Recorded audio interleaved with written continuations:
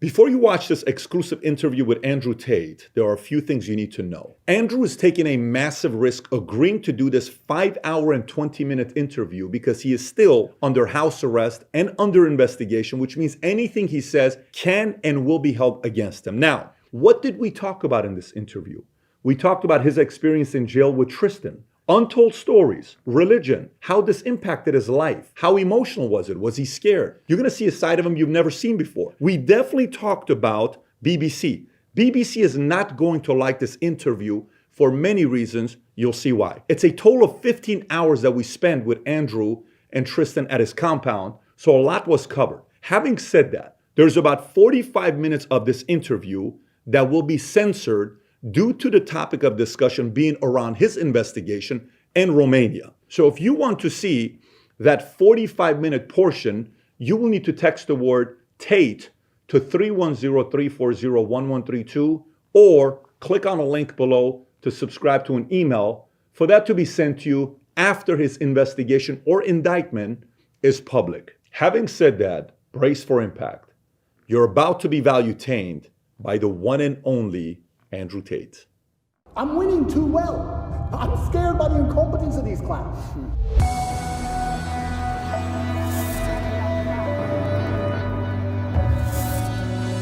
If this guy is so innocent, how can they get you to go to the dungeon for 92 days? How can they put you on house arrest? How can they do all this stuff?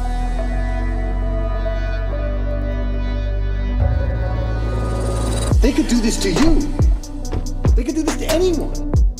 They could do it to you or me or any man watching this. Any man watching this. I wake up instinctually at 5 a.m. because that's when they raid your house. I wake up at like 4:59. I just fucking shoot up. Empires have fallen so many times because they thought they can get away with murder, and then eventually people said, "Listen, stop. You're not gonna do this to me anymore. We're not gonna take a stand." When I destroyed the BBC, my brother was celebrating. I knew. I said, Tristan, no. You don't beat the British Broadcasting Corporation and make fools of them like this without some new bullshit. This is where their argument has leaks in it. I'm genuinely looking for guidance here. Am I supposed to roll over and fucking lose? You sincerely don't know what the right thing is. I sincerely have decided that the best thing I can do is stay true to my faith and stay true to God and tell the truth and fight.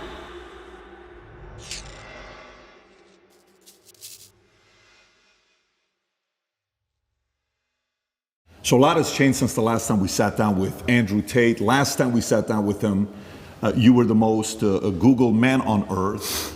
Today, effective last 2 days, you are now the most Googled woman on earth. Correct. According to your Twitter profile. Correct. And we wanted to make sure after the BBC interview, you made certain requests. Yeah. You said you want, moving forward, there to be a $50,000 fee when people sit down to do an interview.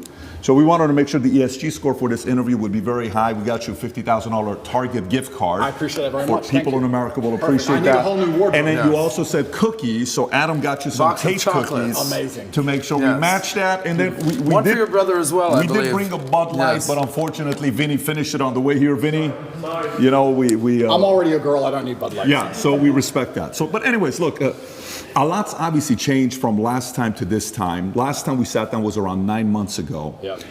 You had, at the time, been deplatformed from every social media platform. We came out here, we sat down, we spoke. The Matrix was attacking you. You were saying, Matrix attacking me, Matrix attacking me. Yep. From then on, Musk buys Twitter in October. Yep.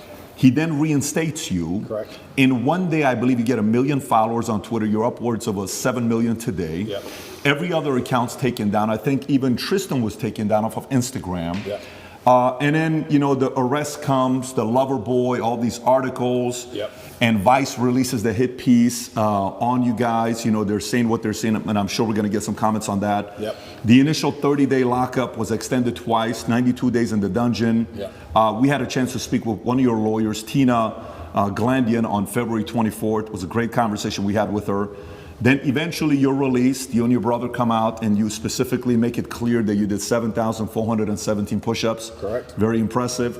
You received letters from thousands of fans. You read the Quran on a daily basis. Yep. At no point was any charges anything official charge. It was all allegedly.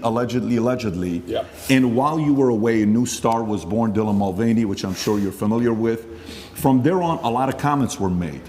Comments of people that supported you, comments of people that didn't support you. Yeah. Logan Paul said by 2023, he will not have a sliver of relevance, is what he said. KSI said Andrew Tate snitched on himself after getting racialed by Greta Thunberg. Yeah. Destiny said Andrew Tate has been arrested for rape charges in a country he specifically lives in to avoid rape charges because he was beefing with a autistic child on the internet. I think he's referencing the great Greta. Yep. Matt Bernstein advocated to get you kicked off of Instagram. Sure. And he's part of the Blue Pill community, a big famous makeup artist. Yep. Ethan Klein said, and that's why I call him Andrew, the human trafficker. He sent me a cease and desist threatening to sue me for defamation for saying he's a human trafficker. Yeah. What else am I supposed to call someone that buys and sells human beings after their will? Tate, the human trafficker. NBC in January 2023 said Andrew Tate said he broke a woman's jaw and that his business was a scam ahead of Romanian charges. Yeah. Rolling Stone said, meet Andrew Tate, ex-kickboxer, red pilling the angry young men of America. These are people that didn't support you. Now, these are the people that supported you. Tucker Carlson, he comes out and he says on Full Send podcast, first of all, he's really smart. Yeah. The spirit that animates Andrew Tate is very clear and very obvious, and it's not a malicious spirit at all. Andrew Tate's core message is respect for yourself, act like you're worth something, achieve something, do something, get the fuck off the couch, put down the porn, go do something with your life. That's the greatest message that anyone could give. It tells you everything about the people in charge who say that's threatening. What is that threatening? The same people who live on the pedo island with Epstein and the same people that were friends with Harvey Weinstein were claiming to protect women by rebuking Tate. Yep. That's Tucker Carlson. Yep. Piers Morgan, who originally, when he went on, it was very combative. Correct. It was a very good interview, entertaining, but it was also interesting to see him trying to push you. And then he flips and he says, this is getting ridiculous. Romanian authorities must either charge him and his brother if they have actual evidence of crimes or release them. Musk obviously supported by restoring your account like this. Jake Shields said people are freaking out about young boys looking up to Andrew Tate, but totally fine with young girls looking up to Cardi B and the Kardashians. And obviously, Aiden Ross, Red Pill community, Joe Rogan. I can go on and on and on about a lot of things that's being said. We watched the BBC interview, and we'll talk about BBC here in a minute because I have some questions on that as well. But the first thing I want to ask you is, 9 months, where we were at then, September, to where we are today, a lot's changed. How do you feel with everything that's going on? And tell us a little bit about your current state today. Yeah, there's a very strange sense of terror that comes from knowing exactly what's going to happen to you. There's a strange sense of calm that comes from it also, but in the middle of the night when you can't sleep, sometimes you feel happy knowing what they're trying to do to you, and sometimes you feel terrified knowing what they're trying to do to you. I think I'm very happy.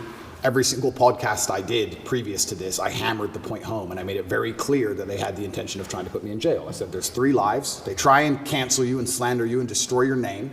They don't just want you to disappear from the internet. They want you to disappear from the internet in a cloud of shame.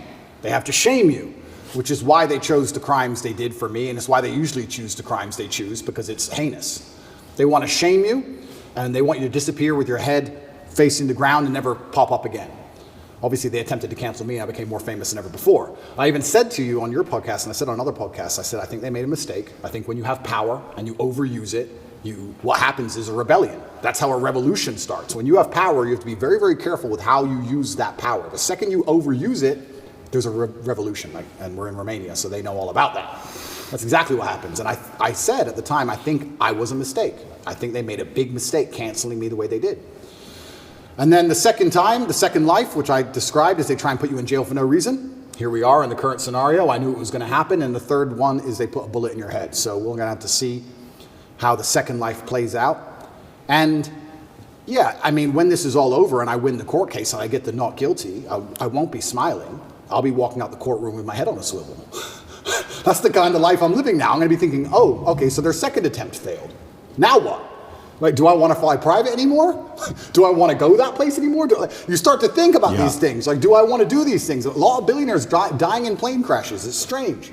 So it's scary, regardless of how it plays out. And I guess you just have to go with the punches and see where it lands. And God has a plan for me and for all of us, and we're just going to see how it ends up. Full disclosure, you don't have any suicidal thoughts. I want to make it very clear, and I make it clear on absolutely every single podcast, I would never kill myself. I don't care what they say. I don't care what video they show you. Never under any circumstance would I kill myself. It's haram. Never. I don't care if they put me back in the dungeon, solitary confinement by myself for the rest of my human years. I would never kill myself, ever, ever. So if that ever happens, God forbid, do not believe whatever garbage they tell you. The chance of me killing myself is precisely zero. And you had this complete level of certainty that this is exactly how it would play out. You've said this on umpteen podcasts that this is their agenda. They have to damage my influence. They have to damage my influence. They can't sit there and let me be influential because I'm saying things that they don't like me saying. And there are people sitting around going, he's saying things counter to our message and counter to our narrative. Get rid of him. And they have a pretty standardized playbook. And this is probably one of the first times in history where their playbook just isn't working. Cancel him. Well, he's still around. Oh, well, lie about him in the news. Just say he touches chicks. Well, no one believes it. Oh, all the comments are on his side. Everyone's calling us liars. Okay, then do it again. Then do it again. Make up a new girl. Then do it again. Find someone else. Yeah. And they keep attacking me with the same weapons, but the bullets are bouncing off. And that doesn't give me a sense of calm. That doesn't make me think, ha ha ha, I'm invincible. It makes me think, uh-oh. It makes me think, uh-oh, because human life is cheap at the top. It's very cheap. Does it make you want to sit on the sidelines and be quiet and just kind of live a life with your family, your kids? Does it make you want to do that? Maybe all these attention is actually not a good thing. It's interesting because sometimes I analyze myself and think, why don't I just do that? Why don't I just disappear? You know, I don't need money. I don't need fame. Why don't I just disappear? And then you have to, I was saying this to my brother, and he was like, well, Genghis Khan didn't need Vienna. Some people are just wired that way. Like, Vienna's a long way from Kathmandu. Sometimes that's just the way it is, or Ulaanbaatar, I apologize, the capital of Mongolia.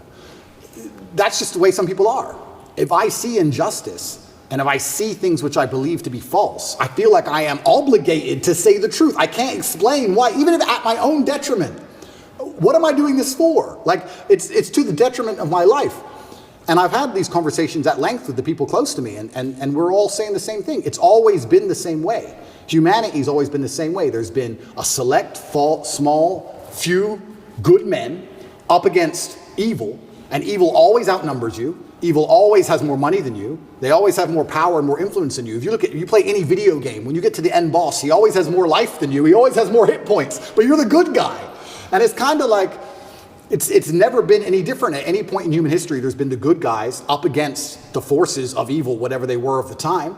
And you've always been outnumbered, and you've always been supposed to lose. So you consider yourself the good guy in this situation? I think that truth is instilled by God in all of us, and I think if you tell the truth, you're a good person. So who do you think is the bad guy? You know, everyone uses they, them, they're after me. Who's they? Who's the bad guy?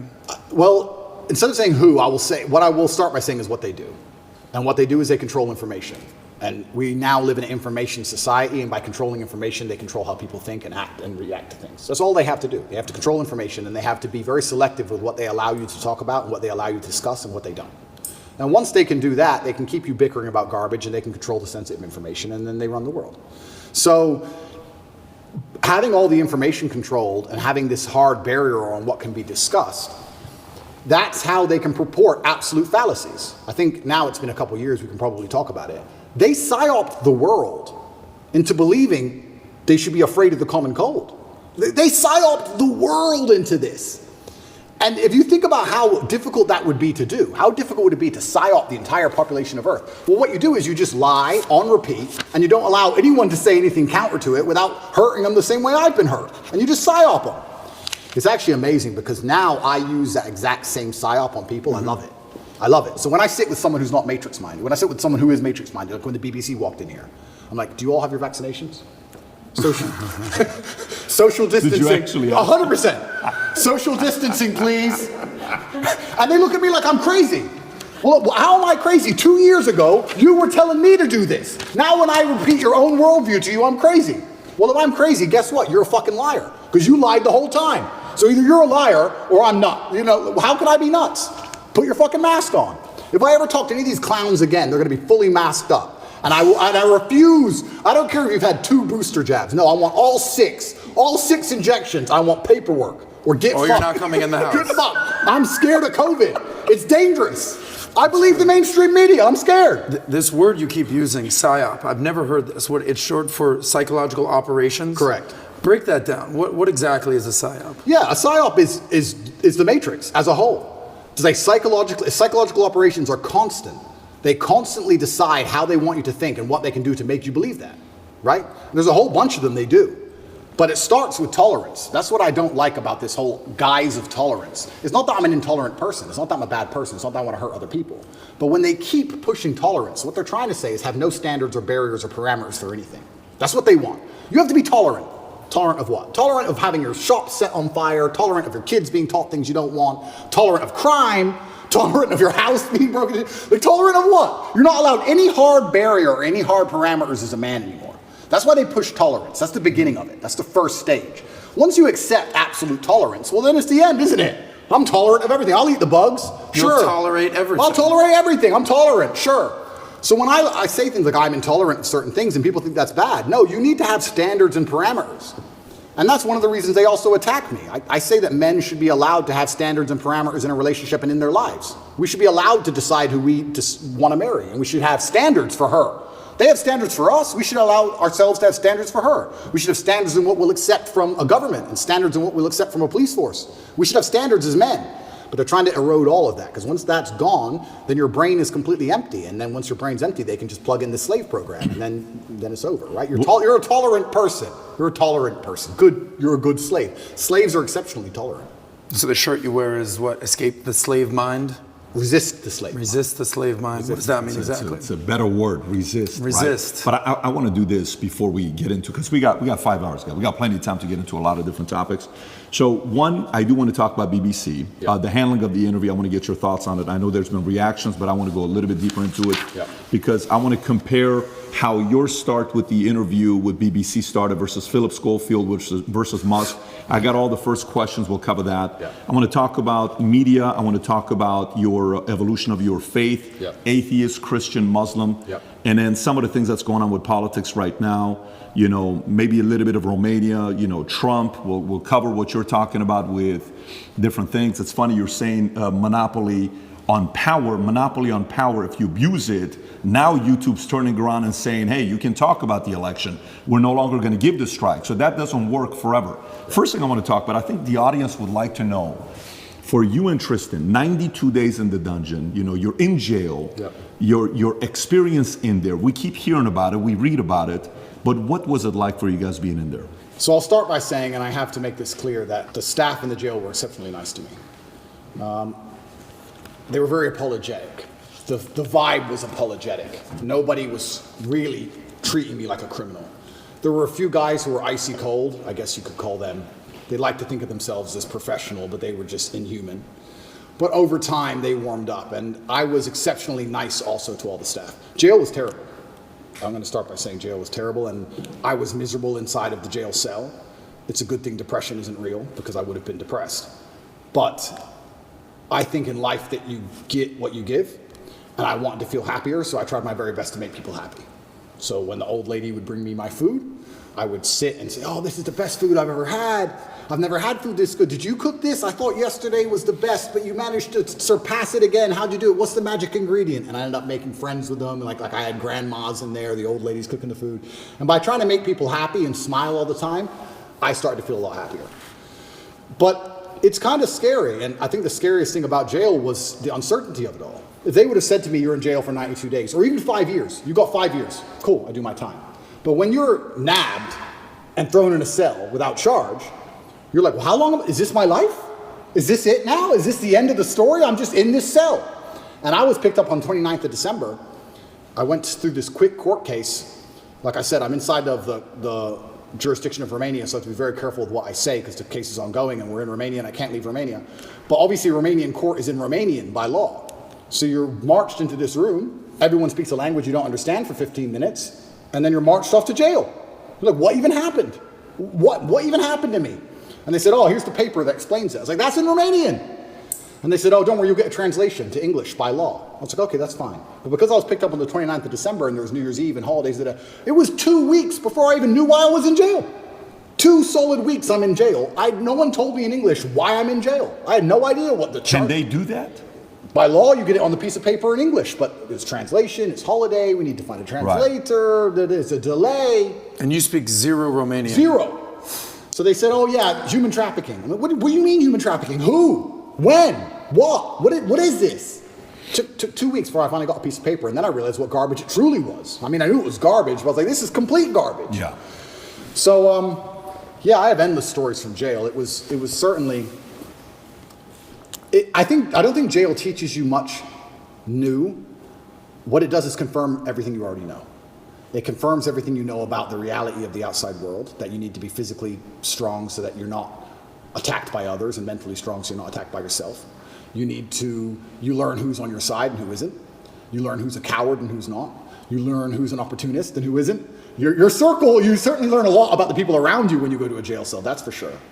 But I remember it was New Year's Eve. When I was first picked up on the 29th of December, I was very sure I'd be out in 24 hours. I was like, there's no way they're going to keep me. For what? Like, this doesn't make sense. So finally New Year's Eve rolls around, and I'm sitting in the jail cell by myself. And in Romanian jail, you don't leave the room. It's not like an American jail where there's a yard or anything. You're stuck in the room. It's 3x4, and that's your existence. You just stay in the room. Are you by yourself? 24 or are you with hours Tristan? a day. At the beginning, I was by myself. And you're stuck in this room, and I'm sitting there. It's New Year's Eve, and there's a very faint speaker, maybe way down the hallway. The guards must have been having a little party for New Year's Eve. And there's this awful song. It's called the Ketchup song. I don't know if you know what it is. I don't want to sing it, but it goes, hey, hey, of course. That super annoying song. And I'm sitting there, and I know it's New Year's Eve because the fireworks start going off. And I'm looking out my tiny window, and I can just hear in the very long distance from the end of the hallway, hey, hey. And I'm sitting there looking out the window like, this can't be it. This can't be the end of my life. Even the cockroaches all over the walls didn't celebrate. There was maybe 15 cockroaches on the walls, right? And when it struck 12 and the fireworks went off, I kind of like, well, who's my friends in here? The cockroaches. I looked at them, even they didn't move. I was like, well, that's New Year's. It's funny because before that, a couple days before that, me and Tristan were discussing, do we want to do New Year's in Dubai? Do we want to go Courchevel? Shall we go Miami? We're all arguing, oh, that will be boring. That's too far. We had all these grandeur plans. Oh, finally we decided to go to Dubai. We were in Czech Republic at the time, and we decided to go to Dubai, and I said, let's stop in Romania so I can repack a suitcase. So That's it. That's the only reason. That's the only reason. So jet left Prague, landed in Romania. My jet was still on the runway. Came here overnight to pack a suitcase, spent the night, spoke to Greta with a pizza box, and it's 5 a.m. they got me before I flew back to Dubai. So that was my The infamous Greta pizza box situation. Greta pizza box. How much you think there's anything linked to Greta? Is there anything, because the timing of it? Yeah, I don't think she specifically said that. Of course. But there are certainly people within the Matrix machine that you can't attack without catching flack for. There's certainly protected people. It's absolutely and utterly a club, and you're either in the club or you're outside of the club. She's certainly in the club, right? So if you say certain things about certain people, or you get a beef with X amount of people, or you discredit a certain person, they're going to try very hard to teach you a lesson for doing that. And you can see very clearly who's in the club and who isn't by the Philip Schofield situation.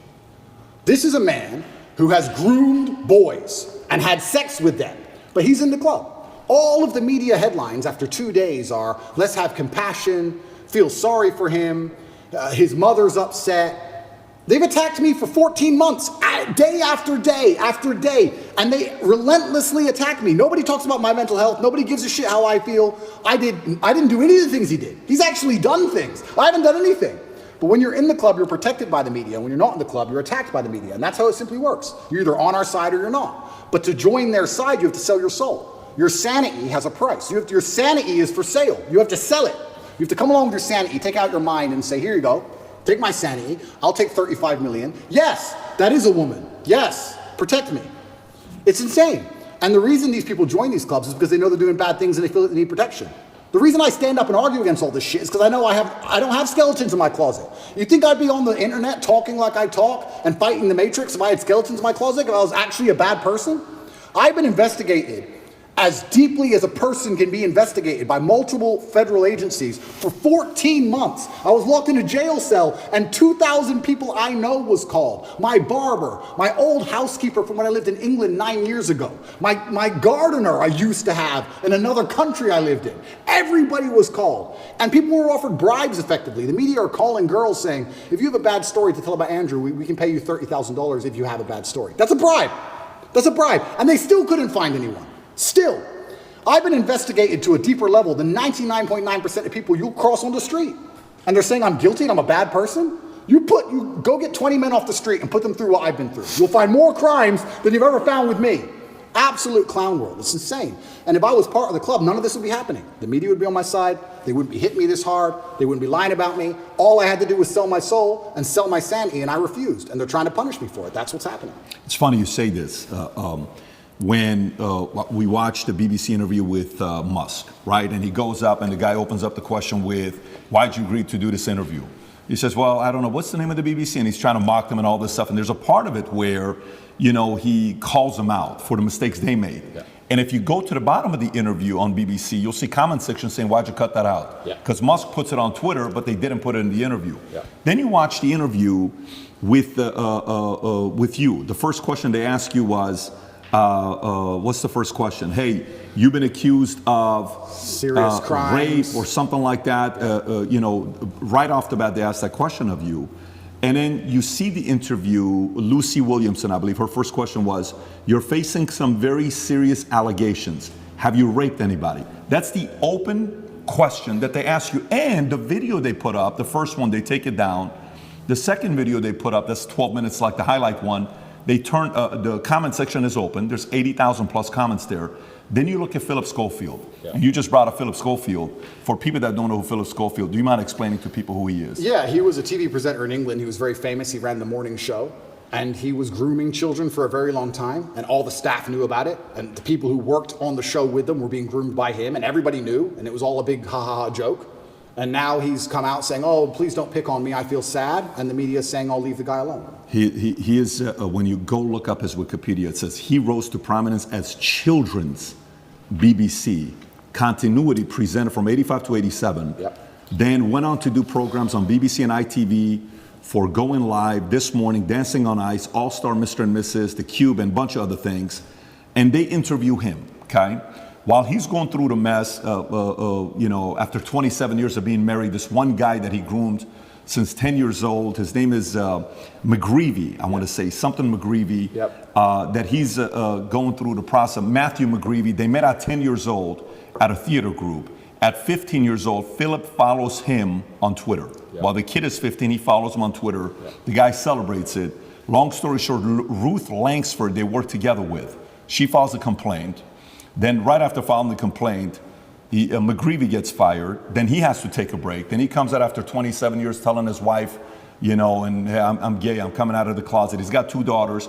But there's a part of it where Matthew calls his wife and says, hey, your husband and I had an affair together when I was 19 the first time and 20 and all. Nobody knows if it was before or not. The interesting thing about him is his brother, Timothy Schofield, I don't know if you know about his brother. Oh, what, the one who's in jail for being a pedophile? Was convicted of 11 sexual offenses involving a child between October 2016 and 2019, including 2 sexual activity with a child. Here's how the interview started. First question, the guy asked him, he says, you've had quite a week. How are you? Opening question. Versus the question they ask you on the opening, right? And then he turns around and says, the media's interest in the affair was motivated partly because of homophobia, alleging that an affair with a much younger woman would have not generated such a scandal. So he gets protected. And he says, all those people who write those stuff, do they ever think that there's actually a person on the other end, right? This is proven. By the way, this is the part where even when somebody's watching you and saying, why are they taking him to court? Maybe he did something. Why are they taking Trump to court? Maybe he did something. Why are they taking this guy? He must have done something. There must have been something there, right? It's stuff like this BBC does. If BBC are watching this right now, I want to kind of remind you of your mission statement that you have on your website. We're going to put the link below to your mission statement. You can go find it. Here's what your mission statement is, BBC. This is why you've lost some credibility the last couple of years. To act in public interest, serving all audiences through the provision of impartial, keyword impartial, high quality and distinctive output and services which inform, educate, and entertain. You say you inform, educate, you entertain, yet you conceal, misinform, and your content's quite frankly boring. You're cherry picking on people that you're talking to. So a message like that gets the average person to say, everything with you is allegedly, everything he did is proven, his brother is proven, yet let's leave him alone. Poor guy, let's target him. This is where their argument has leaks in it. And somebody like you can tear it up. Absolutely. Philip is part of the club, and I'm not. And this is the thing. I'm a mentally resilient person, right? 14 months they've attacked me. I'm not going to sit and complain about that because that's not how I operate as a man. 14 months they've complained about me. If you type Romania, human trafficking, you type in any of these things, my name comes up, my face, I'm a bad person. I've lost all my bank accounts. I've lost all my social media accounts. I've been vilified all across the matrix in every single possible way. They print my face every single day with something negative next to it daily. Nobody gives a shit about my mental health, right? Because I'm the enemy. And what's scary about this is Lucy Williamson herself, she was begging me for an interview. The BBC were begging me for an interview. I don't need any of these people. The only reason I even sat down with the BBC is because they were begging me. I can go and just say my own words and get plenty of views, right? But the whole time I was in jail, they're begging me for an interview. Can we speak to him on the phone? Maybe you can give an interview from jail. Can we have an interview? Please, please, please, please. And I was saying, why do I want to talk to the BBC? And the BBC were saying, no, we don't want to do a hit piece. We want to come across, we want to be impartial. This is what they're telling me. This is what they're telling me. We want to be impartial. We believe there's a side of the story that hasn't been told. We're really interested in some of the, let's say, what's the word? I don't want to get this wrong. Inconsistencies in the Romanian justice system. We're very interested in his side of the story. There's been enough hit pieces. We want to tell the other side. We want to hear Andrew Tate's story. And I said no, on repeat. Then they sent me a list of questions. I didn't even ask for a list of questions. That's not who I am. I don't have to script. I never ask for a list of questions. They sent me a list of questions. Here's what we're going to ask. It's about his mental health. It's about the Romanian justice system. It's about the fact he hasn't been charged. His liberty's been deprived. All this stuff. And I thought, well, that's kind of interesting. Maybe it's a bit interesting. And the Matrix is obviously printing lies about me. And these are some interesting questions from the Matrix for the first time ever. Okay. They walk in here all smiles and happy, all smiley faces trying to take me off guard. I already had my list of questions, right? It's all going to be nice and easy. I sit down, and they instantly attack me. They put the cameras on first, and they attack me, expecting me to stutter and make a fool of myself. It's kind of like they tried to sucker punch me. I'm in the club, and they're my friends shaking my hand, and they tried to hit me and knock me out. And this is the thing that's so amazing about it. Yes, I destroyed the BBC. But of course I did, because I'm smarter than all of them. But why should I have to rely on my wit and intellect to destroy BBC with their research team and their plan? Their deliberate plan to try and annihilate not only my credibility, but my life. They are trying to put me back in jail, these people. They're not dishonest. They're genuinely evil. And they don't give a shit. And so why should I even sit there and entertain them? I believe I could slip every single sucker punch they throw at me for the rest of human time. I could sit with any of these clowns. And no matter who they sit with their research team, whatever garbage they come up with, I'll make a fool of all of them. But why am I even entertaining them anymore? What's the point? That was the last chance I gave mainstream media. They lied for months to get that interview with me. Completely dishonest, head to toe. And like you said, they sit with Philip. Are you okay? Are you okay? We heard your mom's upset, that poor old lady. Maybe everyone should stop talking about it because his mom's upset. Let's not talk about it anymore because his mother's old. You're either part of the club or you're not. You have to sell your sanity nowadays. If you sell your sanity, you're afforded protections. That's the reality of it, because if you're a sane thinking person, you don't buy their bullshit. And that's what upsets them. They don't want anybody who thinks for themselves. They need you to they want you to believe exactly what's on the television screen. Believe in COVID. It's COVID now. It's COVID now. Oh, Putin's invaded Ukraine. Putin's cured COVID now. Now it's Ukraine. It's insane. Till the next thing comes. It's absolutely asinine. Did any of the questions that they sent you ahead of time? Zero. By the way, there was no that's not how we operate. Asked us ahead of time whatsoever. Did they ask you any of the questions they Zero. said they were going to ask you? Zero. They start with an attack and it became a battle instantly. Did they ask you at any point what jail was like? Zero. What your mental health was like? Zero. You completely missed the mark when everyone wants to know what was jail like. Well, and they don't even ask you that question. But this is what's so interesting about it. These people are so detached from reality, because they are genuinely detached from reality. They think that finding a video I made 8 years ago, a 4-hour speech I made 8 years ago, and finding one line of it without context that can be misconstrued, they think that sitting down with me and saying that to me is an aha moment. Nobody cares. Because you're taken out of context, one, And I said, you're taking things out of context. She goes, I'm not taking it out of context. I said, if you're presenting it without context, that's taking it out of context. That's what it is. You're lying by omission. I said that to her after the camera's off, and she looked at me because she didn't understand. When you omit details, when you refuse to put in all of the details, you can lie by including one detail which may happen to be true. You can tell the truth and miss all the details around the truth, and you are lying by omission. You're lying by omission. And you're sitting here saying, oh, you said this 8 years ago. Nobody cares.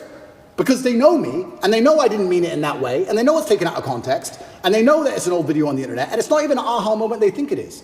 But they just want to sit with you for an hour, attack you and attack you and attack you, wait for you to make one mistake. If I would have stuttered or made a single mistake, that's the only 3 minutes they would have shown. That's all they want. They want that 1 hour, then they take the little bit. With me, they cut it down to 12 minutes, and they look terrible in all of it. But if I would have made a single mistake, it would have been the only bit they shown. That's all they care about. Fake news. Did you tell them, did you say, I'm only doing this if I'm able to record as well? I said that. Because I know that's what happened with Trump as well a couple of years ago. I didn't even tell them, I just recorded it. Okay, so they didn't know you were They recording. didn't know I was recording until afterwards, and then I said, that was dishonest, I'm gonna release the whole video. You told them before you released it? I told them. There is no contract or agreement with BBC? No. Nothing was signed, it was just simply an interview, okay. Because I think that was very important when you released it, for people to see what fully was said, versus, and by the way, you know the Philip Schofield interview that they put up, the 12-minute one that just came out, you know the comments are turned off. Of course they are. The comments are turned off, yours are turned on, his is turned off. Of course. And who knows many reasons why they would do that. But going back to BBC. So, okay, they come, they want to ask the questions of you. For some of the people that maybe aren't following the story closely, but they know who you are. We're in the car, we're driving, and a lot of people are asking questions. We ask the drivers, like, hey, are you going to Tate's place? How do you know we're going to Tate's place? And he says, well, who's Tate? Oh, Andrew Tate. Oh, tell us about Andrew Tate. Well, this is, okay. What kind of a guy is he? He said, I actually really like him. I said, why do you think he's going through what he's going through right now? Oh, it's always because of money. Okay, so we're at a different restaurant. So tell us, why are you going through this? Why is he going? Everybody's saying a similar thing about this, right? But for those who don't know, there's 3 different camps. Yeah. The camp that already sees you guilty, it doesn't matter what they read. So for example, this story here, from BBC came out just last night, 10:30. Andrew Tate choked me until I passed, that UK woman claims, right? This is Alice, another anonymous name, just like Sophie, right? Yeah. But there's 3 camps. There's those that say, well, look, I'm already thinking he's guilty. I don't like him anyways. I need anything to get me to think he's guilty. Yeah. Whatever it takes. I don't have to do my own due diligence. I just have to hear anything. Then there's the camp that's a diehard fan. There's nothing you can do that they did wrong. In their eyes, it's going to be wrong. Then you have the people in the middle that are the reasonable ones, that are saying, you know what, let me look at this. Yeah. What about this? What about that? The people in the middle may say the following question. They may say, and I may have asked this question from you last time as well. They may say, Andrew, okay, if this guy is so innocent, how can they get you to go to the dungeon for 92 days? How can they put you on house arrest? How can they do all this stuff? Yeah. If you're somebody that was born in US, you lived in UK, how come somebody else isn't coming to bail you out? You got different lawyers. How is it that they can keep doing this to you if you're not guilty? What do you say to those people? Yeah, and once again, I have to be careful what I say because of the court case, but Romania has a law, or the law in Romania is basically, if you can prove to a judge that it might have happened, they're allowed to hold you up to 6 months during the investigation stage. If I was guilty of anything, I would have been charged long ago. And we're going to talk about charges soon because I still believe they're going to attempt to charge me. But we're now approaching the end of the 6 months they can keep me under a form of arrest for without charge. Typically in Romania, when I was first arrested, the guard said, within 2 weeks, you'll have your indictment. I was like, 2 weeks? He goes, yeah, everyone gets charged quickly. Nobody waits 6 months for a charge. If they arrest you, they charge you, like every other country, right? The fact they've waited 6 months and gone into my entire life and attempted to find something shows they don't have a case. Why I believe it happened is because they didn't have a case when they were trying to hit me with this garbage, and they thought, you know what? If we put him all over the news, if we slander his name completely, there was a hotline set up. If you're a girl who's been hurt by Andrew Tate, call this number in the UK.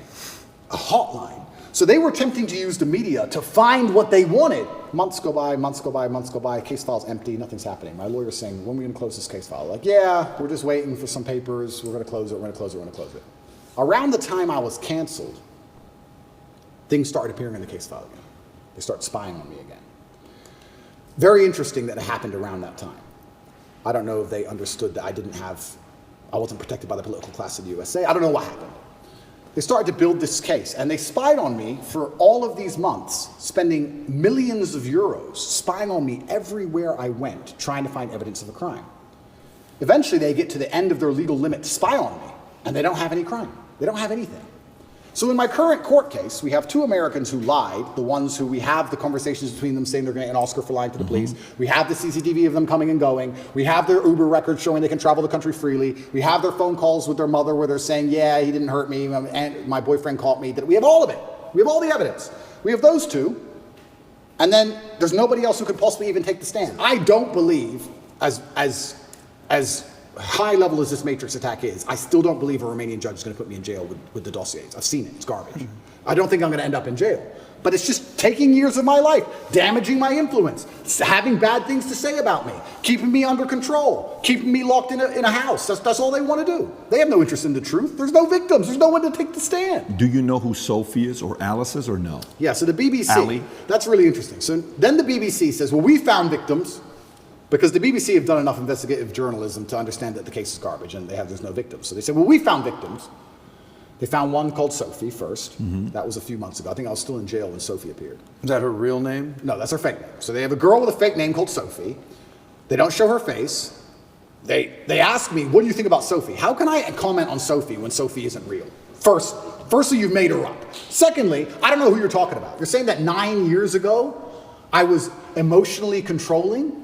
That is the most subjective garbage accusation. What does that mean? 9 years ago I said you shouldn't party with those guys in the club. Is that what I said? I don't know what I said. I don't know who she is, if she exists at all. And they're saying 9 years ago you were emotionally controlling. Sophie said so. Who's Sophie? We're not telling you.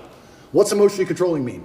We're not telling you. What comment do you want me to? If this person even exists, which they don't, then I destroy the BBC, make it very clear to them that Sophie doesn't exist, on repeat, because she doesn't. And 2 days later, Alice appears. What's interesting about this is that DCAUT, the federal agency inside of Romania, along with help from international partners, have tried so hard, spending millions of euros with federal level tools to find a victim so they can put me in jail. And they can't find anyone. But the BBC just pulls them out whenever they want. The BBC does.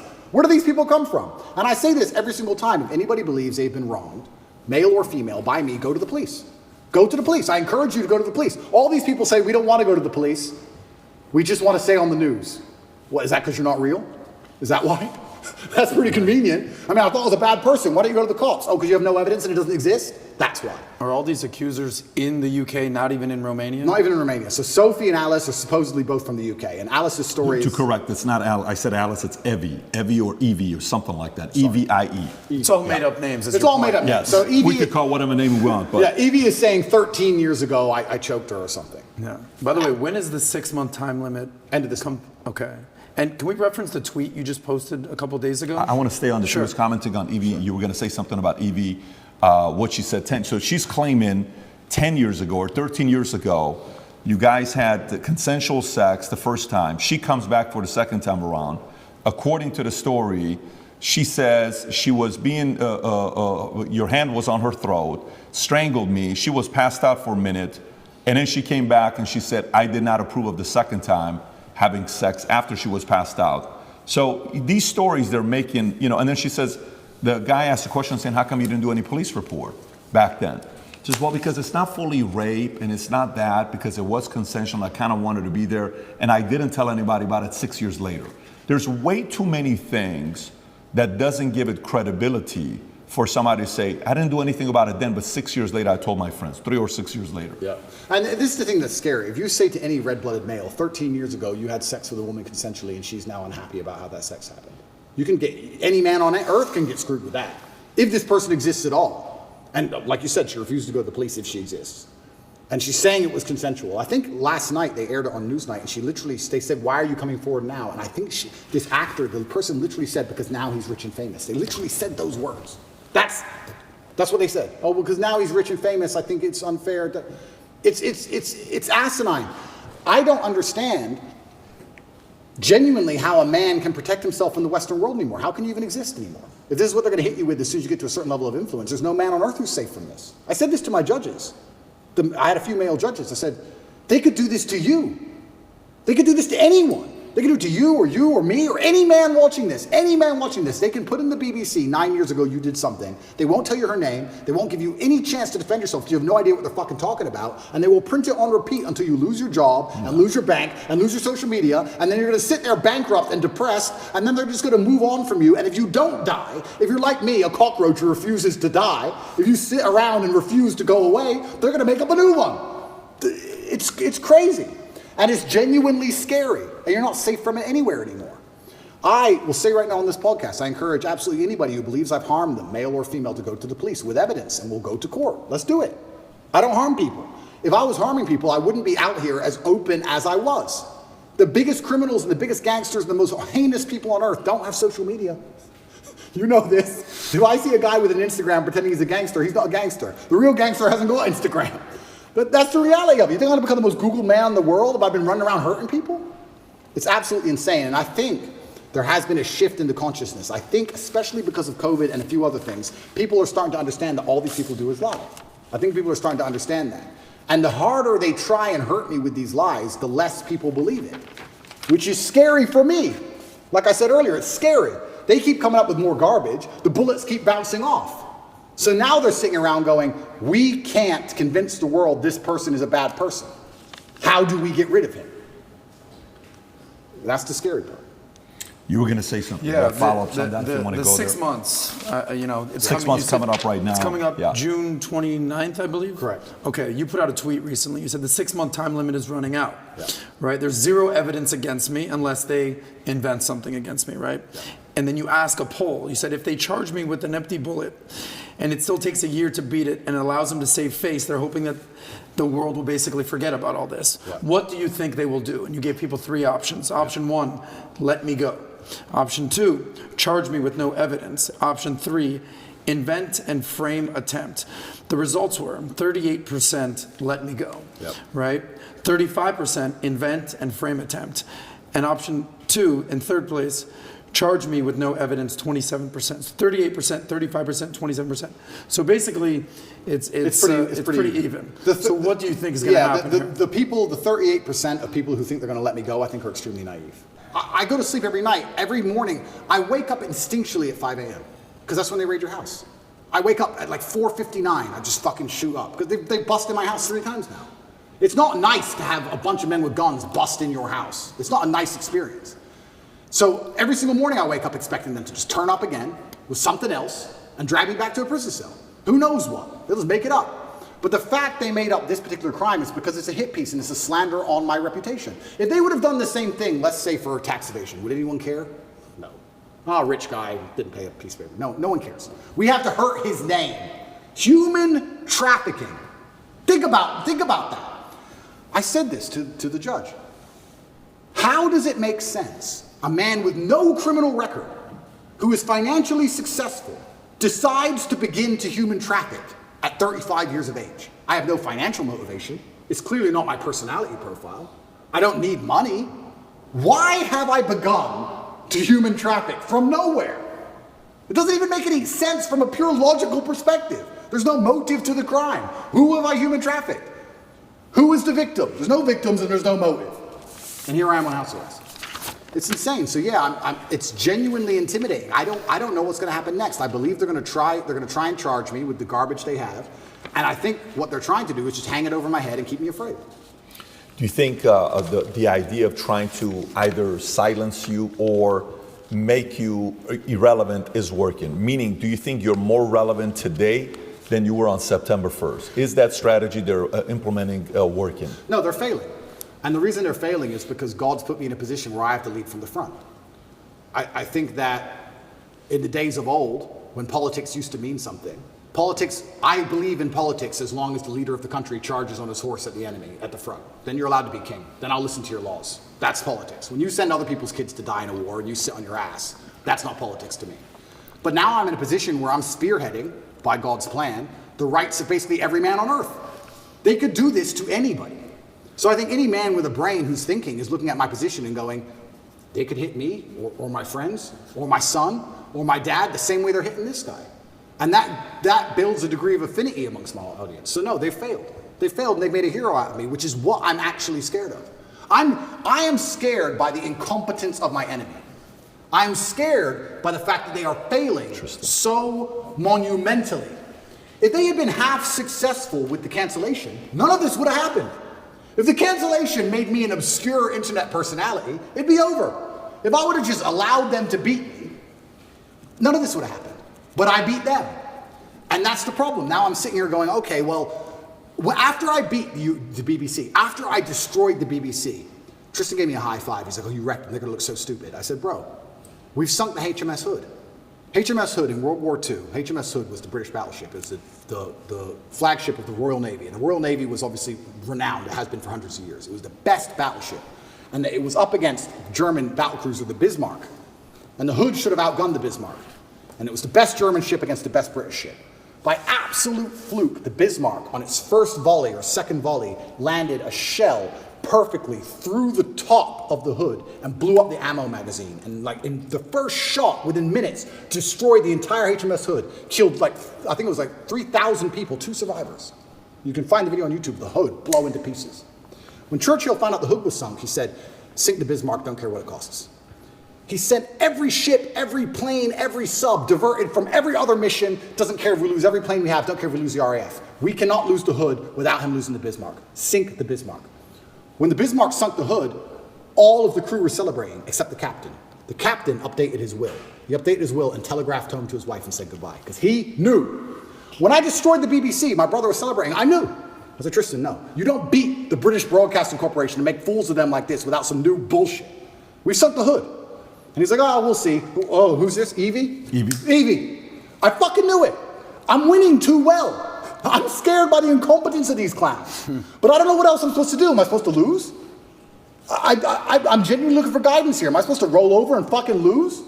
When they're lying about me and slandering my name and trying to put me back in a fucking dungeon? Back with the cockroaches? All I could do is protest my innocence, but they're such idiots. I make them look so stupid, and then there's egos involved. You think Lucy Williamson hasn't been called into a meeting room with some BBC producer saying, you made a fool of us? Yes, she has. There's egos involved. Big businessmen with business interests have ego investment in hurting me now. And I keep winning. So I don't know. I'm in a very precarious scenario. Do I continue to win? Do I let them win a bit? Do I just roll over and shut up? What am I supposed to do? I don't know what the right move is. It's difficult. You sincerely don't know what the right move is. I sincerely have decided that the best thing I can do is stay true to my faith and stay true to God and tell the truth and fight. The right move for me, I believe, is to fight and fight to the end, because I think that suicide is always the wrong option. I believe if you're put in a bad position, the best thing you should possibly do is fight to the best of your ability, which is what I'm going to do. However, if I was looking at it purely logically without any kind of ideological motivations, perhaps if I would have shut up when they wanted me to, I wouldn't be in this scenario. But that's just not who I am. You know, Alexander the Great didn't have to keep conquering. Genghis Khan didn't need to take Vienna. He could have just chilled. He kept going. So I feel like when I'm in a position where I don't know what I'm supposed to do, the best thing I can do is just look to God and tell the truth. And that's what I'm doing. I want to ask you one more question regarding human trafficking, because this is a heinous charge, or Absolutely. allegedly. Absolutely. I mean, this is not lightweight stuff. You famously ran a webcam business. Correct. Perfectly legal. Yep. Nothing wrong with that. I mean, I can't tell you how many women are doing OnlyFans these days. Yep. Webcam business. Yep. How much of a reason was that a correlation for the human trafficking, the sex trafficking, the webcam business? How much did they correlate that to? Well, he must be human trafficking. He's running a webcam business. There's no correlation. Zero correlation. So they haven't even charged any of the webcam business Zero. for any of this. Zero. And what's crazy is... It's crazy. People assume that, right? It's crazy because, one, it's not illegal. And two, you can go drive down the high street of Romania. There's webcam studios it's one of the most popular businesses in the country. It's not even illegal. And that was a past life. You're talking about something that happened 10 years ago. It was that long ago? It was about 10 years ago, yeah. It was at the very beginning of it. The very beginning of the whole idea of that industry. Connect is an application which allows you to take a minute to connect with influencers from all around the world. My name is Andrew Tate, and I'm available to speak directly to you on Connect. I think it's just perception. I understand I have this perception. Mm-hmm. And I think a lot of people who are also dislike me, a lot of the reason they dislike me so much is my perception. I've had people who say, I hate what you say. I say, what do I say? And after talking to them a while, they say, it's not what you say, it's how you say it. Of course. It's the perception of aggression. It's the perception of masculinity that they're afraid of. It's not even the words. They might like the words. Mm-hmm. It's my delivery. So I understand perception can be reality to a degree. I accepted that maybe the first month I was in jail. I understand when you have a message which is complicated, and masculinity as a whole is a very complicated tapestry, that the best way to instill it and teach it is to break it down to its core beliefs. So I've evolved way beyond Lamborghinis and chicks, right? But masculinity as a whole is a very complicated tapestry. You need to have the emotionality. You need to have the times you feel like crying and you don't. You need to have the times you can be aggressive. You need to have the times that you can be violent to protect your family. It's very complicated. And you can't teach that, especially to the young generation, in spite of the constant propaganda they have coming in their ears, very easily. So I break it down to a very core message, and the core message is that I have financial freedom, so it's hard to tell me what to do, and I have sexual access because I'm respected by women, and I have a good network because I'm respected by men. I break it down to those core things, and those core things are what I build that's how you build the tapestry of masculinity, because if you don't have those 3 core things, you can never build the rest of it. That's the beginning of it. If you don't have those 3 things, it's hard to build the rest. So anybody who doesn't look into my message properly, I mean, I'm sure these people who are after me have never listened to me speak at length, ever. Ever. They just look at a picture. He's on a boat. There's 3 girls on the boat. There's no way those girls are happy with that, because my wife hates me. And there's 3 of them. So he has to go to jail. And that's what's happening. It's that baseline. I truly believe it's that baseline. But how else can I teach my message, as complicated as it is, without first breaking down and proving you have success in the most core levels of it, right? Before you learn to box, you jab and you cross. Before you do all the complicated stuff, you do the basic stuff. So a lot of it is people looking at my message, not understanding how detailed it is, not understanding how positive it is, looking at the baseline instincts which I teach and which I use to advertise my success as a whole to people to show and say, look, I clearly know what I'm talking about to a degree because I have things that you want. And you're a man, so you can't tell me you don't want them. Every man wants this. Every man wants one of these. And they take all this and they try and weaponize it and use it against me. And you're right. It's feminism as a whole that has this idea that if a man is a man unapologetically, and he doesn't apologize for being a man, that he's a bad person. Which we've discussed at length, and I've discussed a bunch of times, but it's truly the most crazy thing about all of this is when shit hits the fan, it's exactly the kind of men they hate that they want. Every single time. Every single time. You can go out to a bar in America and you can stand there and argue with a feminist and argue with her to the end of time. And if someone ran in there with a gun, she would say, hey, you go. You're the misogynist. You go protect me. The feminist guy who was on my team, I don't want him to go. I want you to go, please. We don't want Dylan Mulvaney on the front lines. Of course not. And it's hypocritical. And it's hypocritical, and it's done on purpose. It's purported by the Matrix. It's done to attack the baseline masculinity of men because they don't want men to be masculine. Because when you're masculine, you say no to things. I saw a really interesting study once that was it had testosterone level, and it was linked to your capability to disagree with people. The higher your testosterone level, the more likely you are to disagree, because at a baseline level, back before we were more civilized than we are today, if you disagreed with someone, you had to fight him. Interesting. You had to fight that man. For you to sit and say you are wrong, there had to be a possibility of violence. If you didn't have the capability for violence, you didn't say you didn't say they were wrong. You just agreed with stuff, right? So they don't want men who are standing up and saying, I don't believe in X. They want to reduce our testosterone levels to our eunuchs so that we sit and say, well, I may not agree with it, but what can I really do about it? It is what it is. And then they have absolute control. Do you think history favors that ideology? Or history, eventually, a group of men stand up and say, yeah, listen, we've had enough. This is not going to be happening. I do believe that in history it's always been the same. I believe it's always been a select group of good men who are up against evil. And I think they've always been outnumbered, and it's always been difficult, and they've always suffered. All of them. When I was in jail, the amount of letters I got from people, and it was just names of, and I'm not comparing myself to these people. This is the letters I got of Nelson Mandela, Martin Luther King, Malcolm X, Muhammad Ali, everyone who was unjustly imprisoned. Everyone's gone to jail. Because when you stand up for something, they end up trying to put you in jail. When you're a good person trying to do good, the evil, the matrix as a whole is going to try and throw you in jail. That's what they do. That's the punishment for it. And history's always been the same. It's always been a small group of outgunned people who stand up, who are, to the detriment of themselves, too principled to allow injustice and evil to thrive. And they stand up and they're outgunned and they're outnumbered, but they're like, no, I have to tell the truth. If you play a video game and you're the good guy, when you get to the boss at the end, he has more life than you. He has more hit points and he moves faster and he's a cheater. He cheats. He cheats. The bad guy cheats. But you still win because you're good. And that's how the battle's always been. I would love for the world to be another way, but I don't think it's ever been that way. I think if you find any time in history, it's always been the same story. And now I'm in the position where, like I said earlier, what am I supposed to do? Have I Do I have a life path in which I can genuinely help people? And do I have a life path in which I can genuinely do some damage to the evils of the world? Or am I just going to disappear like a coward and let them lie about me and do my time and shut up and delete my Twitter account and just go away? You know how sometimes, like, I've been in sales for quite a while. If a guy who doesn't have any responsibilities and he's single, he has a $30,000 a month, boom, he's going to Vegas, having a good time, and then he doesn't work as hard until he runs out of his 30,000. 3 months later, I got to go make the 30,000 again. Oh my God, panic! I got to pay my bills. I'm behind on the phone. Let me buy this watch and make 40 grand. I'm going out again. So it's very inconsistent, right? And then as you're in sales longer, you're like, okay, the profile of somebody that's going to be more consistent is not a single guy. It's a guy that's married, kids, homeowner, and all those three are signs of what? Married, commitment.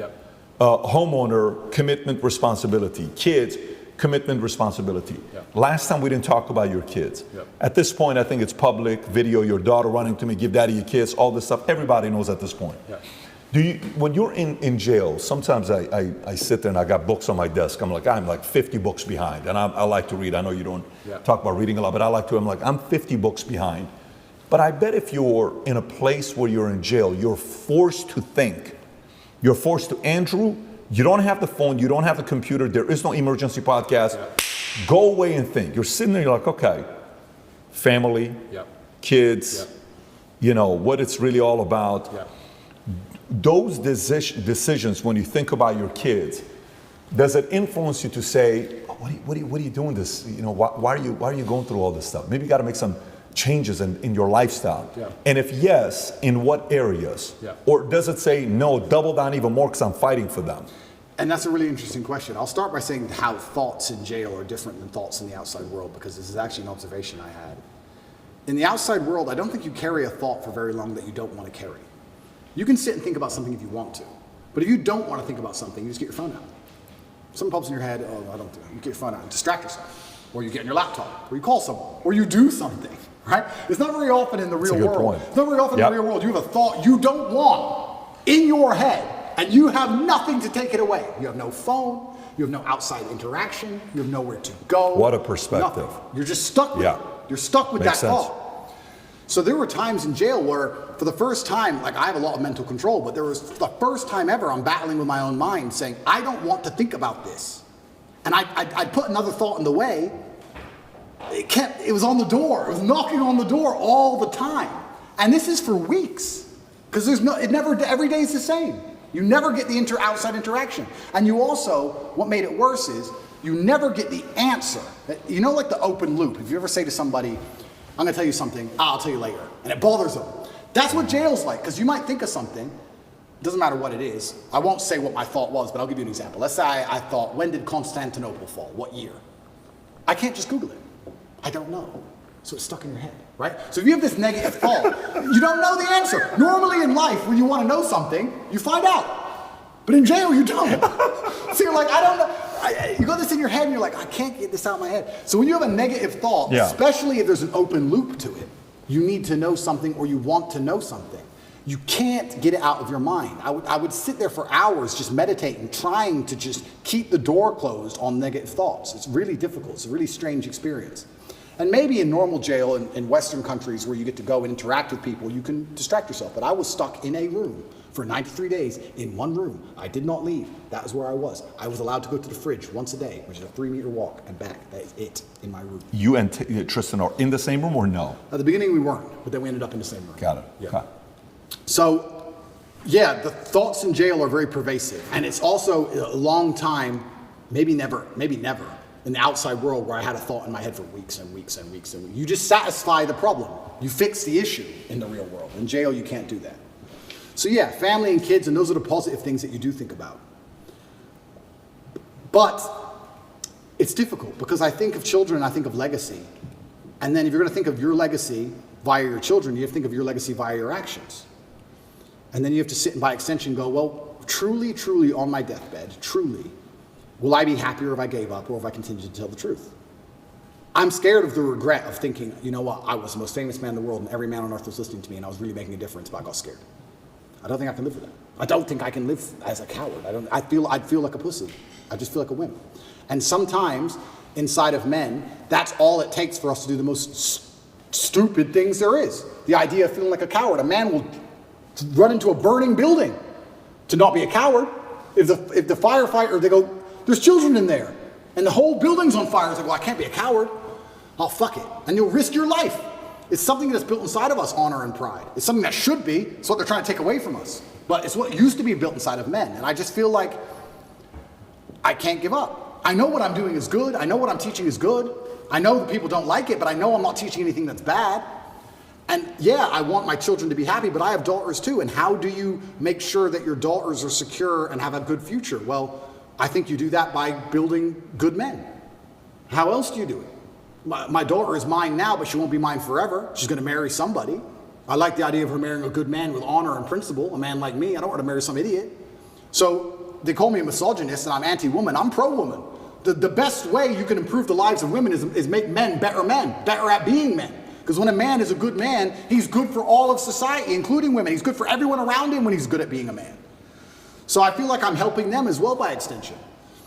And it's difficult. And yeah, I can't say with honesty that I strongly considered giving up. It never crossed my mind. It was there for a second. Do I need to do this? And after like half a second, it was like, yeah, I do. I don't know why. I can't. It doesn't make logical sense. So kids didn't influence it one way or another? Kids made me want to do it more. Kids made you want to do it more? Kids made me want to do it more. Got it. I look up to my father as a hero, and I would hate for my sons to look up at me and not see me as a hero. Because that's how I believe you should see your dad, as a hero. And I feel like and you're not a hero without an enemy, and you're not a hero without a fight. Did they ever try to, and by the way, I don't see this working effectively at all, but did they at all try to come in between you and Tristan, or you and the two girls, or the two of you and them? Was there any manipulation and divisiveness going on there? What about these stories that came out that you've got cancer and lung cancer, and then you were poisoned, and these matrix attacks? Yeah, so are you planting these stories? No, are they making these things up? No, so the cancer thing is interesting, because by Romanian law, every 30 days to extend the arrest, there has to be new information. They can't extend the arrest based on the previous information. So they put together all this garbage case and arrested me for 30 days. To keep me another 30 days, they have to find something during that 30-day arrest period to keep me for the second month. But of course, there's nothing to find. So when I was having medical scans in Dubai, a dark spot was identified on my lung. And I had follow-up tests booked for February. So after the first 30 days, I called up my PA and she said, are you coming to Dubai? I said, well, yeah, if they let me go at the end of these 30 days, I'll come to Dubai for my medical tests. They took that conversation and shown it and used it in court, saying I'm trying to flee the country and trying to escape the judicial system as motivation for the second month's arrest. And the judge agreed and locked me in jail because I said that I would go to a medical appointment if I was free. And they used that as proof I'm trying to run, because they had nothing else, and the judge agreed it for some reason and kept me in jail. Then everything in Romania leaks. So it leaked that I had this medical thing in Dubai, I had a problem with my lungs, and then there's a hospital here, and I decided to go to the hospital here and have it looked at, because although I was not concerned, I thought, you know what, although it's difficult to do procedures in jail, I have time for once in my life. So I decided to go to the hospital here in Romania, and Romania does have some private healthcare, which is actually very high quality. It's not as poor as people think it is. And I went to a private hospital, and I knew it wasn't cancer. I knew it wasn't. I sat down with the doctor and said, we're really concerned about this dark spot in your lung. I said, it's not cancer. He said, how do you know? I said, that's just not my life path. It's not my story. You told him that? Yeah.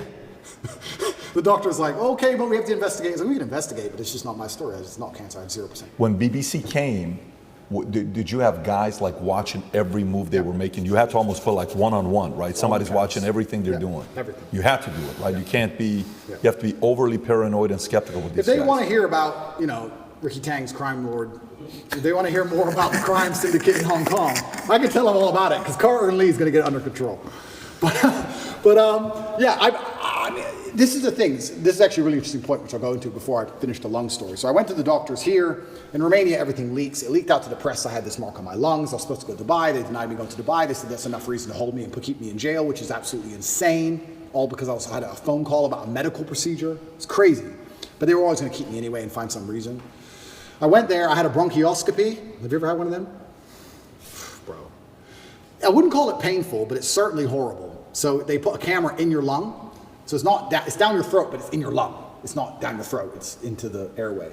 So you're trying to vomit and you're trying to cough, and you can barely do either, and they're moving this camera around inside. It's extremely unpleasant. It sucks. I had it 3 years ago in Dallas for the whole allergy thing. Did you have a bronchioscopy? Yeah, they have to knock you out. It's terrible. Yeah. You've had the Yeah, same absolutely. procedure. Were you awake or asleep? No, they gave me anesthesia, so I was asleep. Oh, bro, here. What were you? I was awake, Yeah. wide awake. Yeah. Oh, I was wide awake. Sounds exciting. Yeah. It was. They gave me this. They tried to numb your throat a bit, and then they gave it to me. And the doctors all around me. It's kind of interesting because when something is in your mouth and you're choking, you want to grab it, right? So you're on a chair and you're like tied to the chair, so you can't move your hands. So you're like tied to the chair and you're like this, and they put this thing down your throat, this camera, and you're trying to vomit and you're trying to cough, but they can't move the camera when you're coughing. So even the armed guard who took me, the police officer, the guy, he was in the corner of the room, and even I could see on his face, he was like, fucking hell. And I don't even want to reenact it because it's probably so horrible to look at, but you're just like you're trying to vomit, you're trying to cough, you're like, your face is bright red, you can't breathe, and they're like, stop coughing, stop coughing, stop coughing, and you have to try and stop coughing for like 2 seconds so they can adjust the camera a bit. It's the worst 20 minutes of my life. It was horrible. They finish that and they go, okay, well, the good news is there's precisely 0 smoking damage on your lungs, and your lungs are perfect, but the lesion, whatever it is on the outside of your lungs. It's not on the inside of your lungs. We couldn't see anything. So I completed that procedure, went back to jail. That was a nice evening. Horrible. Anyone who has a bronchioscopy, yeah, go to sleep. Don't stay awake. Horrible. Then they said we have to find it. We have to get a biopsy from the outside of your lungs. So we have to put a needle through your back, a needle like this long, through your back, through your rib cage, to your lung, a CT guided biopsy it's called, and take a piece of it and then pull the needle back out and then do a biopsy on the piece. Now, they're like, this is an operation. Do you want to have it while you're in jail? Because the bronchioscopy wasn't much to recover from. I had a really sore throat, whatever. But this is an operation. Do you want to have it while you're in jail? And I was like, well, why not? I'm in jail. I have time. I can't recover, but I have time. So I went for my CT guided biopsy. They put you on your front. They show you the needle. It's like this long. And then they stick it in you, and then they scan you with the biopsy, and they try and see where the mark is, and they adjust the needle, and they scan it. It's like 30 minutes of them shoving this needle in you, trying to get to the right point. And eventually they did the biopsy, and they said, yeah, it's benign. Some lesion I might have had from when I had pneumonia when I was a kid or something. It's benign. And as I told you, I knew that cancer wasn't my life path. I knew it wasn't. But obviously rumors spread like wildfire. Wildfire. Everybody in the States. Especially because I smoke. Tate's got cancer. Especially because I smoke all the time. Right. But it was actually very refreshing to hear that I have 0 smoking damage in my lungs. 0. I was like, there's 0? I mean, I'll accept a little bit. I'll take a little bit. But I think it's because I train every single day. I work out every single day. I train hard every single day. And I think, you burn it off. A couple cigars here and there are not a big deal. It's not cigarettes. I think cigars are better than cigarettes. I also believe nicotine is a super drug, so I'm not going to stop. I think nicotine and caffeine. A super drug? 100%. What does that mean? Nicotine and caffeine are what I run on. 100, that's all I run on. Coffee's for closers, bro. Tell him. I'm the only one that drinks coffee between the two of us. Oh, really? By the way, you know who talked about nicotine? Tucker Carlson talked about nicotine, right? Have you seen that when No. he talks about nicotine, where he starts his day off with nicotine? Fire, 100%. Fire blood. I have about 10 to 15 cups of coffee a day and 2 or 3 cigars a day, and I only eat once a day. And it's funny because people look 10 at my to 15 cups of coffee a day minimum. Wow. But you don't do drugs. 0 drugs. You'll have a sip of alcohol every once in a while. I used to. I haven't had alcohol in 9 months. I've quit. But you're running on caffeine And nicotine. It's It's funny because people look at my physique when I put pictures up and they're like, what's your meal plan? I'm like, bro, cigars, coffee. coffee and cigars. wild. Coffee and cigars. I eat once a day. What time? I eat dinner only. That's it. Only eat dinner and 8. So you do intermittent fasting for Every day. 18 hours? What? Yeah. And 80 to 90% of my calories are meat. That's it. I'll just have like 3 steaks for dinner. Now, how much of that is genetics? How much is that like? I'm not sure if it's genetics, Yeah. but that's just how I feel best. I feel best when, if I smoke and drink coffee all the time, I feel hungry, which motivates me, and I feel energetic. It's energetic hungry. That's how I like to feel when I'm working. I want to be hungry. If I eat, I'm tired. Life's too good if I eat. I'm in my mansion, I've just eaten. She's beautiful, I'm going to bed. No, but if I don't, life. yeah, but if I don't eat, I'm like, maybe, I wouldn't say angry, but I like to have that tinge of irritableness. Does that make sense? I don't know. Maybe I sound crazy. It's how I get things done. It's how I get life done. It's just 12 how cups of coffee a day, 3 cigars, and you eat once a day. That's right, yeah. And you train every day. I train every day. Yeah. And it's working. Working for you. It's how I feel best. I don't know if you wrote a book on Tate's diet, if that book would do well. Well, this is interesting because I had a blood test when I was in hospital for all these things, and my testosterone level, I'm not going to pretend to be an expert on male hormones because I'm not. I don't understand them. I don't know what measurement it's in, but it was between 9 and 27 is the testosterone level, the mark. It can be between 9 and 27, the normal range. I've never taken a steroid in my life. I don't inject anything. I don't take any pills, nothing. And I was 32. I was above the normal scale, and I'm 36 years old. It's supposed to be going down. So whatever I'm doing, I'm sticking to it. What was your diet and your regimen while in jail? There was no coffee? I had coffee and cigarettes. Don't worry, bro. I had those. Really? I spent my commissary money on coffee and cigarettes. I had coffee and cigarettes and 1 meal a day, same. So there was commissary money? Yeah, so we had... Who gave you that? Yeah, so a friend of mine put money on my account. So I was a rich guy in jail, because in Romanian jail, most people haven't got money, right? I was rich. I was rich. There's a limit to how much you can buy, but I was spending the maximum. So I had plenty of cigarettes, coffee. I actually quit coffee. Now we're talking about coffee, and then I want to go back to the point you made earlier, but I quit coffee for the first 30 days in jail because I've never not been caffeinated. My experience of life is caffeinated. I'm a caffeinated human, right? If I'm awake, it's caffeine. So I'm like, I don't need energy now. I'm in jail. So I quit caffeine and all coffee for 30 days to see if there's any tangible benefits, and I can confirm to the world that there are none. Zero. I did not sleep any better. I did not go to sleep any easier. I did not dream anymore. Nothing, absolutely nothing good happened except I was tired all day. It was garbage. I was like, give me my coffee back. I went back to my 15 cups of coffee a day. Reaffirmed your Wild coffee. to have that much coffee. The last time I drank coffee, I was 25. We have one friend. Literally. We have one friend that drinks almost as much Mario coffee. drinks Mario. as much as Shout you. out to And by the way, Mario. everybody around me loves coffee, Yeah.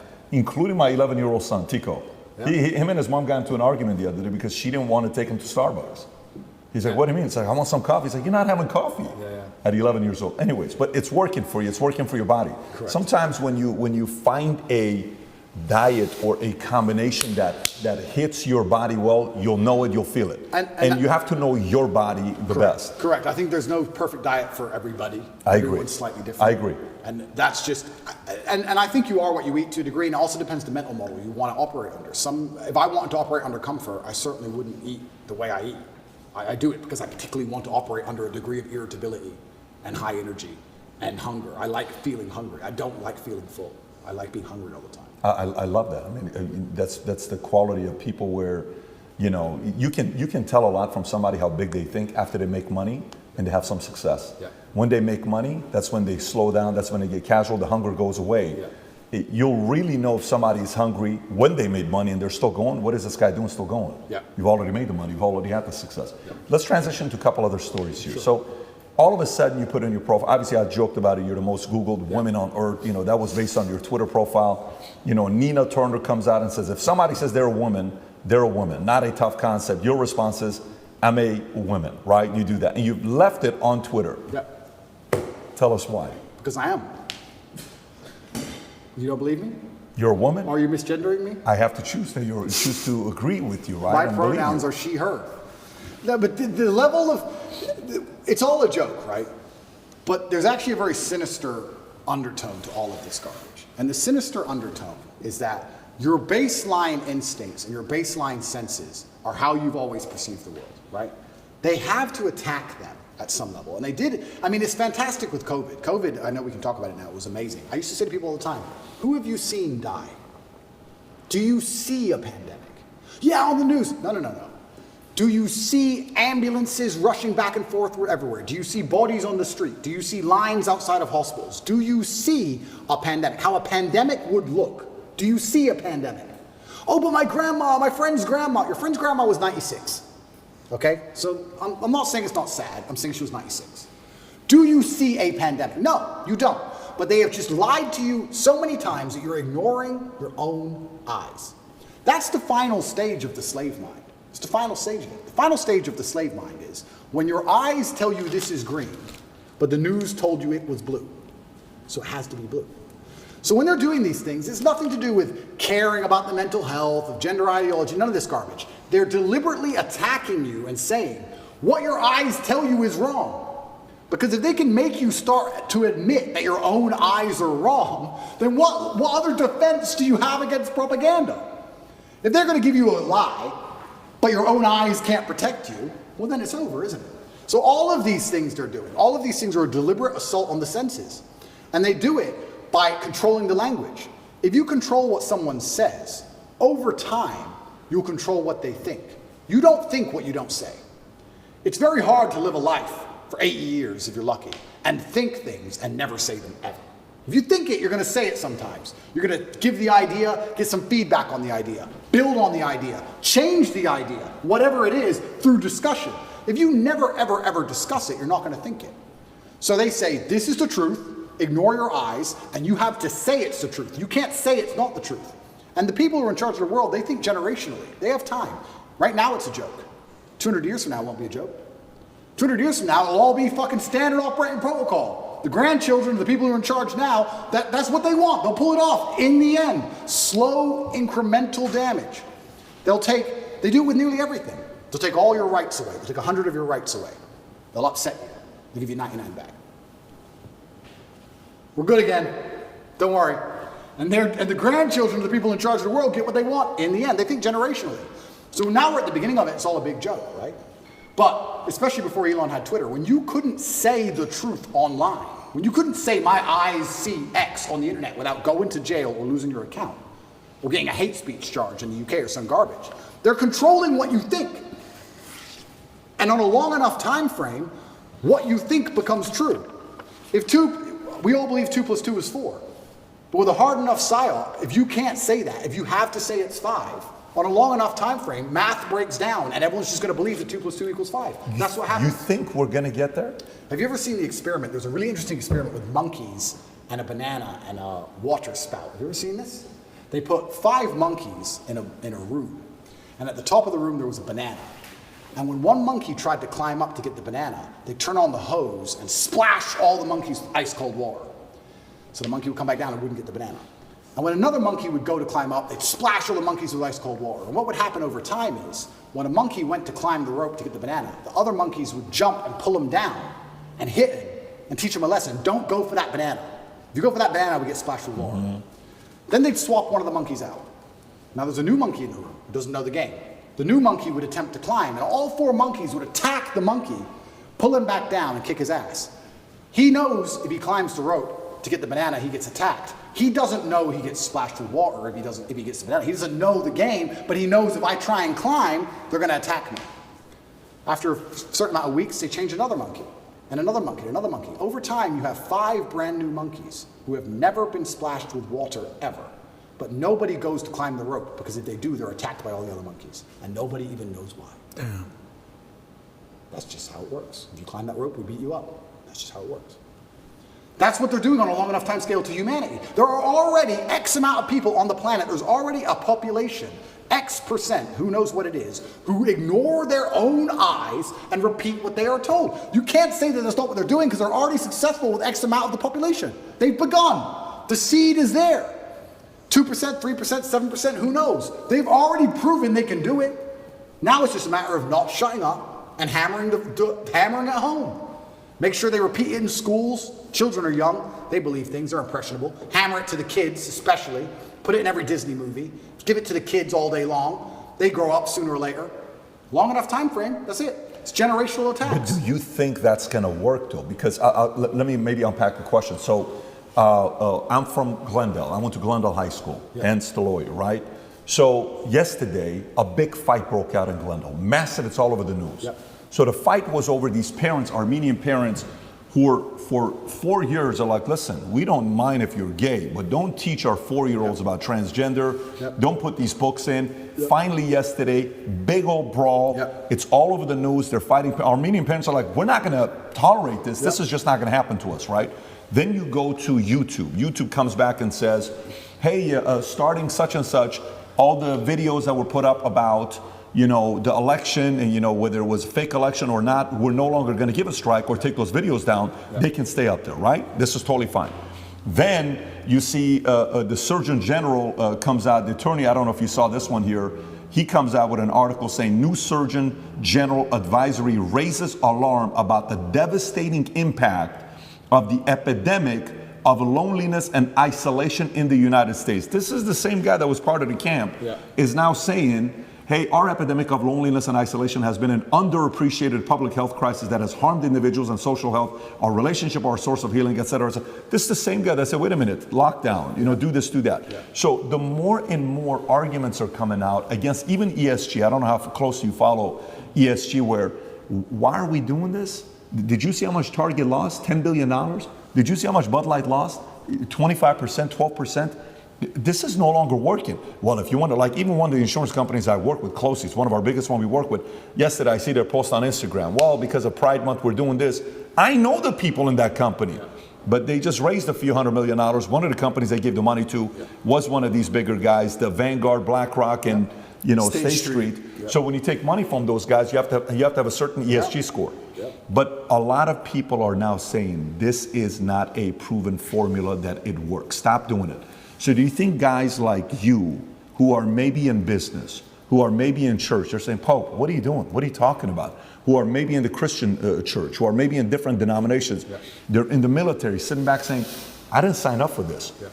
So meaning successfully, do you think these guys will be able to manipulate their agendas down everybody's throat, or there's going to be certain people standing up? Well, certainly I'd like to believe that the tide is shifting and we're starting to get some degree of victory against the matrix as a whole. I do believe that the public sentiment is shifting. However, the fight is long and it's very, very difficult, because I agree with what you're saying. Only a year ago, I would argue it completely and say it's basically over. I'm actually very impressed with the ground we've taken back with common sense. But these people operate so slowly. It's generational, these attacks. The attacks we're suffering now were started in the 70s and 80s. They take it over time.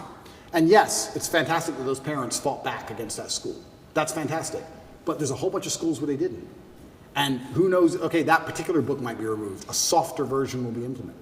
Next year, maybe that book will come back. They have all the time in the world, all the money in the world, and they're insulated from these things. That's what's most scary. You talk about Vanguard and BlackRock and all these companies. What's actually scary about it is the people who are making these decisions are completely insulated from the consequences of their decisions. They're in Switzerland. They fly private. They don't care. You think they care about any of this crap? They'll say, oh, do this. Oh, it's caused a riot. They don't live there. They're nowhere near it. They have nothing to do with it. When's the last time you've even seen a politician? Do these people even exist? They have nothing to do with where they operate. It's actually amazing. When I was in Dubai once, I think it was about 3 years ago, I saw the leader of Dubai walking through the mall. I was like, he's a person and he just walks through the mall. I was so impressed. Imagine a Western leader walking through the mall. Never. Never in a million years. It's just pieces of paper, private jet, vanish. All these people who are in charge of everything don't even live in these communities. I do believe that, yes, we can win, because I don't think you can fight to the best of your ability if all hope is lost.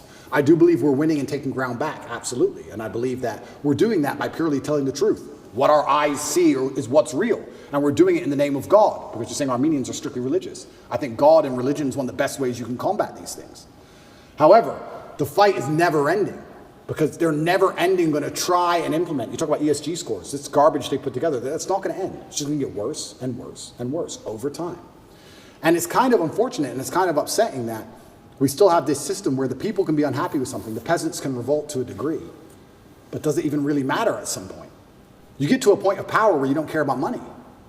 And then things are really difficult, right? When you control everything, you don't care about money.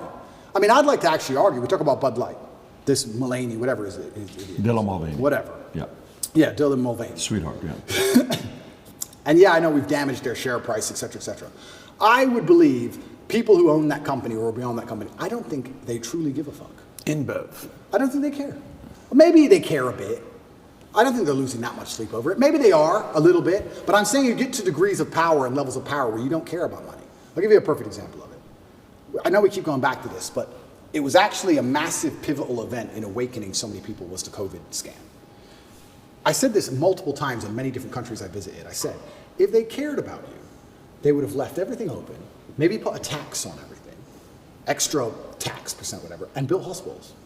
Why didn't they do that? Why did they lock you all up? Because it's a mass compliance exercise. They want you to comply. They don't give a shit about your health. They just want you to comply. And they want to test how many people comply. And people were saying, yeah, it's all about money. It's all about profit. And I said, that's actually a very optimistic way to look at it. I think that if you destroy the economy and lock everyone in their houses and destroy everyone's businesses, you don't care about money. You're beyond money. You're above money. You want power and you want control. Because once you become actually rich, you learn that The world is all just about people, right? The best things in your life are people. The best things in your life are family. The things that make you happiest are your friends. Your life experience is the best if you have a good team around you, good assistants, good helpers, good staff, whatever it is. It's all about people and controlling people. What do you want money for? To get other people to do what you want. That's all money is. I want a Lamborghini. I can't build one. He can. I will pay him to build me a Lamborghini. It's all about people. So once you get beyond a certain level of money, and there's a certain level of control you want that money perhaps can't buy, then you think, well, I don't care about the money. I want the power. I don't want money. I want them to stay in their houses. Why? Because it says so. I don't have to. They have to. Ha ha ha. It's funny.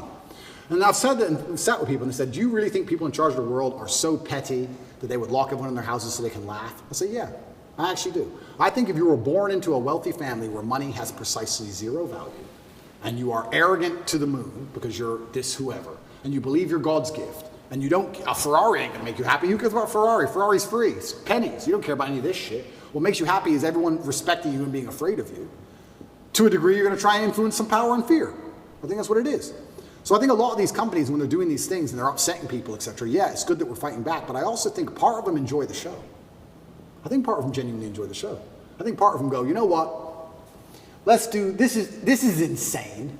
Let's do this. Ah, they're fighting. I really believe it. I know it's a pessimistic way to look at it, but I think they enjoy the show apart from. I don't disagree with you in regards to that. I can see that how, you see it in movies or scenes where, condescending, arrogant, and they kind of they enjoy bullying the guy that can't help himself, right? Hey, do this. Hey, clean up, pick this up. Look at this. He'll do anything that I need him to do, right? I fully believe that those types of things exist. But, man, empires have fallen so many times because they thought they can get away with murder. It's true. And then eventually people said, listen, stop. You're not going to do this to me anymore. We're not going to take a stand. And typically when that happens, you said it earlier, what is really what's going on in Glendale or some of these other cities that people are protesting? Why is there an organization called Gays Against Groomers? Yeah. Gays Against Groomers? What? What are you doing? He says, man, I just wanted to be gay and leave me alone. I'm not trying to be, grooming kids. That's not my job. I just want to be gay. Leave me alone. We've made so much progress. Yeah. These guys, I'm not that guy. I'm not this person, right? Yeah. So I think the part that they fear the most, if you read Communist Manifesto, there's a book written by Cleon Skousen. I think he was like a former CIA agent for like 15 years. He wrote a book called The Naked Communist. Yeah. One of the things he talks about how getting rid of God, well, they're succeeding in that area, but not fully yet. Yeah. Getting rid of the family nucleus, well, we already know what is the purpose of this LGBTQ movement? What is the purpose of this transgender? What is the purpose of, let me get this straight, this person cannot buy a gun at 13. This person cannot go in the military at 13. This person cannot vote at 18. This person cannot own a car at 13, but they can transition. The most important decision of their lives, you're okay with? Yes. Now, that doesn't make sense to me. I think you said something at the beginning, the concept of being tolerant. You know what? Yeah, it's okay. We can have gays. Oh, it's okay. We can have this. It's okay. Listen, man, you've crossed the line a little bit. Yeah. I think faith, family, kids, values, principles, they fear the hell out of it. Absolutely. And I think that community is rising up. No, you're totally right. But you made a really interesting point there about empires falling. And this is where I kind of feel like we're entering a new stage of the world because it's never really done before. Because typically when empires fell, the world was far more polarized. If the empire fell, there was nowhere for the corrupt dictators of said empire to go. The empire's fallen, or let's say England fell. It's very hard to get exile in France. You could do it a little bit. But let's say America fell today. Let's say it completely collapsed and it fell. The people who archetyped that downfall, do you think they'd be in America? Do you think they'd be sitting there waiting to get scooped up? Do you even know who they are? Can you recognize them? What's their name? Even if you could, do you think they're in America or do you think they're skiing in Switzerland? This globalism, the whole point of globalism is that they don't care when empires fall. When you globalize the world, then you have a chessboard. I lost the knight, doesn't matter, put the bishop. Sack the queen, who cares? There's so many things I want to say, but I don't want to die. But there's truth, this can be proven and shown even with this current proxy war. Europe and all the gas prices and the inflation rate in Europe has gone to the moon to fund this proxy war in Ukraine. Why has this happened? Because America's in charge of everything, and America has decided that Europe has to bear the brunt of the bullshit for its proxy war. You're going to have higher gas prices, you're going to have inflation, you're going to have mass civil unrest, you're going to deal with it all. And we're going to sit over here and insulate ourselves because we have the global reserve currency. And the war is going to happen over there, and everyone's going to die, and we're in charge. So now you have this globalism. How can an empire fall when you have basically two camps?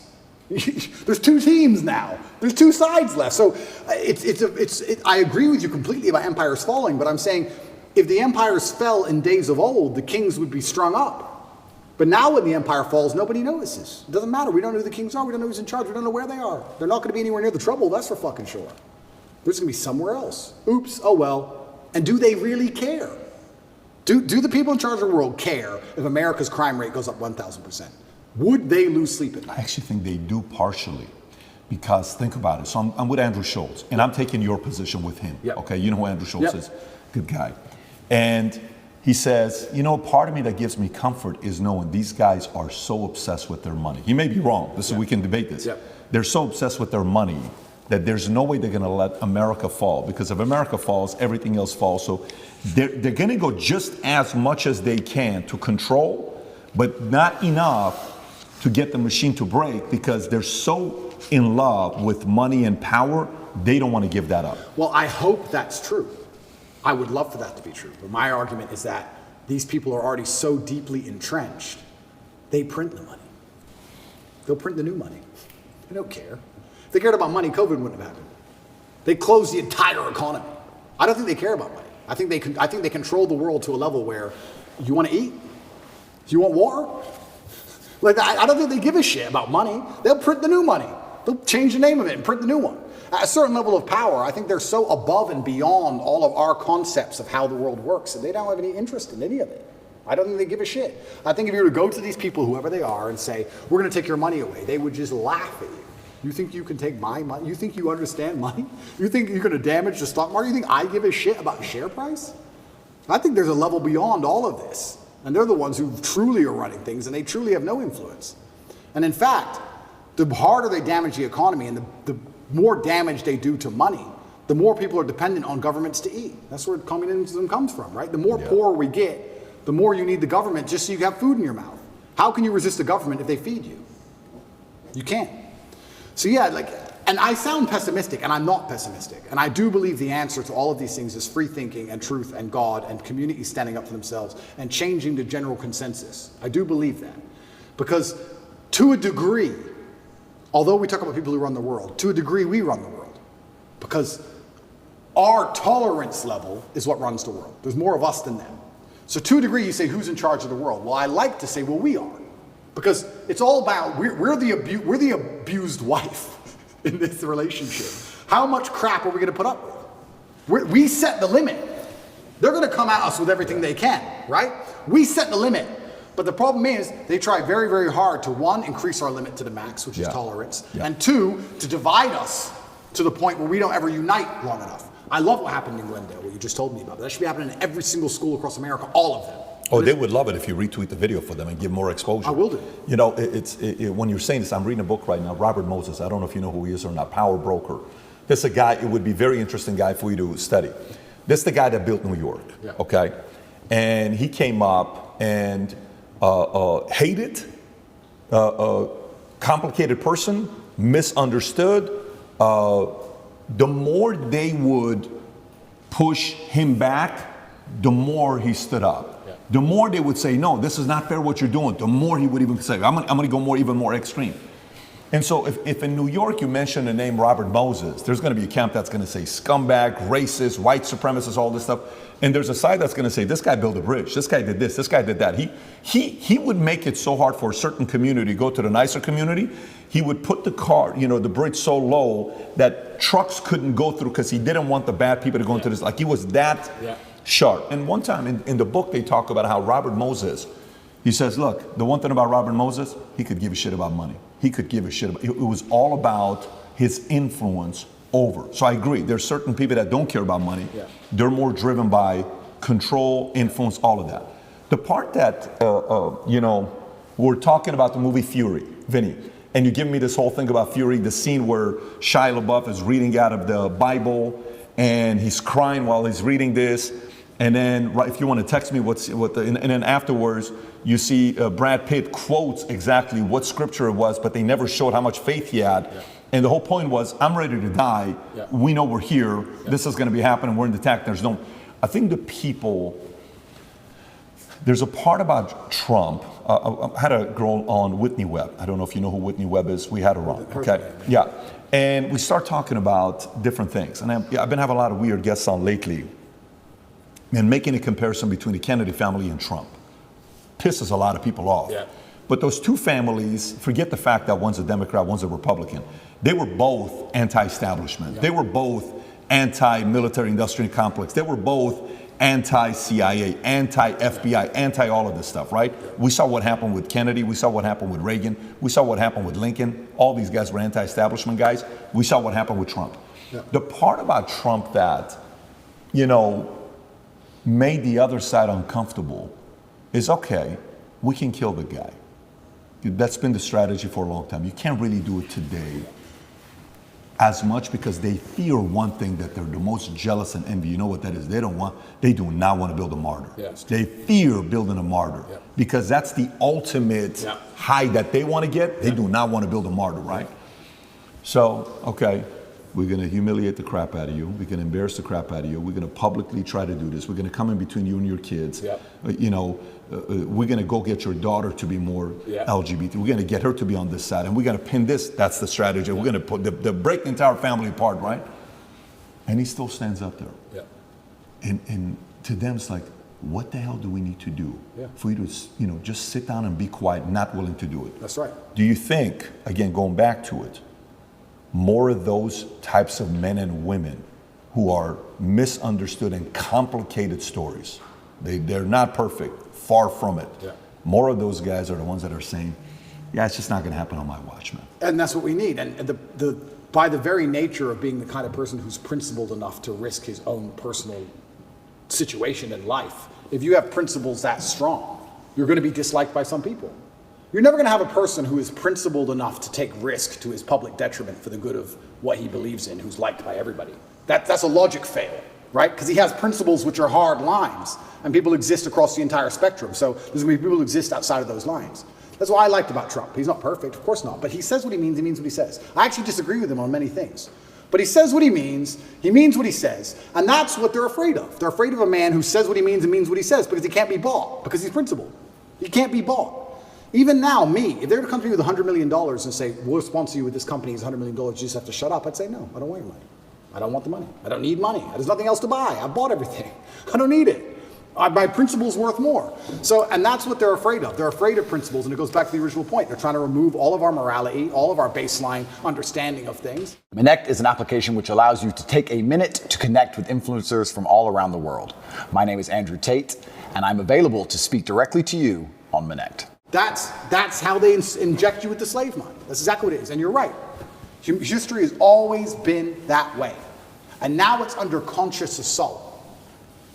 I've never said this before. I've never even thought this before. This is a brand new thought for me. But I would like to think in times of old, in history, perhaps everybody was the same. Everybody was principled. Everybody had parameters, but they were different parameters. Perhaps they were competing ideas. But I think in the modern world, it's not so much competing parameters. It's just people who believe in things and people who don't believe in anything besides what they're fucking told. It changes every day. You have the empty brains, the slave minds, and the people who actually stand up for something. And the free thinkers. But the slave minds, you can't say, well, they believe in a different ideology, because they don't. They believe in what they're told to believe in on that particular day. It changes. They don't have any true core belief. They just repeat. I talk about the Matrix all the time, and people say, why did you choose that terminology? And I chose that terminology because it is perfectly accurate in describing exactly what is happening. The Matrix is a computer program which is designed to control your mind so that your body can be used to power the machines. That's exactly what happens when they make you watch the news, to control your mind so you continue to use your body, to work some garbage job and suffer from inflation and power the machines. The machines being soulless people who are in charge of the world. But there's also a million other different ways you can compare the Matrix to the real world. In the Matrix, they say anybody can become an agent at any time.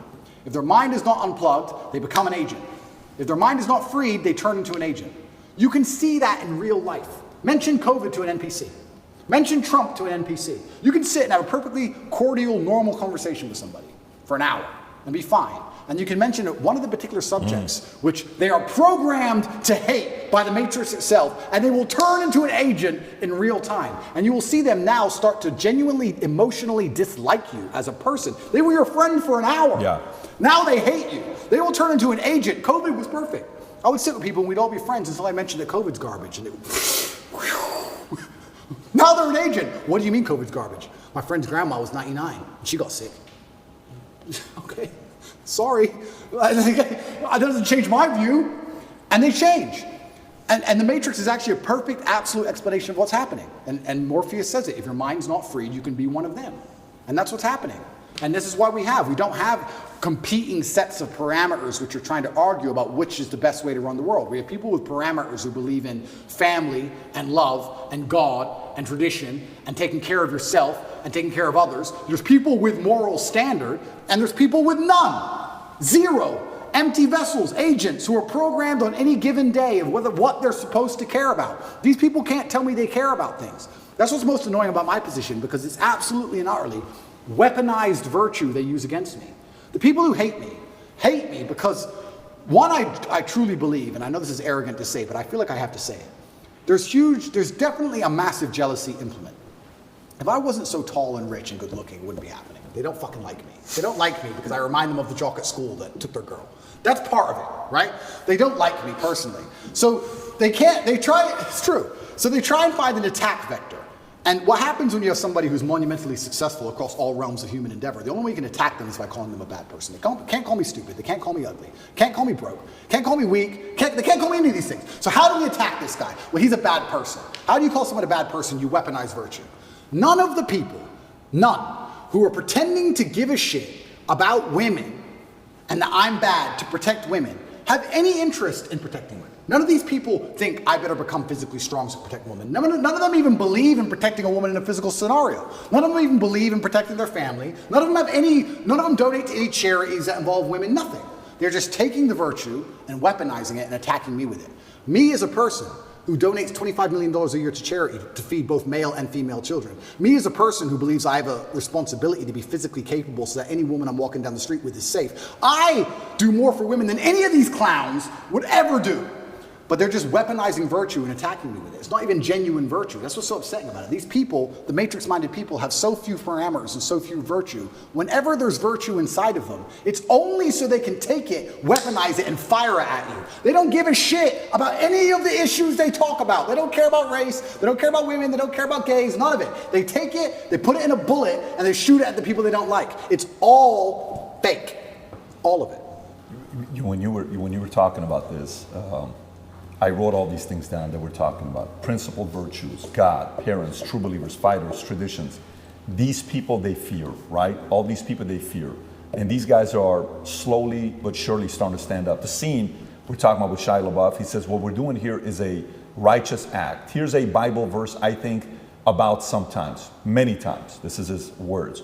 It goes, and I heard the voice of the Lord saying, whom shall I send? And who will go for us? And he began crying and said, here I am, send me. Brad Pitt turns around and says, Book of Isaiah chapter 6. For me, in business, I asked this question the other day. I'm so curious to get your thoughts on this. For the longest time, when I got into business, I was, a younger guy, 21. I'm like, okay, very coachable. Tell me, what do I got to do? I'm a coachable guy. What do I got to do? I'm a coachable guy, super coachable. I want to make money. I'm sick of tired of being broke. My dad's at the 99 cents. Too many heart attacks. I want to get out of this. Yeah. So I'm like, hey, Patrick, basic stuff. When you're doing business and you're talking to rich people at Morgan Stanley Dean Witter, never talk religion, never talk politics, never talk sex. Just don't talk about those three things.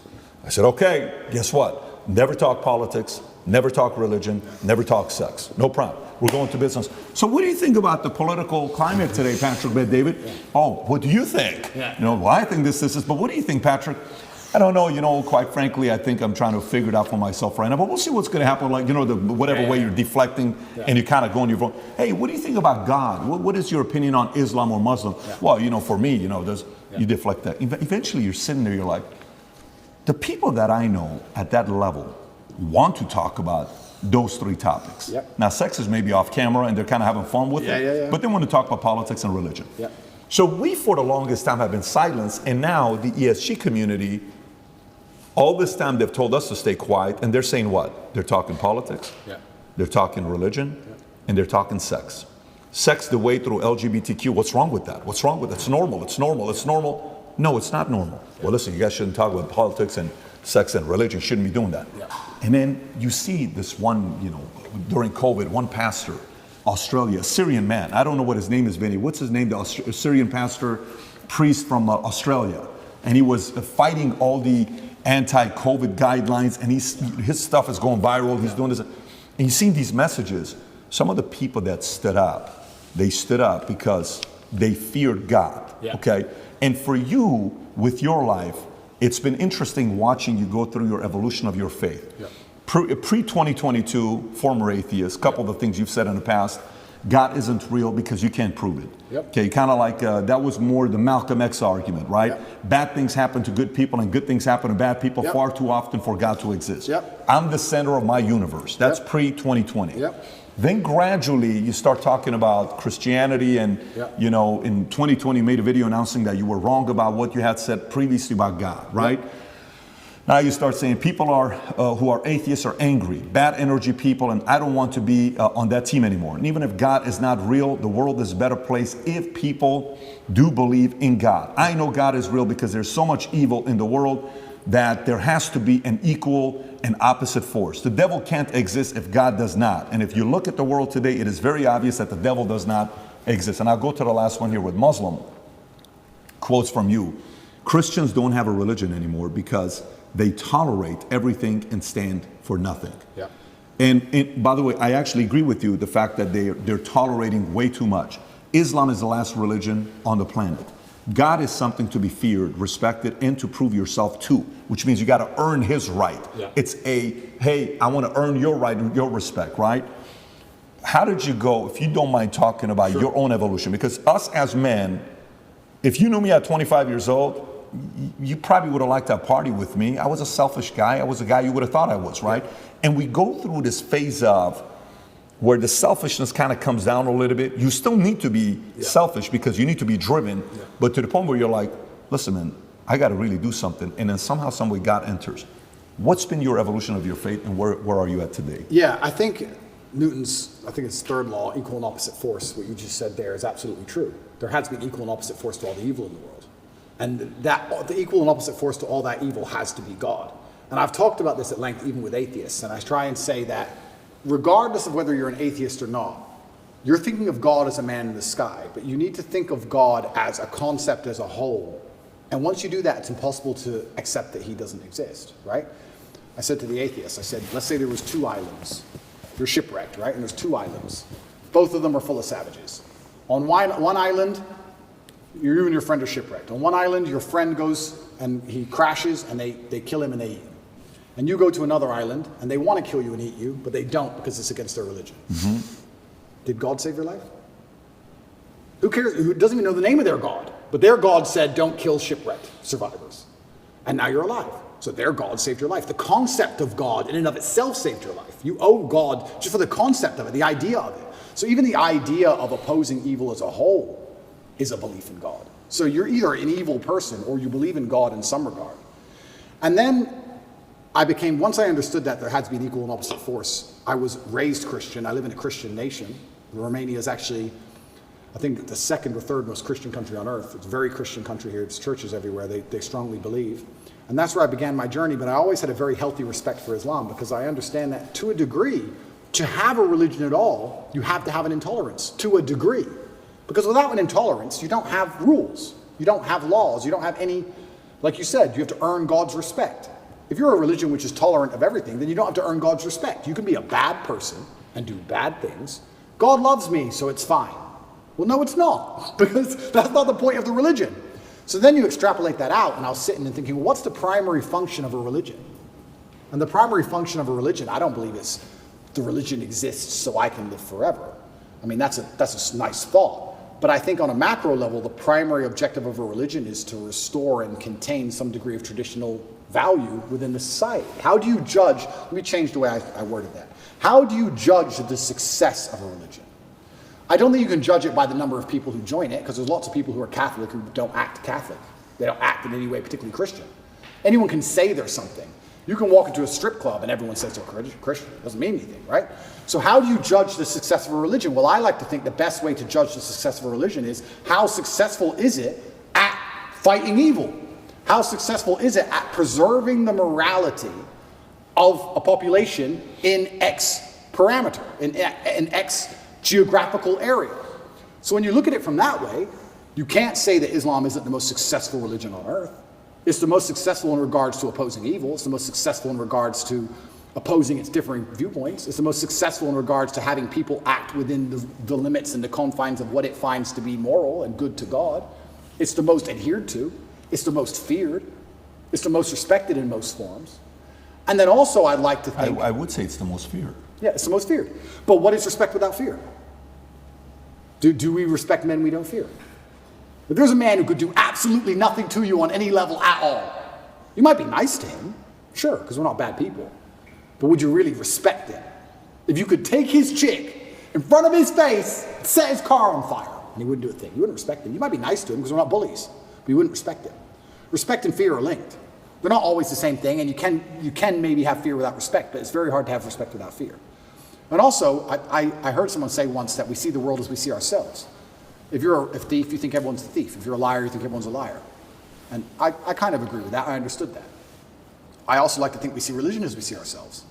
I like to see myself as a person whose respect you have to earn. I like to see myself as a person who has strong, rigid boundaries. I like to see myself as a person who will stand up and say, no, that's wrong. I like to see myself as a person who's not afraid of being shamed by whatever community for saying, I don't agree with that particular ideal. I like seeing myself that way. So if I'm going to see myself that way, then I'm going to naturally align with a religion that operates within that form. So when I say Islam is the last religion on earth, I say it because it seems to be the only one who will stand up and say, no, we don't care.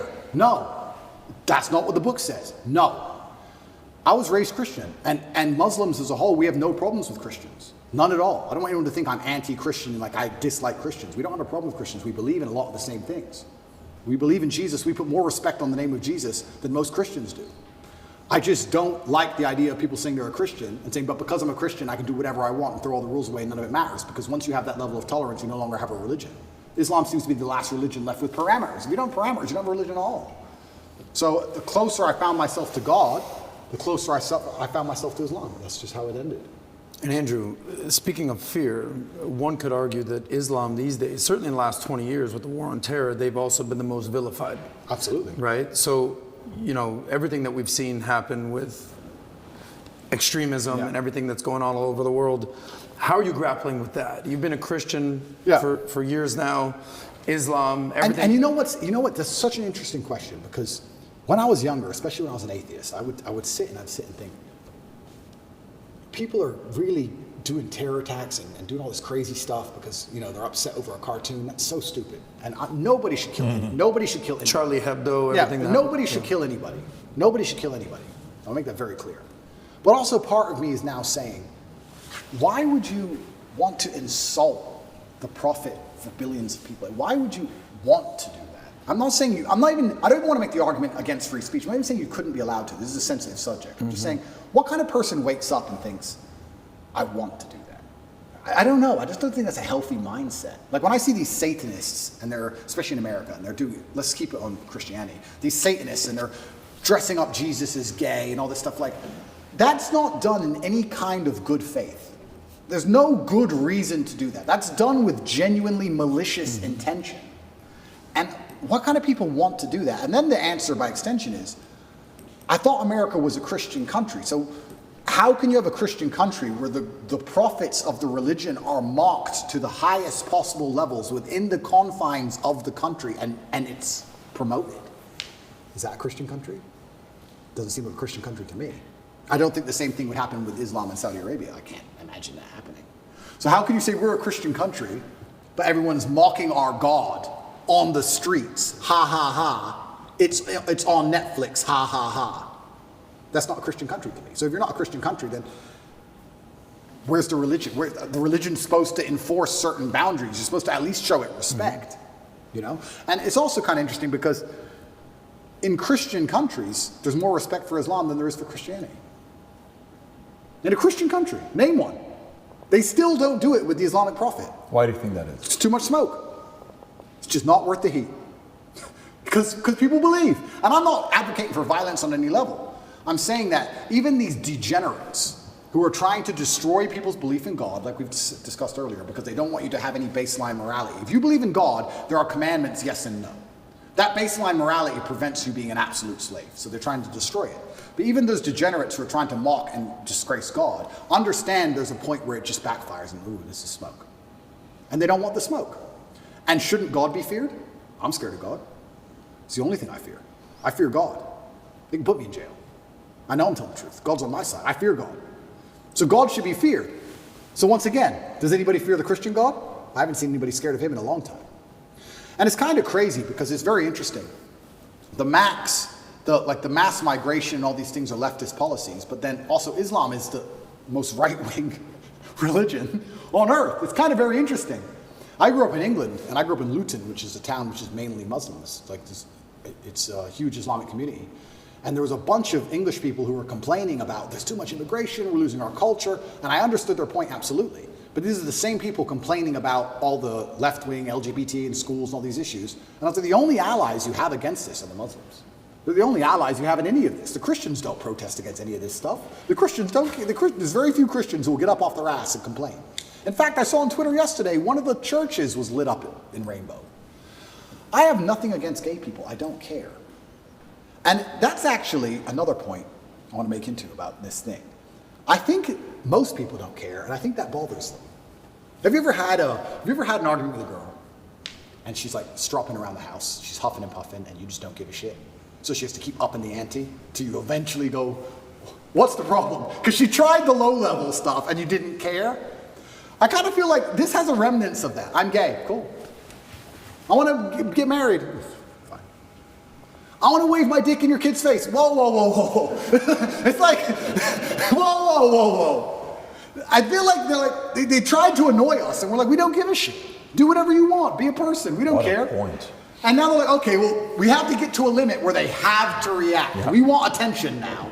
We want them to care about What's this. the right move on that? Well, that's the point. You know, it's difficult because there comes a point where you simply have to address it, and now you have to oppose it. And this is sorry to interrupt you, but this is why they're so careful and so clever with what they do. They package it all together. LGBTQ. I would argue. I don't know what Q is. Firstly, sorry, I don't know what Q is. Questioning. Q. All right. I would argue that G and T are very different things. Beyond. A gay man and someone who's chopped the dick off are very different things. Completely. So they package it all together. So now, because the spectrum of your enemy is so large, you have people who are fully this way. Mm-hmm. You have people who we accept and are normal in society. We have no problem with gay people. And they put it all together. You're an enemy of all these people. And they complicate the argument and they mix it all together. And now you're a bigot. And really, you just want your kids to be left alone. Really, you just want to leave the children alone. Of course. So all you want to do is leave your kids alone. And then it's like, okay, I'm now raising children. I have more children than most people would believe. How do I protect my children from this insanity? God. Which God can protect my children? Allah, Islam. I'll move them to Dubai or Saudi Arabia, and none of this will happen. Can I trust a Christian nation? Some of them. Romania is a Christian nation, and to a large degree, they oppose quite a lot of this stuff.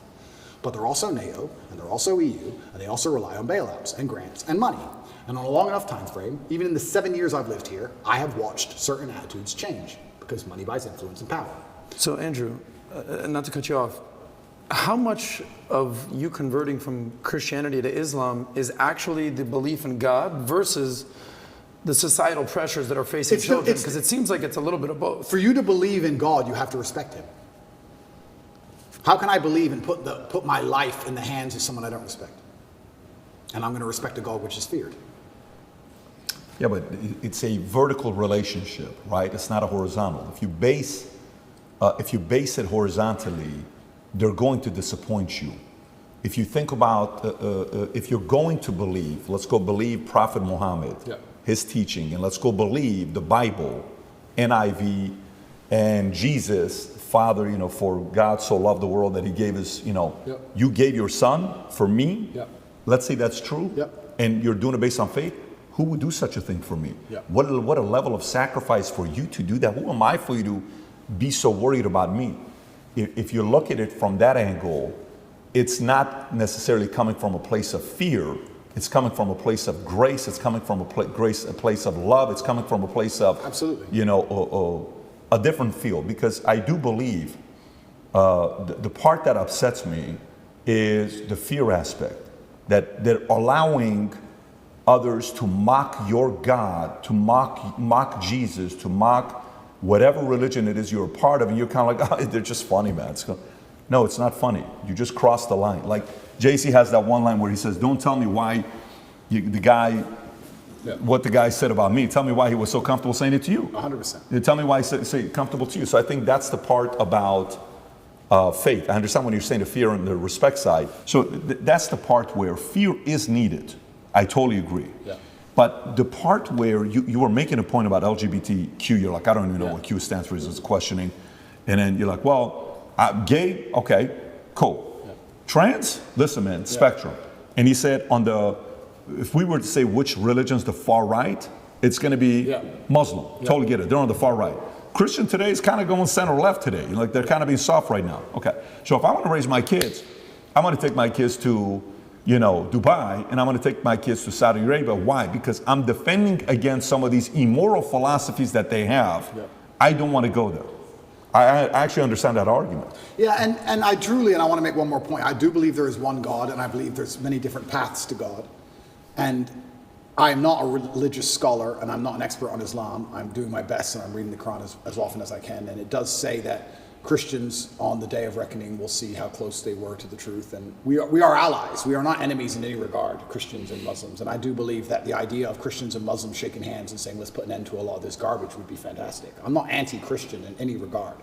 I just found myself, as I became more and more religious, seeking and looking for a faith which not only I could be proud of, but a faith which was guiding in regards to, I don't know what a Christian would answer to certain questions nowadays. What does a Christian answer to, I'm a transsexual and I want to show your kids my genitals. What's a Christian? Well, a Christian's supposed to say no, do they? I know what my Muslim friends would say. I don't know. If you're a Christian, I don't know how you're supposed to act. I don't know what you're supposed to adopt. I don't get it anymore. The true believer says the true no. believer. The true believer. Yeah. But how many are true believers? I don't know. I see all over Twitter, all these churches are losing their minds. It seems very complicated. Islam seems very, very simple. You know what's right, you know what's wrong. I have a question regarding, we talked about tolerance and acceptance. And the other end of that is extremism. Yep. So I'm a Jew, Christian, newfound Muslim, respect, look at us all hanging out here. Yeah, in that's the beginning of Romania. a joke somewhere. You know, so we're talking about accepting I have gay friends, I have lesbian friends, I have bisexual. Yep. Okay. The T stuff is what, it's kind of like, all right, what's actually even happening here? You know, I'm not this is not my wheelhouse nor any of our wheelhouses, but one could argue that, you know, on the opposite end of the acceptance and the tolerance is absolute extremism. And I'm sure the allies of the LGBT will point to Islam and point to the Middle Eastern countries and point to the North African countries that have Islam as their religion and say they are the most extreme when it comes to LGBT. They say that it should be illegal to be gay. And in some countries you should be killed if you are gay. This is just, I'm just pointing out stats. You're right, and it's a super interesting argument because I will sit here and say that I guarantee in most Islamic countries there are gay people, and I guarantee that they have gay relationships and nobody cares as long as they're not trying to inflict on the children. It's illegal to walk down the street and do indecent things in front of children. But I guarantee if you were gay in a lot of these countries, privately, nobody would care because they're trying to preserve the family unit. And to a degree, you have to always protect innocence. When you talked about extremism, I would be friends with a gay person. Yes, I'm a Muslim, but I would be friends with a gay person because if a full-grown man decides to make a decision, it's his decision to make. But I must protect innocence as a man, so I must protect children. If two full-grown men decide to have a fight, let them fight. If a full-grown man decides to pick on a kid, that's unacceptable. So I must protect innocence. So I agree with the extremism point, but I have no problem with full-grown men doing what they want to do. Maybe some Islamic scholars are going to watch this and get mad at me. I don't have a problem with gay people and being friends with a gay person. I don't care. My problem is when you take a person who is unarmed, who is innocent, who is programmable like a child, and start inflicting your worldview on them. That is disgusting and it's immoral. That is unfair and it can't be accepted on any level. And that's the reason homosexuality is genuinely outlawed in these countries. Not because they fear what two full-grown men are going to do. They fear what's happened in the West. So two full-grown men are going to purport on the minds of children which aren't theirs. That's what they're afraid of. You know, I don't know if you saw the interview. CNN is interviewing this in Africa. And I have the video. I don't want to play the video. Obviously, the leader. Yes. And he's talking about democracy. He says democracy says, look, you can do whatever you want to do. He says, what do you think about gays? And his reaction was like, what do you mean? What they do? I don't agree with what they do. Yeah. You think that's okay? Anyways, he's given his argument, right? And the lady's reaction is like, how could you? Says, look, you keep your beliefs to you. Do not bring it to our country here, right? The challenge goes back to, remember how you're like the girl that you're dating is like, so what happened? I asked you to bring the oranges from the store. How come you didn't bring it? Yeah, I forgot. Hey, so how about this? And you know, that's why you love your mom more than you love me. And you're like, oh, shit, you're getting around them. And now there's a fight, right? Okay. Well, is the mistake being too tolerant from the beginning? Is the mistake being too accepting from the beginning? Is the mistake of, like the fear when I talk to Second Amendment guys, and the fear about, well, what's wrong with them doing background checks? What's wrong with them doing this? He says, look, that's how it starts. You give them the background checks, then they're going to come for everything. Oh, you're over-exaggerating. No one's coming for your guns. Well, you also said 20 years ago, Hillary Clinton, marriage is between a man and a woman, and the sanctity of marriage 20 years later. So that is the fear where one must watch this as a case study. Say somebody starting a new country and saying, look, here's where we stand. These are the laws we're not touching. We're not going to be doing X, Y, Z. You've been too tolerant, and now you're paying the price for it, and now you're reacting to it. And that's exactly why you completely nailed it. If you give an inch, they take a mile, and that's why I think in a lot of these countries they have it's officially illegal. They're actually quite tolerant of it, more than you'd believe. I'm telling you, you can go to Jordan and your waiter will be a bit fruity. You can tell. Nobody cares. Nobody cares. Nobody gives a shit, right? But they have it officially illegal to prevent it ever bleeding out into actually affecting the mindset of society. You can do what you want, you're a full-grown man, but society is based on family, traditional family values. That's how our society is based. That's how we show ourselves to the world, and that is not going to be affected or changed. I was going to say that's why you see you talk about the collapse of Western society, specifically America. You see a decline in values. Wall Street Journal came out with that article that said family values plummeting, religion plummeting, being a social, being a community organizer plummeting. Everything's plummeting in America other than money. People are focusing on money. Connect is an application which allows you to take a minute to connect with influencers from all around the world. My name is Andrew Tate, and I'm available to speak directly to you on Connect. So it's interesting while you're talking about this whole religion thing, while you're in, who has reached out to want to support? We talked about this last time briefly. Yeah. Being a Muslim yourself, have some of the most powerful Muslims reached out, trying to help out, figuring out a way to get you out? Yeah, absolutely. They certainly have. And also the amount of mail I got from Muslims around the world was completely incredible. When I was in the cell with Tristan, he said, well, I'm Christian. Nobody's written to me. So it was kind of amazing the support that you have from the Brotherhood, and you certainly feel part of the family, and I've had a lot of support from them as a whole. It was Ramadan at the time I was in jail, so my first Ramadan was in jail. So that was certainly interesting because you eat when the sun goes down. And my meal came when the sun was up. So I'd have to cover it up and try and hide it from cockroaches and wait for the sun to go down and then eat it cold by myself. But I felt like, if you're going to do it the first time, you may as well jump in the deep end and do it hard. So I did that, and that was an experience. And jail as a whole, I mean, there's so many stories I can tell. There's so many different ways I remember it. There were times I laughed. I will sit and say some of the best days of my life were in jail. Get out of here. Yeah. And some of the worst days of my life were in jail. But there were days where me and Tristan, when we were finally in the same cell, there's times we laughed like we've never laughed before. I'll sit and admit that's absolutely not really true. I feel like if you're going to be the kind of person who strives for an exceptional life, which is what I am, I think I'd be a coward if I said I want an exceptional life, but I only want it to be exceptional in a good way. I don't think that's genuine. I want an exceptional life. And exceptional means away from the norm. And away from the norm means flying your Bugatti on a jet to Dubai and taking your own plane to meet it there. And it also means a Romanian dungeon with cockroaches on New Year's Eve. They're both exceptional experiences. And the times I was with my brother and it was just him and I, we truly had some genuine days where we laughed like we always laugh. Me and him laugh and have fun on a private jet, and we laughed and had fun in a Romanian prison cell because that's just who we are. And I also have to give my brother some credit while we're here. I would like to state that I absolutely, genuinely believe I have the best brother in the world. And I'll tell you why. I always knew I had the best brother in the world, but he proved it in jail, and I'll tell you why. My brother was put in jail for being my brother. He hasn't said any videos. He hasn't said anything on the internet. He hasn't said any of the things I've supposedly said. He's never, the Matrix isn't attacking him. The BBC doesn't print about him, nothing. Why was Tristan Tate in jail? Because it's Tate brothers. So they just took him and threw him in a cell. Now what's interesting is, when I got out of jail, so many people near me got heat.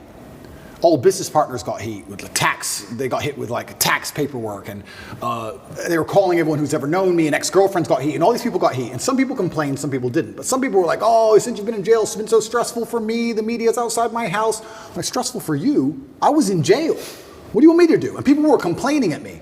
And as these people started to complain, I sat there, I said to Tristan, you got thrown in jail purely for being my brother. And never for a fraction of a second did you even moan.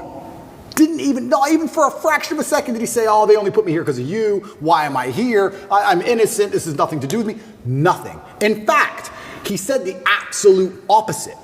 He said, I am so glad I went to jail with you. I would be furious if they sent you here by yourself. If they're going to lock you up, they better lock me up. And there was a time, about 2 months in, because there's less media pressure on Tristan, they were talking about releasing Tristan first. And he was saying, no, I won't leave without Andrew. Going down with the ship. I won't leave unless my brother leaves. Wow. I won't leave. And he was telling the guards, I won't leave. Keep me here. I'm not leaving. And they said, the judge says you have to leave, you have to leave. He goes, then I will stand outside the gate. I will sleep outside. I ain't leaving this jail. And our lawyer said, well, we can make an appeal to just release you because there's less media scrutiny around you. And Tristan's like, no, Andrew's in jail, I'm in jail. Refused to leave. He was adamant he had to stay. That's a brother for me. And it was the same for me. I said to Tristan, if they came into me and said, Andrew, go home, I'd be like, no way. If Tristan's in jail, I'm in jail. We're in jail together. He never for a second complained, never bitched, never moaned. And he was only in jail for being my brother. And then I come out and there's other people, oh, they sent me a piece of paper, blah, blah, blah. You're moaning? It's unbelievable. You truly learn, like I said, jail confirms everything you already knew about the world. And you truly learn who's on your side and who isn't. And that's good to learn, but it's actually crazy. The larger psychological analysis of it all, everyone lives inside their own minds, right? So it's kind of crazy. I came out of jail, and some of the first messages I got from people was them complaining about the problems me being in jail had given. Like, you think that wouldn't happen, right? You think, oh, you come out of jail, people would be like, oh, are you okay? They're like, oh, you're okay? You're out now? Okay, yeah, well, listen, Mo. You'd be amazed. You'd be amazed. And I'm like, I was in jail. What do you want me to do? Yeah, that sounds unfortunate. I was in a jail cell. What do you want me to do about it? It's kind of crazy how much everyone's kind of self-interested.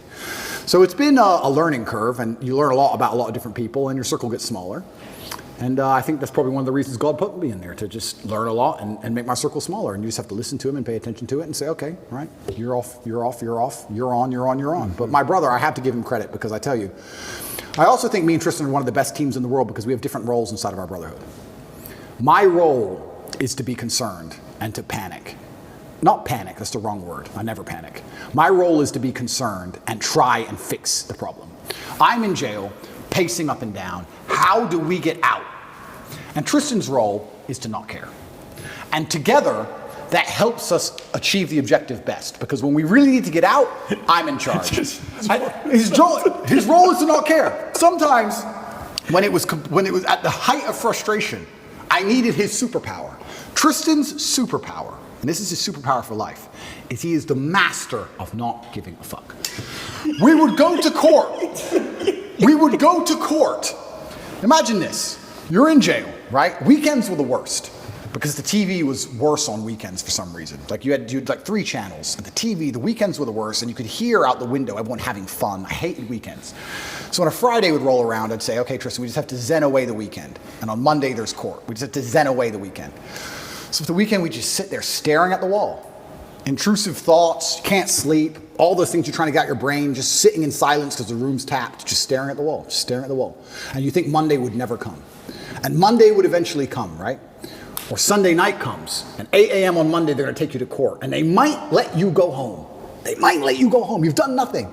This person in this room can decide if you go home. and it's Sunday night and you can't sleep and you're awake all night long. There's no clock, but the seconds feel like hours. You're just sitting there. Eventually 8 a.m. comes. Put you in handcuffs, walk you to the court. You walk in there, everyone speaks Romanian, don't have a clue what's going on. Everyone's just talking at each other in Romanian. Then they say you'll get the answer in 3 hours, go back to jail. When I went back to jail, I was sitting in the room. I was like, do I pack to go home? No, that's too optimistic. Okay.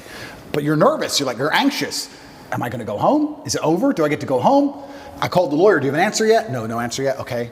Sitting there, I can barely sit still. Tristan finishes court, walks straight into the room. It's a matrix attack, it's bullshit, I'm going to sleep. And went to bed, clean asleep. I was like, how the fuck are you asleep? He didn't care at all. Gotta respect He that. just went straight to bed. And then when he woke up, like 6 hours later, matrix attack? I'm like, yeah, he goes, thought so. He just rolled back over. Didn't care. But it's perfect for a guy like you. But that's what you need. I need that. I agree. Because if I had someone else next to me as hyped as me, I would have gone insane. I agree. I need someone like Yeah. him who's just like, he had the superpowers like, bro, I love jail. Jail's great. Look, we got coffee. I love jail. None of my women are messaging me. I love jail. I'm telling you, I had 45 minutes on the phone a day, and I used all of my minutes. Tristan never made a single phone call from jail. Get out of here. Not one. I was like, Tristan, do you want to speak to anyone? Nah. Sit there watching Romanian news. Didn't give a shit. Like bulletproof.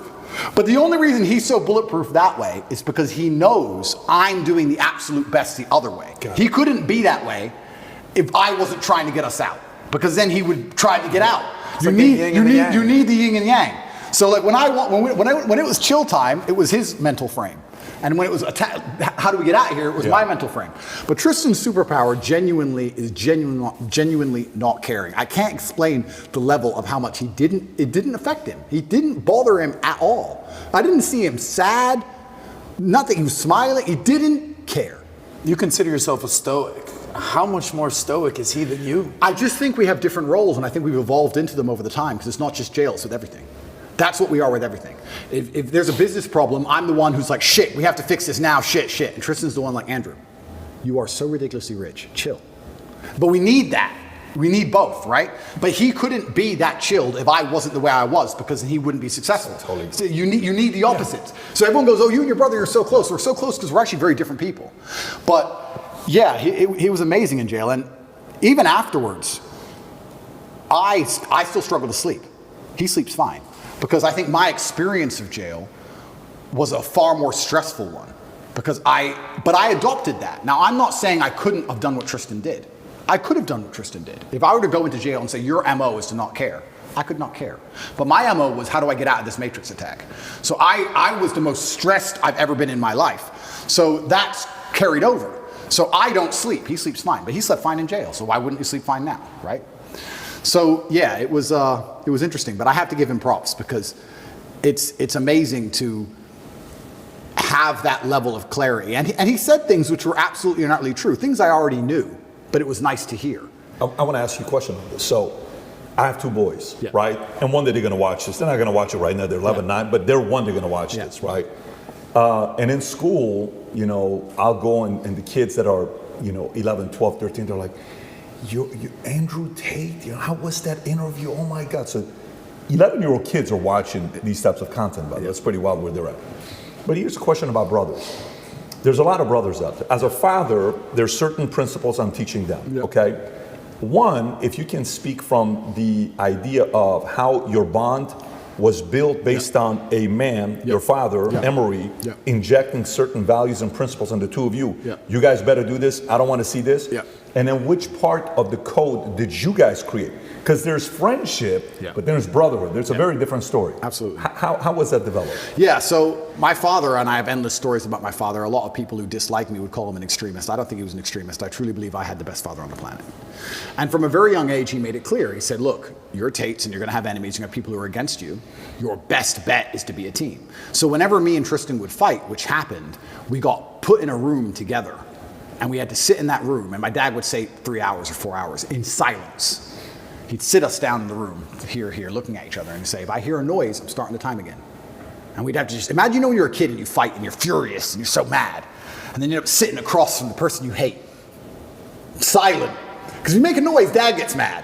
And Dad's outside, right? So just sit there, 2 hours, don't make a noise. We had to stare at each other. And over time, we thought every time Dad was home, we just stopped fighting because it wasn't worth it sitting in this isolation, weird, silent stare thing. Because that's what happened on repeat. It happened like 5 times and we just stopped fighting. We'd fight all the time when Mom was home. And when Dad would come home, we'd literally just look at each other like truce. Like, we don't want to sit and do this thing we had to do. Yeah. So we became a team, and then I think it evolved from there because there's always been a hierarchy. I am the older brother, I'm the bigger brother. He does respect me for that. We both have opinions, but it can be vetoed by me in the end. And we have our specific roles. My specific role is I'm the one who takes the most action. I'm the one who over worries. I believe, especially in business and many other things, I say it to all my staff. I said react fast, react early. Like panic early. Like panic now. I don't believe in waiting for things. It's just not who I am. I can give you a million different examples. If my email processor, this happened just before my cancellation, said, oh, we'll put your account under review. You'll have an answer in 72 hours. As soon as I get that email, within 3 minutes, I'm like, get a new one. Get a new one. I've never waited for anything in my life and it worked. I've never waited and it worked out fine. Ever. Every time it's your canceled, every time it's your deleted, every time, so I'm like, no, get a new one now. Just get a new one. I need today's email out, get a new one. We can't get a new one, no one will accept us. Build one. So within a day, we built our own. Like, I'm the panic fast and early guy. Tristan's the complete opposite, and that makes us a perfect synergy, and I super need him, and I need his energy. Especially in jail, man. He was fantastic in jail. He was like, Andrew, I'm like, what? He goes, if when you were 18, they told you could be one of the richest, most famous men on earth, with street cred in every single city that knows how to speak English, all you had to do was sit in jail for 2 months, would you have taken it? I was like, yeah. He goes, and what the fuck do you care for? It's like, true. I would have taken that. He goes, I know, he used to say that, what kind of man hasn't been to jail? That's what he's saying. He used to say, what kind of man hasn't been to jail? He loved jail. He was loving it all the time. He goes, what kind of man hasn't been to jail? Of course I've been to jail. I'm Tristan Tate. Of course I go to jail. Like, he didn't care. And his energy was amazing to tap into. But we both understand that neither of us could be us without the other one's polar. And that's why we live together. That's why we'll always live together. I've had a lot of women try and say, why do you still live with your brother? Why don't you want to live with me? Da-da-da. And I try and explain to them that, 1, I don't think I can be my most competitive without him. 2, I'm most emotionally stable with him. I like the idea. I'm most competitive with him. I'm my best version of me. If it doesn't matter if I have to go into a fight, doesn't matter if I have to run a business, I'm better with Tristan by my side than I would be by myself.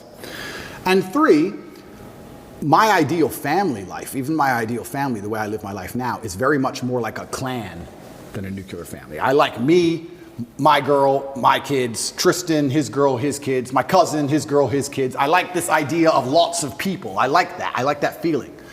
So girls say to me, well, you don't want a family. Like, no, I want a family bigger than you want. I just don't want to just sit with you. I want a lot of people around me, and I think it's better for that, and I think it's better for the children especially also. I think they enjoy it more. But yeah, I've got the best brother on the planet. I truly do. And this is why I'm saying some of our best days of our lives were in jail. I was going to ask you that. You guys live here in this compound. It's an amazing place. I was going to ask you, you kind of just answered it, but you foresee yourself living with your brother the rest of your life? 1,000%. 1,000%. I can't imagine not wanting to live with Tristan. If you want privacy, you have privacy, right? We have a big house. So it is what it is. You're on one wing, yeah, he's on the other wing. It is what it is. But I can't imagine him not being around. If there's a problem, I just shout his name, or I just can't imagine it. And I know I'm my best self. Also, there's the overall male competition, the masculine competition that exists between us and between all men. So we live currently here. We got me, my brother's personal trainers here. We got camera guys here. We got war room guys here.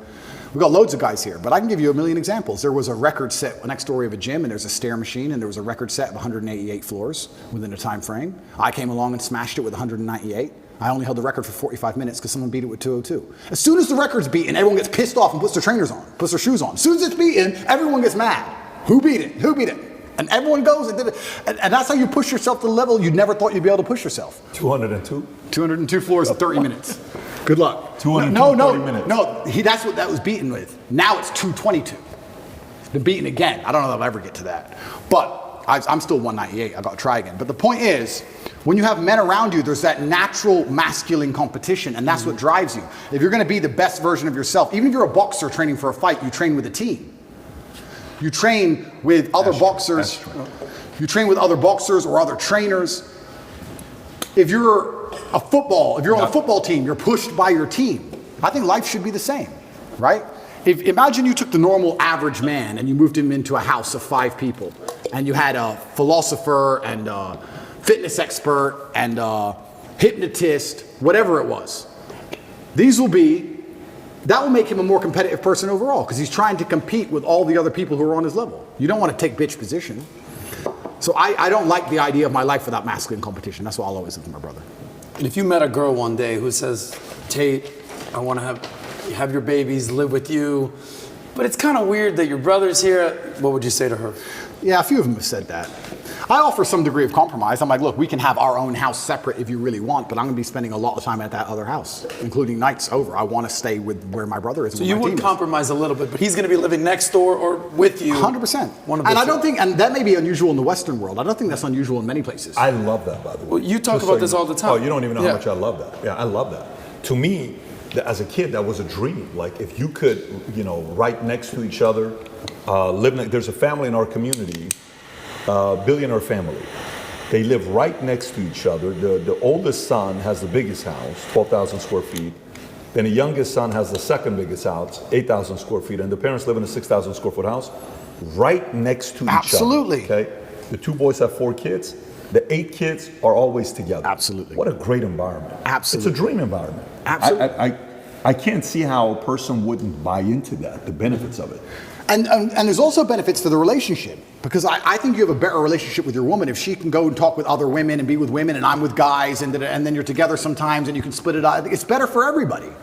This whole idea of just man, woman, boom, child bang, I understand where it's come from. I'm not saying it's all typically bad, but I do think that in those scenarios, there's a lot of men who are particularly miserable, particularly men especially. And the idea of a clan and having that team around you, I love that. I wouldn't live any other way. I love living that way. Well, being born and raised in Miami, there's a lot of Latin culture there. Yep. And, the American friends, they just move out, move on their own. That's what they do. But in Latin culture, the abuela's living in the house, the family's living in there, the women are all kind of congregating together. It's a different world. We can also discuss it financially, right? If you're a man and a woman and you have 3 boys and they're, let's say, traditional, Western, whatever, they all go and pay 3 different rents and they all move in with their girlfriends and everyone's getting wrecked, right? If you all stay together and combine your income, you also do much better financially. This is how a lot of immigrants even survived, especially Muslim immigrants in England. I've heard you tell the story about that. Absolutely, yeah, they all stay together in one big house, they all pool their incomes. You have a bunch of people with average jobs and Ferraris on the drive. And then they buy the house they're in, then they buy another.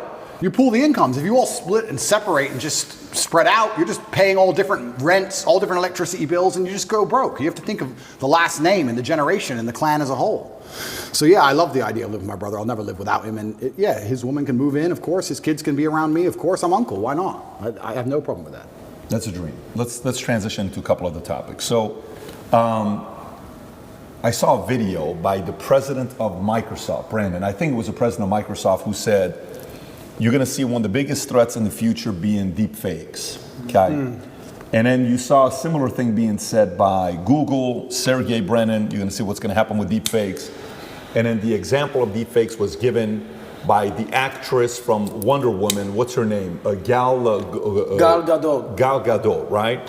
There was a deep fake porn made of her. Then there was a deep fake video made of Trump. Then there's deep fake of Joe Rogan. There's one of Morgan Freeman. Hi, I am not Morgan Freeman. Kind of goes like this. Wow. So the direction we're going with deep fake, right? When it comes down to AI, where do you see the threat? Is that something you think about? Is that something you see as an opportunity, as a threat? And if yes, which part of it? Yeah, that's a really interesting question. Deep fakes are certainly going to change the world, because what we're going to have is we're going to have a post-truth society, and then the only way they're going to be able to tell you what's true or not is some committee which decides what's true and what's a deep fake, and then they're going to be in charge of the world, and then they're going to lie to you, and then you're really in trouble. So that's going to be very interesting. Once you get to the point where, what did I say earlier about not being able to trust your own eyes? They're going to take that away from us soon. Then what? Then you're really in trouble. In regards to AI, I think it has to be adopted. Inside of my school, Hustlers University, we teach AI with absolutely everything. A lot of the images we generate, even on my Twitter account, is all AI. And what's actually scary about the modern world is, I don't consider myself old, I'm 36, but some of the children, I call them children, 17, 18-year-olds inside of my school, Hustlers University, they're AI wizards, and they can do magic with this stuff. Magic. Like, they can literally, genuinely, Andrew Tate on the moon, and the image is generated in seconds. Like artists are going out of business. I thought AI would put truck drivers out of business. Artists are going out of business. Musicians are going out of business. It's kind of scary. I do like to think that with things like AI, there's always going to be some degree of natural separation between the men who are genuinely inventive and killers and the men who are more,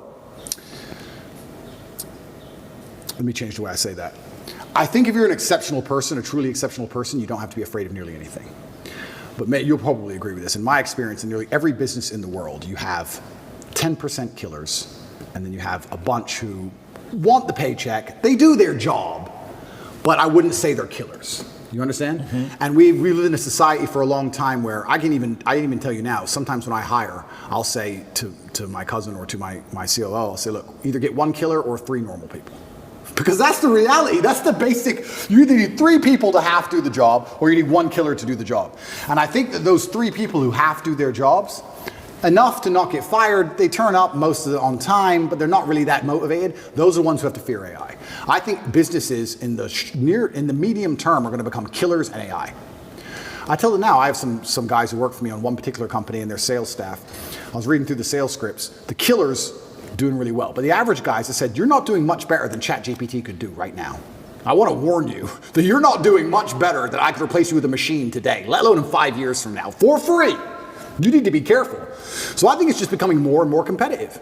The idea that you can just be Joe Schmo, do your job, turn up, I don't try that hard, it's fine. I think that's all going to go out the window, because as the world becomes more competitive, as a company, you have to compete with your competitors, and the only way you're going to be able to do that is just, where do you cut the fat? Where do you cut the slack?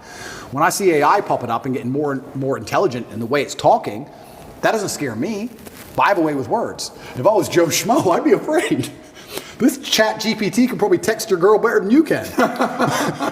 he'll probably get laid faster than you will. That's a little advice for the guys out there right now. Just plug it into your phone. It'll do better than you do. So that's scary, you know? That's hilarious. I think that's what the average man really needs to struggle. And I've been saying, this has been my message for a very long time in all realms. I've said for a very long time that life for the average man is going to get harder and harder. It's becoming more and more competitive. You need to find more and more ways to stand out and be unique. And the only way to really do those things, unfortunately, as a man, is to suffer. And that's one of the reasons I'm kind of glad that God put me in jail, because if you look at anything that builds a man into a man, there's a degree of suffering. It's very hard to become a man and have a man who's respected and has stories and is capable when he only had a nice life and nice experiences. It's usually the things that made you the best version of you are usually the worst things that happen to you. So the demons I carry from jail, the fact that I can't sleep. The fact that I can't sleep, I've had girls say to me, you can't sleep, you need to see a psychiatrist. And I said, absolutely not. I would be furious if a psychiatrist walked in here and took my demons from me. I don't care if they could fix me with a click, they're mine. And they were bestowed to me by God. And they are mine to deal with, and they are mine to fix, because that's how I become a better version of me. I would be furious if someone took them away from me. I'm glad I can't sleep. Good, I can train endlessly. That's why I'm bigger than I've ever been. I'll train I'm not going to waste a minute. But all the demons that have been given to me by God and all the problems that have been given to me by God are mine to fix. I would never, ever allow anybody else to take them from me. I'd be furious. Mm-hmm. If a psychologist came in and said, I could cure you, I'd say, no, thank you. I will cure myself. I don't care if it takes 10 years. I'll cure myself. That's my job. And I know that when that's done, I will be more mentally resilient than I ever would have been without jail. That's the whole point of it, right? So many men say, I want to be the man, but they don't want to suffer, they don't want to fight, and I don't understand why, because even if you look at a superhero movie, they tell you, even in superhero movies, they make it very clear, Batman's parents died, that's why he's Batman. All the bad things have to happen. There's no way to get there without the bad things. I get so many emails from people complaining about their bad things, and I don't have time to reply to any of them, but if I could, I'd say, good luck, congratulations, off you go. Of course she broke your heart. Of course you're sad. Of course you miss her. She's with me now. That's life. That's part of it. That's the only way you're going to get to that level of resilience. You can't become the man any other way. So yeah, I thank God for everything bad that's ever happened to me and all the demons. And I trust that he's not going to give me anything I cannot, in the end, decipher and deal with. In the end, I think it's a puzzle. And you decipher it and you work out the best way to deal with it. And you internalize the good parts. And you become a better and stronger and more resilient person for it. Mm-hmm. So I have to thank God for every single one of them. Well, I mean, you got to go through shit to be the shit. That's basically what it is. And by the way, what you're saying is not a hypothetical. You talk about being the average man. You see this play out on dating apps these days. Have you seen what's happened, especially on Instagram and on all the dating apps, Hinge, Bumble, and out there? The top guys out there are getting 90% of the women, whereas the bottom guys, I think the stats are a third of men under 30 have not been laid in a year. If being average is not acceptable anymore. At all. It's not acceptable anymore, and it's not acceptable in the sexual marketplace, but it's also just not acceptable, I don't think, even in life anymore. Period. You have to diversify now so much to even protect yourself. The idea that you can just be a law-abiding citizen in a country and just work your job and be okay is gone. It's gone. If COVID doesn't prove that, I don't know what will. Yeah. Look at my situation. You have to diversify. You have to be smart enough that you have assets and friends and capability and lawyers and whatever all over the world now. That's the only way to protect yourself. You can't just sit within one jurisdiction and go, oh, well, but I don't speed, so it's going to be okay. I don't think it is. I think it's coming to a point where it's not going to be okay. And AI is going to make it harder and harder, again, for those average men. It's going to be harder and harder. I don't think the exceptional men are ever going to suffer from AI. I think we're going to use AI. Do you think this whole Neuralink that Elon Musk just got the approval for the patent? So now the sale is going to be, look, no matter what you do, John, you will never be like Andrew Tate. Yeah. But if you take this Neuralink GT500/Tate, you're able to get upgraded to his levels and think like him and outthink and do this and do that for only $49,000. If we put this chip in your head, and we'll offer this to you. My mother always says to me, I'm glad I'm not young. And I'm starting to say that now. I'm glad I'm not young. Because I'm telling you, it's going to be scary, right? Because the world is hyper-competitive. Every single thing in the world is competition. I don't think people realize I'm a hyper-competitive person because I understand that every single thing I want, somebody else wants. The girl I want, other people want. The car I want, other people want. The house I want, other people want. The lifestyle, the jet, every single thing you want, somebody else wants. It's a massive competition. As a man, you have two choices. You either accept that as a massive competition and try and play the game, or you just try and pretend it's not a competition and live in perpetual failure. And it's going to become hyper-competitive. The world already is. You're not going to be able to compete with a person with a computer brain. So you're going to have it because you can't compete. Then once you have it, then who knows? Can they turn it off? I don't know. Can they turn you off? I don't know. Can they inject the slave mind programming directly through the chip? I don't know. That's scary. I would never want to do that, but it's going to get to a point where you're not even a person without it. You can't function without it. You're a second-class citizen without it. What happens to competition then, though? What happens to competition then? Is it going to be whoever has access to the best technology, whoever has the most recent upgraded version of XYZ Neuralink chip? Absolutely. It's going to become scary. I'm glad I'm not young. I hope it doesn't happen while I'm alive. I don't know. It's going to be an interesting world. Does it inspire you to want to have more kids, or you're like, that's indifferent? I'm going to have the kids. I'm not worried about that. I think, yeah. I think in the 1700s they're probably saying the same thing. The future's over, and the future ain't that bad. So there'll be a way it will work out. I just have to instill within them the same values I have, and they'll find a way to work it out, and hopefully they'll be okay. PBD, you always say the future looks bright. I mean, you must be concerned. You've got 4 kids. I would have 20 more right now if I could. If I would have 20 more kids, right? I don't know how you feel about it. I'd have 20 more kids right now if I could. Absolutely, absolutely love children. There's nothing bad about having children. The only thing I wish I did is start earlier. It's the only thing. The only thing I wish I did was start well, listen, right now, I don't know if you know, if you need some inspiration, there's this guy named Al Pacino. I saw that. Who had a kid at 82, and his girl was 29 years old, and De Niro had it at 79. Wow. Well, so it's never too late. You're never 36. Too late. If you got the testosterone level of 32, I'm sure you can have 20 more kids. I'll be okay. Politics. Let's talk politics with America. You're seeing what's going on with the election. Mm-hmm. One of the vantage points you have is you're not there. It's kind of like it's your problem. You guys deal with it. Yeah. I'm over here on this side. From your perspective, YouTube comes out. Hey, all the election stuff you guys talked about, that we would ban it and take it down, you guys can talk about it now because we want a balanced argument from both sides. Okay, no problem. Who do you see? What are your thoughts on Trump today, 2024, DeSantis, Biden? How do you see this thing panning out? Politics is so interesting. It's so messy. I mean, obviously, I'm a Trump supporter. I believe in Trump. I like DeSantis and the things he did. I'm not going to choose between Trump or DeSantis. I think if one of them won, if any of them won, it would be fantastic for the world. I think YouTube taking a back step is actually extremely important symbolically. It'd be interesting to see if they keep that up post this election, seeing what happens with this election. That'll be very interesting. But I think it's certainly a massive symbolic step back.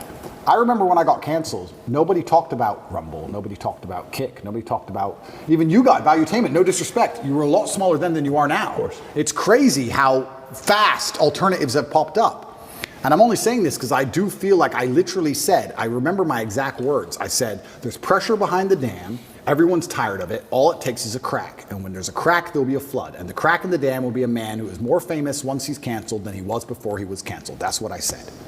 Now they're trying to put me in jail, which is making me more famous again. I'm not saying it's all because of me, but I'm saying there's definitely a public consciousness switch where the arbitrators of truth are having to backstep now.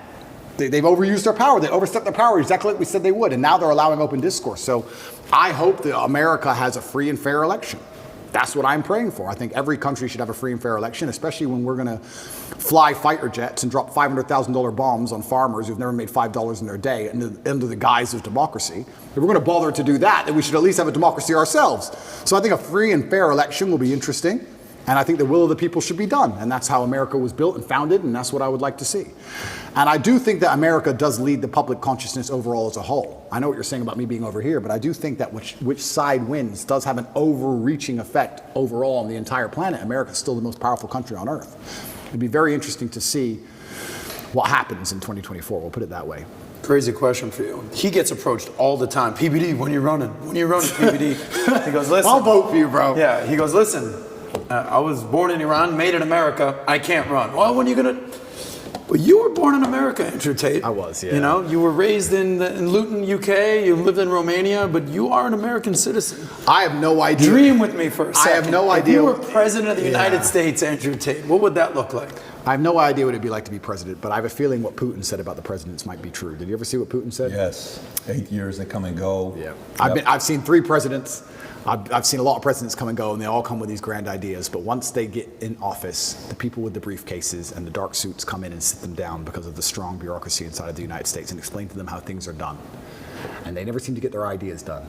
They never seem to do the things they said they were going to do. Do you include Trump in that? I think Trump tried his very best to resist that, and that's why he's in the situation he's in. That's why they're taking him to court for no reason. That's why he was Matrix attacked. I mean, if Trump's, okay, let's cut the guard. I'm going back to jail anyway, probably with this Matrix attack. They're going to try and kill me anyway. They probably are. If Trump's situation isn't a Matrix attack, what is? What did they just hit him with in New York? Some defamation for defending himself against a lie? If that's not a Matrix attack, tell me what is possibly else. Anyone who's sitting out here who actually truly believes that the Matrix doesn't exist has no idea how the world works. The media machine and the legal system work hand in hand to try and slander people's name and convince the populace enough that they're guilty so there's no revolt, so they can hit them with a guilty plea. They've already decided before all of it. It's all a plan. This many months of negative news, they won't hit him with this, we'll get him guilty for this, and with this many months of negative news, the populace will probably swallow it. It's garbage. It's a Matrix attack from head to toe. How much do you see yourself in Trump? And to use your words, first they try to cancel you, he was canceled. Yeah. Then they try to throw you in jail, he's dealing with lawsuits. Yeah. Lastly, they try to put a bullet in your head. Well, Trump's lucky because he's a bit older. So Trump, they'll try and outlast him. They'll wait. My problem is I'm a bit young, you know?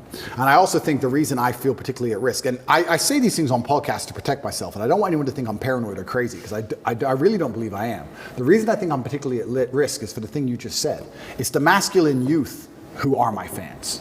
It's the 11-year-olds, 12-year-olds, 15-year-olds, 16-year-olds. They are the future of the world. They're the people you want to go and die in a ditch. They're the soldiers you need. Those are the people you need psyoped. You need them psyoped. You can't have a bunch of men who aren't psyoped. Mm-hmm. That's when you lose control of everything, when the men don't listen anymore. And they're all listening to me. And I'm teaching them things like God, religion, personal responsibility, accountability, discipline. And everyone's saying, well, why are they attacking Andrew for just telling the truth and making me go to the gym? Because when you have these things, when you have accountability and discipline and personal responsibility, you have a barrier, you have a parameter, you have a no, you have a limit. They don't want you to have a limit. None of the men are allowed limits. We must accept whatever we are given from our relationship with our woman, from the government, from our job. We're just the slaves. We're the backbone of the tax bracket. We just have to shut up and pay our taxes. As soon as we have limits, they have a problem. That's why they dislike the things I teach. What do I really say? What do I really teach young kids that's genuine dangerous? What do I say? Go to the gym, stick up for yourself? Stick up for yourself, go to the gym, you're allowed an opinion. Educate yourself, be smart, work hard. Believe in things. Believe in yourself. Have friends. Have strong friends around you. Don't listen to dishonest men or dishonest women. It's not misogynistic to say dishonest people. Non-gendered should be anywhere near you. You should have standards for who's your friend. Standards for who you have relationships with romantically. Whether you're gay or straight. You should have standards. Telling men to have standards is now wrong think. Because as soon as men have standards, they lose control. They don't want any man to have any standard on anything. They want to come along and say, no, you need the 8th injection. Take it. That's all they want. I think that's the saddest thing that's happened to you, is because anybody that listens to your long form content, not 60 seconds on TikTok, fully understands that you're an advocate for male self-improvement. Absolutely. Get out of depression, work your ass off, be coachable, make money, get women, enjoy the finer things in life. But they will take the little things you say and label you a misogynist, label you a chauvinist, and that's the tip of the iceberg of minor things you say when you really are a male advocate. It's weaponized virtue. But also, you can't have an opinion on any kind of differences or differentiation without them now calling you a misogynist. If I believe a woman is better at raising young children than a man, I would never drop my child off to a nursery run by men. I think that would be weird. I would never take my 2 or 3 year old girl and drop her off in a nursery which was male run. I would only bring her to a nursery which is female. Nor would you hire a babysitter that's a boy. Neither. Never. Do I hate men? No. Like, I just believe that in war a man should go, and raising children, maybe perhaps women should go. I just believe in the same things that everybody believed in 10 years ago. The world has gone nuts. 10 years ago, everything I'm saying was standardized and accepted and normal. And they're taking this misogynist garbage and weaponizing the virtue and trying to attack me with it, and they don't even believe in it. It's truly upsetting, but I just can't be quiet because I don't know how. I couldn't live as anyone else other than me. I couldn't live as a man who wasn't trying to be his best self. Let's stay on this. So you said president, then you brought in Putin. Yeah. So then that discourages for somebody to think they can make real change. Okay. So 2 questions. One, if you are the president today, I'm sure you've thought about it. Yeah. What policies would you attack? Right now in America, I watched RFK. I don't know if you listened to the recording yesterday. I've heard. Yeah. What he said about the angle he would take with pharma, he says, all these things we're talking about guns. He says, how is it that we have the same amount of guns as Switzerland does per capita, but Switzerland hasn't had a school shooting in 21 years. We had it 21 hours ago, and we just had one last night, by the way, big one. I don't know, in Virginia, I want to say, right? 7 people shot. Yeah, 7 people shot just yesterday, right? Every day there's something. Every day, you're talking about fentanyl, you're talking about the drugs, you're talking about LGBTQ, you're talking about military-industrial complex, economy, taxes. What would be top 3 issues you would attack if you were president today? And that's so interesting because before I answer that question, that ties back into what we were saying earlier about men's mental health. They pretend they give a shit about men's mental health. But if you come along and actually advocate and tell men how to be happier. I've been a sad man and a happy man. I am a man. I know exactly how it feels on all ranges of emotion. And I'll be honest with you right now. When a man is sad, there is an inclination towards aggression. That's how we're born. That's how we're evolved. We're evolved with that inclination towards aggression. We need that to protect and provide. That's who we are. We need that bravery. But having a bunch of depressed, sad men who have no emotional control is dangerous for society. I say this all the time. They try and pretend that I'm somehow dangerous for society by telling men to stand up for themselves and be masculine. Absolutely not, really not. When you tell a man to have no emotional control and be more feminine, that's a school shooter. A school shooter is not a man with masculine accountability. He's a man who's told, act how you feel all the time. Then he gets picked on for long enough. Throw on some drugs on top his psychiatrist gave him, throw in a lack of a girlfriend, and he's had enough. That's where school shooting comes from. School shooting does not come from men being masculine. It comes from the absolute opposite of these things, and they know this. They know this very, very well. To fix society, we have to fix that at the most base level, the root level. I think America and most countries need more transparency and understanding of how things work. But when they're attacking the family unit, they're attacking all of these issues. Every issue you've just labeled all starts back down to the beginning.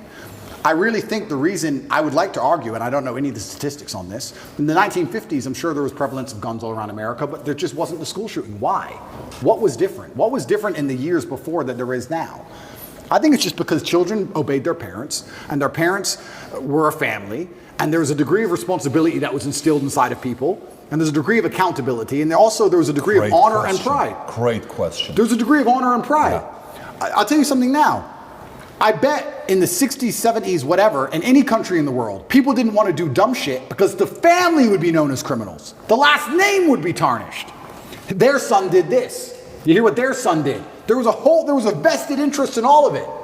Now you have a school shooter who's going to go out there, be a piece of shit and kill people, and then their parents are on TV, well, yeah, he was failed by the system. They don't even feel any shame. It's unbelievable. If one of my children or someone close to me did something that heinous, I would be disgusted. I would apologize just for the name alone. There's no honor left. There's no pride left in the name. And this is what happens when you remove honor and pride from people. If you have no honor and no pride, nothing really matters. What matters anyway? It doesn't matter if you're out of shape. It doesn't matter if your kid's a piece of shit and a criminal. Nothing matters without honor and pride. And this is done on absolutely every level. I said this to Tristan the other day. I was actually saying, we were driving, well, the other day, long time ago. I haven't left the house in a while. We were driving and I said, even on the most base level, I said, every building is ugly. Have you noticed that every new building is ugly? It's ugly. Tristan goes, yeah, it's all the same glass, big square, ugly building. In the 1400s, we built these ornate, gorgeous buildings. And now everything's ugly. Why is that? And well, I'll tell you why it is. It's because they don't want you to have any intrinsic attachment to a specific place. If all the buildings are beautiful in a specific town, you have intrinsic attachment to that town. You care about that town. You want good things for that town. You'll protect that town. You'll defend that town. What is that? That's a barrier. That's a parameter. If everything looks the same all the time, you'll just move. Who cares? Oh, they've messed up San Fran. Who cares? I'll just move somewhere else. Let's move somewhere else. It's all the same. Globalism doesn't matter. It's all the same. Buildings in Berlin and New York, they all look the same. Where's all the beauty gone? When there's beauty, you have an attachment to that beauty. They want to remove all your attachments from everything. Even now, when they try and psyop you into, let's say, the way that models all look different than they used to before, right? Models all look different. Victoria's Secret. Yeah, and I was arguing this point, and someone's saying, oh, but that's because you have Eurocentric beauty standards. I said, no. I'm going to correct you, because I know you think you sound smart using the word Eurocentric, and I'm going to correct you because you're a dumbass. Let me tell you what beauty standards are. Beauty standards, by definition, for something to be beautiful, has to at least be unique. If everything is beautiful, then it's not beautiful. If everything's beautiful, then it's standardized. For you to take a model who looks the way they look without any effort at all, and they look like most out of shape, uninteresting people on the street, you cannot call that beautiful because it's standardized, you can see it everywhere. Beauty means it must have been difficult to obtain. Whether it's a building, it's difficult to make because it's ornate, or a woman who's trained really hard to have a beautiful figure, that is difficult. Difficulty and beauty are linked. You can't have beauty without difficulty. You cannot show me another model and tell me that my Eurocentric beauty standards are saying she isn't hot, because that's not why. She isn't hot because she's made no effort. She hasn't tried. That's why. And they're doing this with everything. Everything is ugly. Nothing has a standard. Nobody has to try for anything. No parameter. No baseline belief of what's true and what's false. Everything's subjective. Your truth. No, there's the truth. There's no such thing as your truth. And this is an attack on every single level. They're assaulting us from everywhere. Even the buildings they build are assaulting you, so you can't even just drive through a town and go, wow, look how much energy has been put into this place. I love this place. I will not allow them to do it to this place. Now it's just like, we can move there. Let's move there. It's all the same anyway. It's all a Starbucks on the corner and a 7-Eleven. Who cares? It's all the same. Why fight? Why fight for any of it? It's all done purposefully. I'm telling you, call me a conspiracy theorist, call me crazy. I don't understand why an architect would now decide, who hires an architect? I'm going to build a building. Let me hire an architect to come up with the same sketch of the same bullshit building, which is already existing everywhere. How much did I pay him? Yeah, what we're going to do is we're going to build a skyscraper made of grass that looks like every other one. Is that it? We did all this 600 years ago. We built cathedrals, and now we build this crap? Why? Everything is on purpose. It's all a psyop. It's all a psyop. When they're putting these models on there, the psyop is you don't have to try. You don't have to try at anything. Don't try. Doesn't matter. Just don't try. Wait for the government. We'll give you some food stamps. You'll be okay. It's participation trophy. It's slavery. It's slavery. When you need to do every single thing they say to eat, that's their end goal. That's what they want. It's slavery. They don't want you trying anything. Even going to the gym today is an act of rebellion. Even being in good physical condition is an act of rebellion. If I put up a photo of me and I'm in good physical shape, there are people who write underneath it, oh, you're dumb, you train so dumb. They insult you for it. Like, you're a bad person because you have standards for yourself. That's the level of bug man they want to get you to. Of course, these people will give up meat and eat the bugs and live in the pod. Of course they will. They have no standards. They have no self-respect, no standards. Of course they can live in an ugly building, a big, ugly matrix pod. That's all they want. Is it somebody has to sell you on that? Or is it going back to conditioning?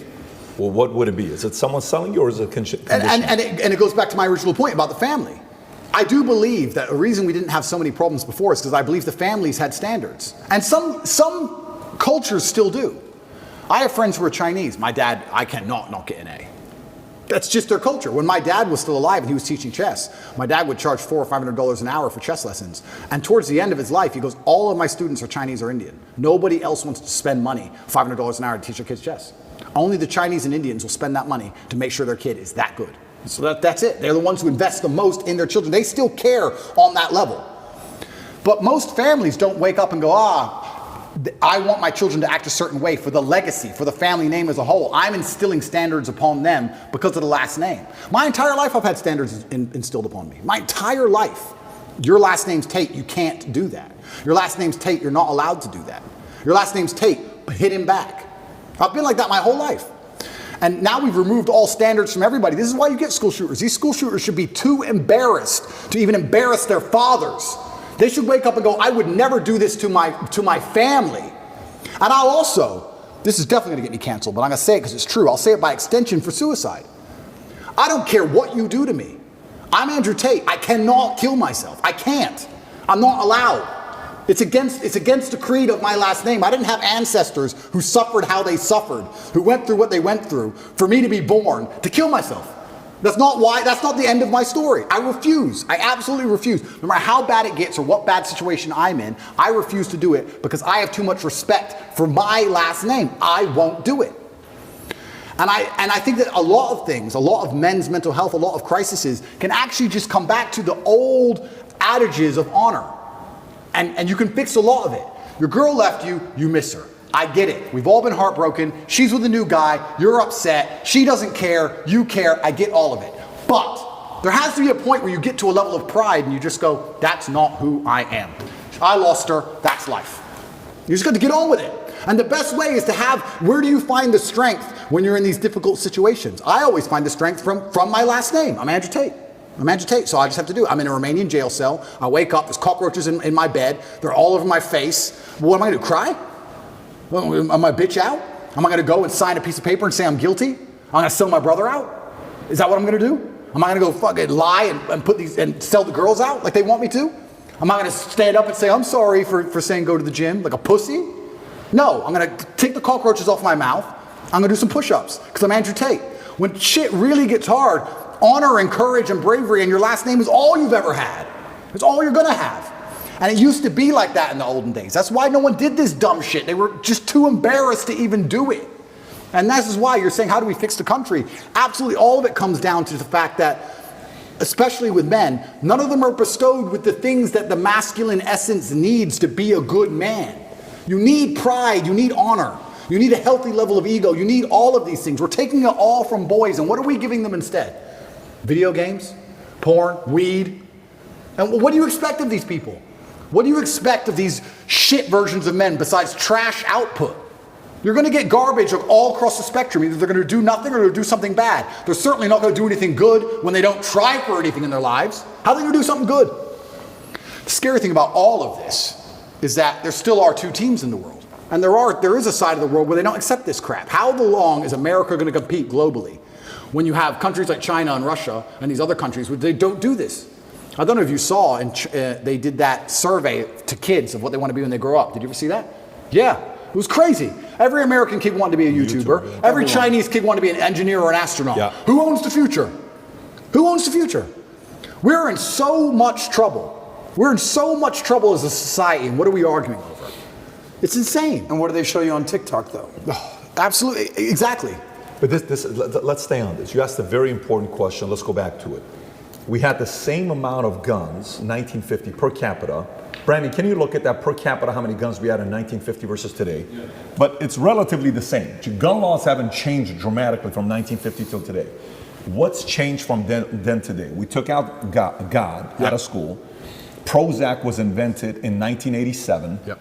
The law to legalize advertising drugs, big pharma, in America was 1985. It's only 2 countries in the world that can advertise, us and New Zealand. Crazy. So you got God, you got Prozac, you got big pharma advertising, you got the LGBTQ movement that's taking place. You got all of that taking place to where we are today. So when you're talking about guns, what has changed? It's not the guns that's changed. Society has changed. Standards have changed. Completely. So how do you fix that? So if that is the biggest problem you're selling, yep. Number one, here's a problem. Let me sell you why this is the problem. Okay, the people are like, you're right, I'm buying it. Give us a solution. What's the solution? Yeah, I think the solution comes back down to family values, and that's a very difficult question to answer because it's across the entire spectrum, right? I do feel like it's almost a race to the bottom for men and women now in the modern society. I don't think women are being very good women. I don't think men are being very good men. And I think both of that is accelerating against each other, and it's a race to the bottom. How do you fix that? It's difficult. It's hard. And I still think one of the easiest ways to do that is God. I think if you bring back some degree of morality and some degree of standard to both sexes, that I think things will start to get better. I can tell you right now, they talk about why does men not want to get married anymore. Men don't want to get married anymore. They come up with all these elaborate reasons. The main reason men don't want to get married anymore is because their girlfriend was with me for free. So why are they going to marry her? That's the bottom line of it. Why would you, a white dress means virgin. Marry who? A girl from the club who your friends have been with? Do you want to marry her? Like when you remove all of the morality from life, you just end up in a scenario where the only possible logical move is to act without morals. Game theory, right? We sit there and we analyze things logically. If you're going to be, if all the women you meet are immoral, how are you going to act? Well, you act morally, you get wrecked. So how do you act? Immorally. It's a race to the bottom. We have to fix society as a whole, and it comes down to even the most basic things like female promiscuity, the most basic things like men sticking up for their last name, the most basic things like men having to be too honorable and too proud to be out of shape or be poor or not take care of a woman. I'm not just talking about women, I'm talking about men. Any woman who's with me, her life is fixed. That is my job. I'm Andrew Tate. I would be embarrassed to have a girl say, I'm Andrew Tate's girlfriend and have to work her job, unless she wanted to. She can do anything she wants. She's my chick. You can have anything. You run the world now. You're with the top G. Anything you want is mine. I'll take care of you in every single way, but you must take care of me. I take care of you financially and physically. You must protect me spiritually. You must do your job. It's a race to the bottom on both sides. And when you have two genders racing to the bottom and then a child is born, what do we expect from this child? Who's raising the child? The school, the TV, the internet? You trust these people? Look what they're injecting into them. So another thing that's very interesting, you talk about the 1950s, another thing that was different. In the 1950s, parents raised their kids. Who raises kids nowadays? School, internet, Twitch. How much time do you spend talking to your child compared to the programming they get from the Matrix? You're losing in terms of pure minutes. You're losing. You can't even control what your child sees in school anymore. You don't even know. And when you find out they do what they did in California, they're like, what? Most people don't even know this. You have children 15 years old, I've seen it on YouTube, arguing with their own parents, disagreeing with their own parents. The whole point of having children is to instill your values in them. I want my sons to be Emory Andrew Tate. They must think and act and be like me. And for someone, I've had people say to me, what if they're not? If they're not, they're not. That's fine. But the whole point of me having them was my lineage. That's the whole point of me suffering to raise them was my lineage. Why would I raise them to be anything other than what I believe I should be and they should be? That's the whole point of it, and I'm proud of that. I'm not going to sit and apologize for wanting my sons to be Tates. I'm not going to apologize for it. I don't care what the school wants them to believe. They believe what I want them to believe because they are mine. But all of that's gone. So then we also talk about what's different between the 1950s and today. These kids are being raised by people who aren't their parents, and whoever's raising them clearly ain't teaching them anything good. It's teaching them, if you feel, act how you feel. You can't tell men that. It's dangerous. You can't tell men to act how they feel. You can't tell men to not have emotional control. You can't tell men to cry anytime they want. Because men don't just cry sad, they cry angry. They cry very angry. You don't want that. You have to teach them stoicism. You have to teach them all of these things. And it's all gone. So, okay, so let's stay on this. This is actually a very interesting topic we're in, from 1950s till today. So you're saying, if somebody is a Tate, if somebody is my wife, if somebody is my son, you're going to be doing this. I'm not going to let a teacher X, Y, Z. Okay. Well, 85, 90% of America doesn't have the money to be able to Correct. put them in a private school. Correct. Where right now is June. If you go on YouTube or Twitter and look at Pride Month, everywhere kids are coming to school. Parents, teachers got these Pride stuff going on all over the place. Parents are like, look, I'd love to put them in a private school, but even some private schools are doing it right now. In Florida, there is a private school. It's known one of the best private schools out there. You know which one I'm talking about? I won't mention it. Starts with the letter P. People should know what it is, but they all know what I'm talking about. We have a party at our house, okay? And baseball. My son, so he's got a baseball. All the players are their parents. I'm talking to the parents. So, hey, meet one of the girls. So, what school do you go to? Oh, well, I was going to such and such school, but I'm going to such and such school. Oh, really? Tell me why. The dad's like, yeah, it's just, reasons. He gets uncomfortable. Yeah. I said, no, really, tell me why. I'm curious. Well, I don't really want to get into it. I said, are you uncomfortable because it's political reasons? Well, yes. I said, well, let's just say you're safe to say it here. Yeah. He says, am I fully safe? Yeah. I said, what do I need to tell you for you to know you're fully safe? You're fully safe with us because you know my position. Yeah. He says, fair. He says, we took him out because they started asking my daughter to do XYZ with pride, to write on this, and she wrote a letter, a paper that was opposing the opinion, and she failed the class because her opinion didn't match whatever they were saying, and boom. Now, so I said, what's going on with that private school? That school's 50 grand a year per kid, the one that's grooming. 50 grand a year per kid. Yep. There's an exodus from this school to go to other schools. So one, some parents don't have the option, Andrew, to say, you and I are not worried about it. I'm not worried about it, but the people I'm leading, they're worried about it. Absolutely. How do you fix it if you're that person without the resources you got? And that's another thing that's difficult, because I have two answers to this question. I have the arrogant answer, not the answer that I believe I think is I know helpful. the arrogant one, but give both of them. I'll give both. Yeah. The one I actually believe is helpful. This is where I think things like we discussed earlier, like the Klan comes into effect, right? Imagine you had 18 kids from 6 or 7 parents, groups of parents, and everyone's living together. The family unit, the energy and the ethos and the merits of that particular clan is going to be so much stronger and difficult for the matrix to penetrate and break. Their best friends are the people they live with. The kids live with the other kids who believe the same as them. The parents all agree. When you're a clan, you're far more difficult to attack and assault.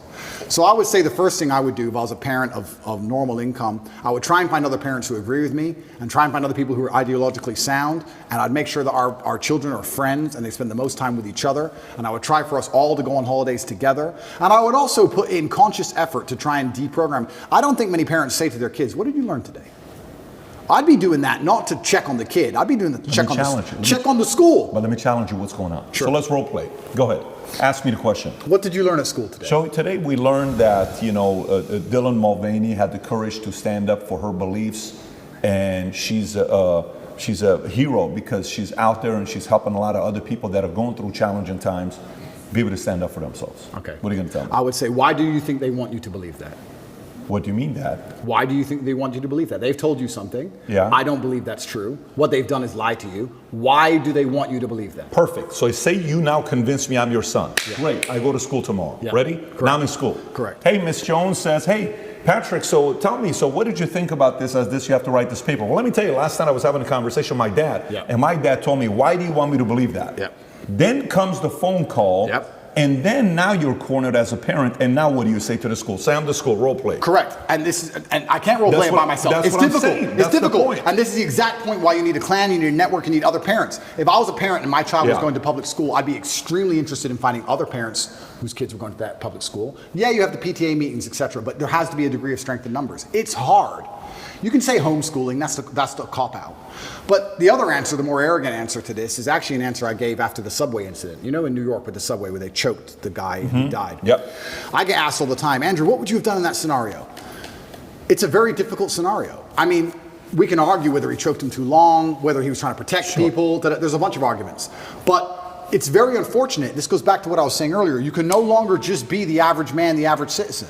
I insulate myself from so many problems with money. I know this is a terrible thing to say and people aren't going to like hearing it, but it's true. I never have to worry about some garbage on the subway. I never have to worry about, do I stand up and defend this woman or allow her to get attacked because they're going to put me in jail? I never have to worry about some fight on a plane because the ticket was $40. I never have to worry about my kid going and learn something they don't want to learn. I don't have to worry about any of this because money protects me, right? So when I say this, like if I have a girl and she's saying, all you do is work, you need to be a dad too. I'm being a dad by being rich. That's me being a dad. That's how I protect you all. I'll work 18 hours a day every single day. That's me being a dad more than almost anything, because that's how I protect you and everybody else from all this insanity. It's the only way to do it, because you need to be flexible. We're fully on the same page. I'm on the same page as you. I also want to make the money, so I get to pick and choose. Yeah. What I'm talking about is a message, because the reality is not everybody is going to go out there and make the Correct. 10 a month or Correct. whatever you make. It's just not going to happen. Correct. The market's not set up that way. Correct. Quite frankly, not everybody brings that kind of value to the market. Correct. To garner that kind of pay. You know that, I know that. Correct. Okay, how can you and I help the audience that is sitting there, great citizens, Yep. net positive. Yep. They take their kids to church on Sundays. Yep. They work their butts out. They're doing their best to keep their marriage together as hard as it is. Yep. They're paying the bills for the kids. They're making 80 grand, 120 household income. Yep. They can't talk like you and I. You're right. What do they do? You're right. Let's give them the solution. You're right. So if I was them, here's what I would do. I would make sure that my family had core parameters and core beliefs that we believed in, and I would fact check everything my child was told against those core parameters and core beliefs. So let's say one of our core parameters and core beliefs was hard work. We believed in hard work and dedication. When they came home and told me something about body shaming or the fact that models can change, I'd say, does that agree with the beliefs and the merits that this family has decided we're going to operate under? Yes or no? I would have a framework, I would have a gate which ideas have to penetrate through. Every idea has to be fact checked against a gate, a parameters of set values that was stuck to my last name. Honor, courage, discipline, hard work, whatever those parameters are. And I'd say to my child every day, what did you learn in school? I'd listen to it and I'd say, does that align with our value on this? And also, I'd make this very clear, because this was done to me as a child. I'd make it very clear to my children that they're exceptional. I think every single person is exceptional for different reasons. We talk about normal children, normal families. That doesn't mean they're not an exceptional individual. They can still be an exceptional person. Totally. Who knows what they might become? Sure. I'd say you're an exceptional. You don't believe what everyone else in that school is told to believe just because it is said. You're an exceptional person, and we have a framework we operate under because your last name is X, and our framework is this. Does that align with hard work and dedication? No, it doesn't. Why are they trying to tell you that? Because they're trying to attack the framework which you need to be successful.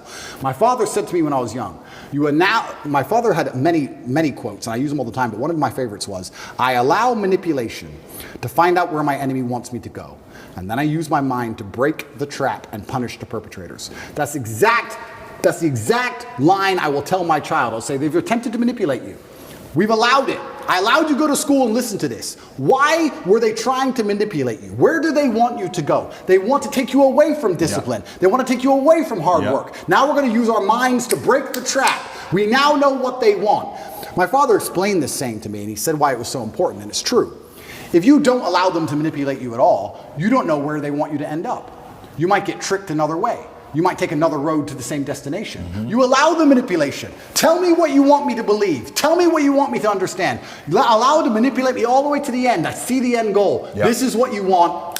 No.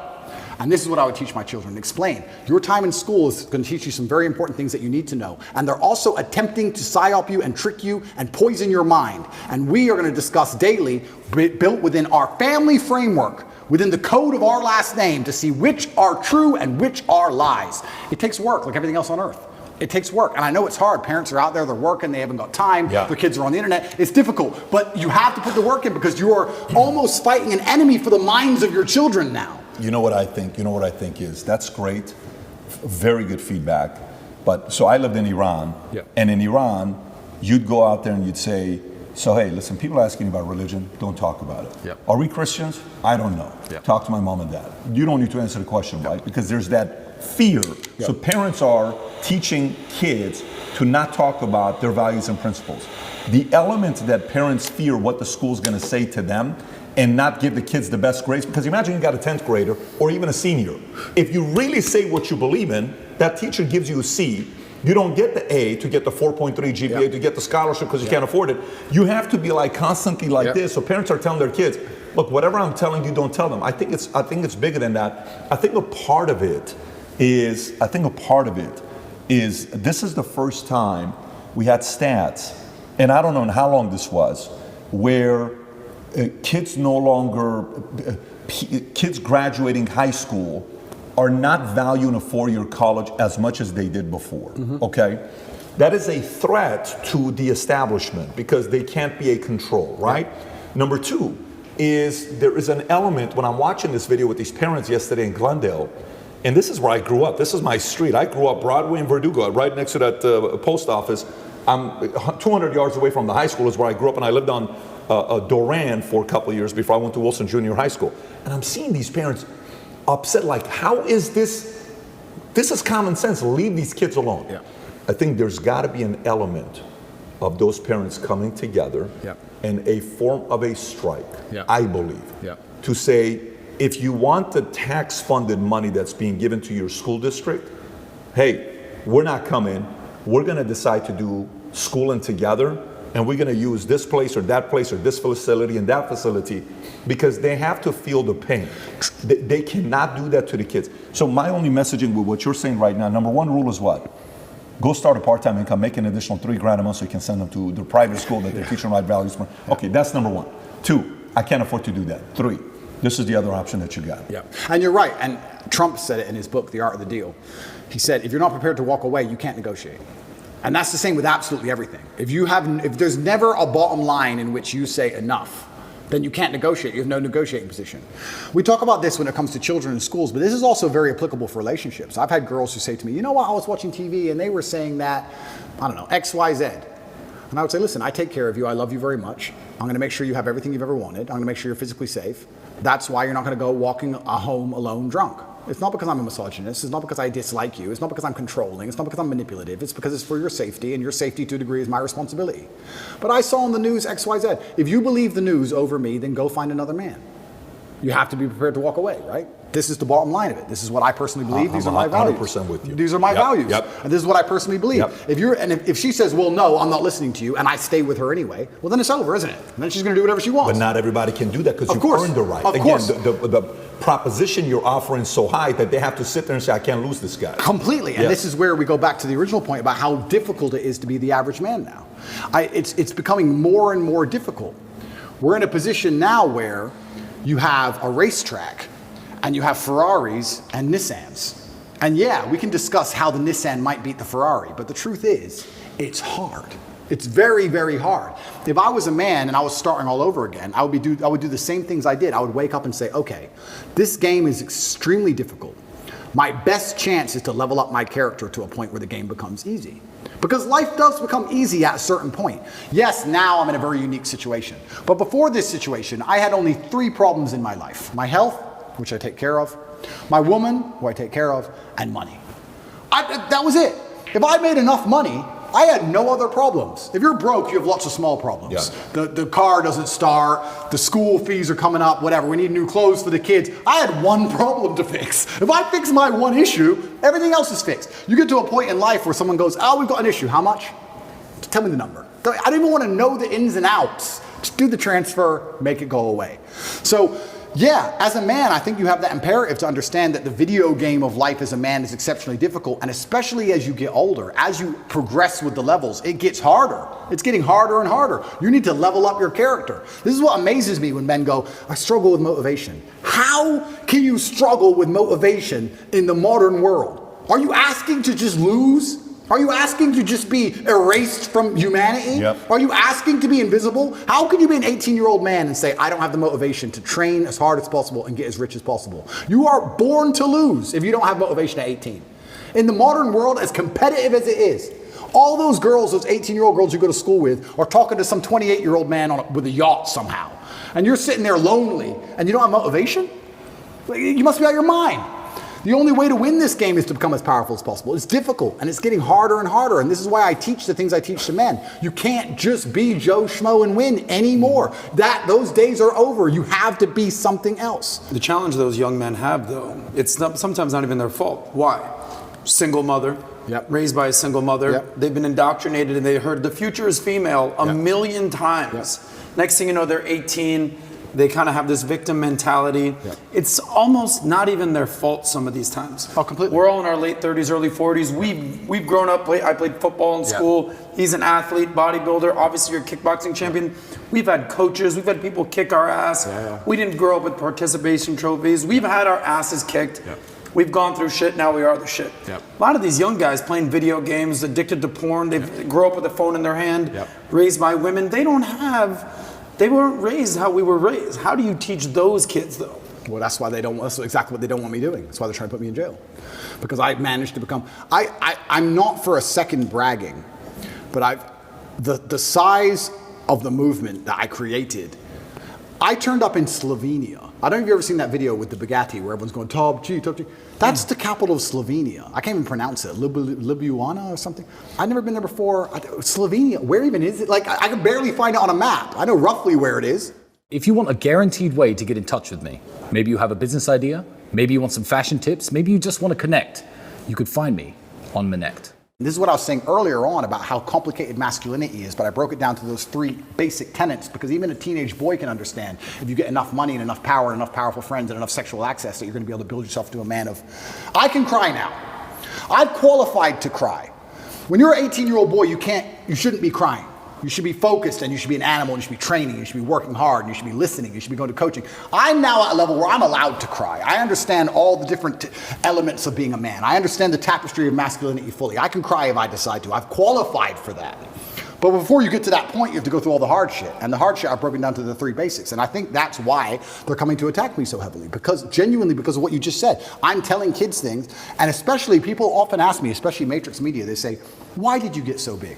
Because I'm telling the truth. I'm telling the truth, which every man knows is intrinsically true in his heart, because God has instilled him with a basic degree of morality of right and wrong. I'm saying things to a 17-year-old boy, and he's going, he makes sense. I get it. Everything I was told so far just didn't quite click, but this does. And that's what they're so scared of. And I agree with you. You're completely right. And this goes back to, once again, we were saying about last names, family values. The number of times I was told I couldn't do something because of my last name, I think that was my whole childhood. My whole childhood is, well, you're a Tate. Dad, I got an A. Of course, you're a Tate. It was just like, duh. Of course you got an A. But what else are you going to get, a B? What, are you a dummy? That's who I was my whole life. I had standards exacted on me. And I've even heard like psychologists, I have a big problem with psychologists. I don't like them as a whole. I'll tell you some of my scenarios. I've had conversations with psychologists. There's a couple good ones, but there's a lot of them who I don't like. And their ideas, oh, you raise children, don't put standards on, don't put pressure on them. How are they going to perform without pressure? Do you have pressure to perform in your business? Because I certainly do. I certainly do. Pressure makes diamonds. You think I didn't have pressure to perform when I sat down with the BBC and they tried to set me up? You think I didn't realize instantly? Okay, war. She's ready. You think there's no pressure? You think there's no pressure when they try and stab you to death? There's no pressure in life. You're going to raise a child and say, give him no pressure, give him no standards, so he can just be a kid. And what's he going to mold into? Absolutely and utterly not. Life is pressure, especially as a man. You need to have these exacting standards. That's how it is. My whole life was a pressure to perform to my last name. That's all it's ever been. I don't know how anyone's raised any other way. So yeah, it's crazy. It's a very difficult problem to fix. I agree with you. It's a very difficult problem to fix. But I think it starts with baseline things. And this is also why I feel like I have such a duty to act. I'll give you an example. If I could lie right now for $10 million and nobody would find out, nobody, I still couldn't do it. Because God would know and he'd punish me sooner or later. I really, truly believe that I would pay the price for that lie. I truly believe it. I think if you're a man and you're growing up and you're saying, how do I act? What do I do in this scenario? What would God want you to do? Tell the truth. You'd be amazed how far just telling the truth will get you. In any situation, I can give you benign situations that don't even matter. Your girlfriend caught you. Oh, and no, and I barely know her. Just say, yes, sorry. I love you. I'd love to stay together. But you did this. Sorry. I'm leaving. Okay, goodbye. Next day she's back. You just tell the truth. It could have gone on for weeks. She could have kept spying. She could have called the girl. All this drama. Just sometimes in life, you just man up and tell the truth. That's why in my current scenario, and I was saying earlier, I think that's the only way you're free, by the way. Completely. Only way you're Truth free. shall set you free. It shall set you free. When I was saying earlier, the incompetence of my enemies is scaring me, and I don't know exactly what to do. All I can do is just tell the truth all the time. I'm going to tell the truth all the time. I'm going to say what I mean and mean what I say, and I'm going to tell the truth, and that's who I'm going to be. That's what I think is the best thing for me to do in the current scenario. But we're not even instilling that in children anymore. We're not even telling children how important it is to not lie. Well, but that's also part of what you're talking about. I want to show you the stat because the guy sent it to me. And then we'll put this for the audience to see as well. Percentage of gun ownership from 1972 till today. Same thing. Exactly the same. If you look at the numbers, pretty much the same thing. So what's been the biggest difference is a lot of these things that we just talked about. By the way, that question you asked from 1950 till today, the candidate that's talking about this, again, I went back to politics, RFK is talking about this. Yeah. And I think it's a very important thing to talk about because it's making people go research and see for themselves and to ask the question, what really did change? Completely. We've had this all the time. Completely. What became legal? Why are we adding all these pharmaceuticals to, kiss the Tate? What else would it be outside of that? So that was the foundation, which I agree with you. Household values, principles, kids, men, raising them better. Yeah. What else would you see as a challenge from an outside? And then I got part two of the question for you. Yeah, it's anything else where you say, XYZ would also, by the way, I love the way you say Nissan and status. I just love the way you pronounce those two words, man. For a second you said Nissan, I'm like, what is Nissan? And then I realized what you're talking about. Well, I remember when I was young, other people's parents would tell me off. Do you remember that? Did you ever get that Yeah, when you were young? of course. Other people's parents Yeah. would come up and like, Yeah. you better not. Random adults would just tell me Yeah. off. I was scared of every grown-up. Every grown-up had a degree of authority. Just random adults. We can't do that anymore. There was just a degree of community that's certainly not really lost. And asking me how to bring it back is difficult. It's very hard. And that's one of the reasons why I've become so religious recently, because I think that God is definitely part of that. And that's also the reason I want to live in the clan I live in. That's why it is. My brother can tell my kids off, no problem. If I came home and Tristan's like, I had to scream it all, I'll be like, good. I trust him in his judgment. Good. Scream at them then. Good. They're children. Also, sometimes, you know what? Kids need to be yelled at sometimes. Why not yell at them? What are they going to do? So life's hard. Life's hard. The way we pander and baby children, especially, is insane. I was talking about this the other day. I was talking about how I have a pet peeve, and one of my pet peeves is painkillers. And I was being typical me, and I was going over the top. But I was saying, I was not arguing, I was discussing with this guy. This guy said, have you got any aspirin? I said, there's no aspirin in my house. And he said, why? I said, brother, you are not facing 1% of the life difficulties I am facing. Think about it. No government's trying to lock you up. The Matrix isn't after you. They're not trying to frame you. Nobody wants you dead. When God finally gives you a tiny headache to give you something to show you're half a man, a little bit of resilience, you pussy out and take an aspirin. Can't you just have a headache? Just have a headache. And not only just have a headache and don't mention it, because I don't care. So don't even talk about it. Nobody needs to know. Just have a headache and be quiet. I have a headache, Twitter. Yeah. What do you want? Do you want therapy? You want sympathy? Nobody cares you have a headache. Shut up. It kind of goes back into my original conversation when I was saying I don't like psychotherapists and all their garbage, because they're constantly, I don't believe in, I've had conversations with therapists a few times, and my biggest detractors and enemies say, you need to talk to a therapist. The last conversation I had with a therapist didn't go very well. I said I didn't believe in most of their field and that it was garbage. And she said, why? And I said, because there are some boys who don't drink alcohol because their dad was an alcoholic, and there are some boys who are alcoholics because their dad was an alcoholic. You have the same scenario and different outcomes. So I don't believe in it. And she said, well, no, it's not an exact science, but we have generalized rules that we can follow that lead to patterns of behavior. I said, but I'm not a generalized person. I'm an exceptional person. So everything you've learned and everyone you've ever spoken to and everything in your books does not apply to me, because I'm exceptional and I'm smarter than you and I've done things you could never do, and I'm a world champion athlete and I'm richer than you'll ever be. So nothing you know can possibly apply to my mindset. So why are we sitting here talking? What was the reaction? She just wrote things down on a piece of paper. Probably called me an arrogant piece of shit. Probably said don't like this guy. Complete narcissist, Yeah, 100%, egomaniac, 100%. Who knows what's going on But here. I'm right. Yeah. There's nothing you've learned in your You are book that exceptional. applies to people. It doesn't apply to me. It doesn't apply to me. So I don't want to hear it. Don't care. Don't care. And this whole idea, this goes back to the thing about painkillers. That's something I didn't just make up. That's from my dad.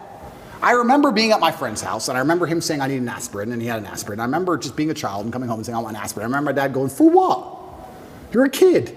Shut up. No, you're not popping pills. And I remember my mother going, it's only an aspirin. No, there's nothing wrong with you. Your body is going to go through the same damage it's suffering, if any at all, whether you feel the pain or not. Man up, get over it. It comes down to the details. It's like if you're a professional fighter and you get to a certain level, your coach, once you've been training for 10 years, your coach is honing you on the details. It's the tiniest details that make you a predator. The tiny things. Mayweather does 1% better than the guy he beats. It's the tiny details.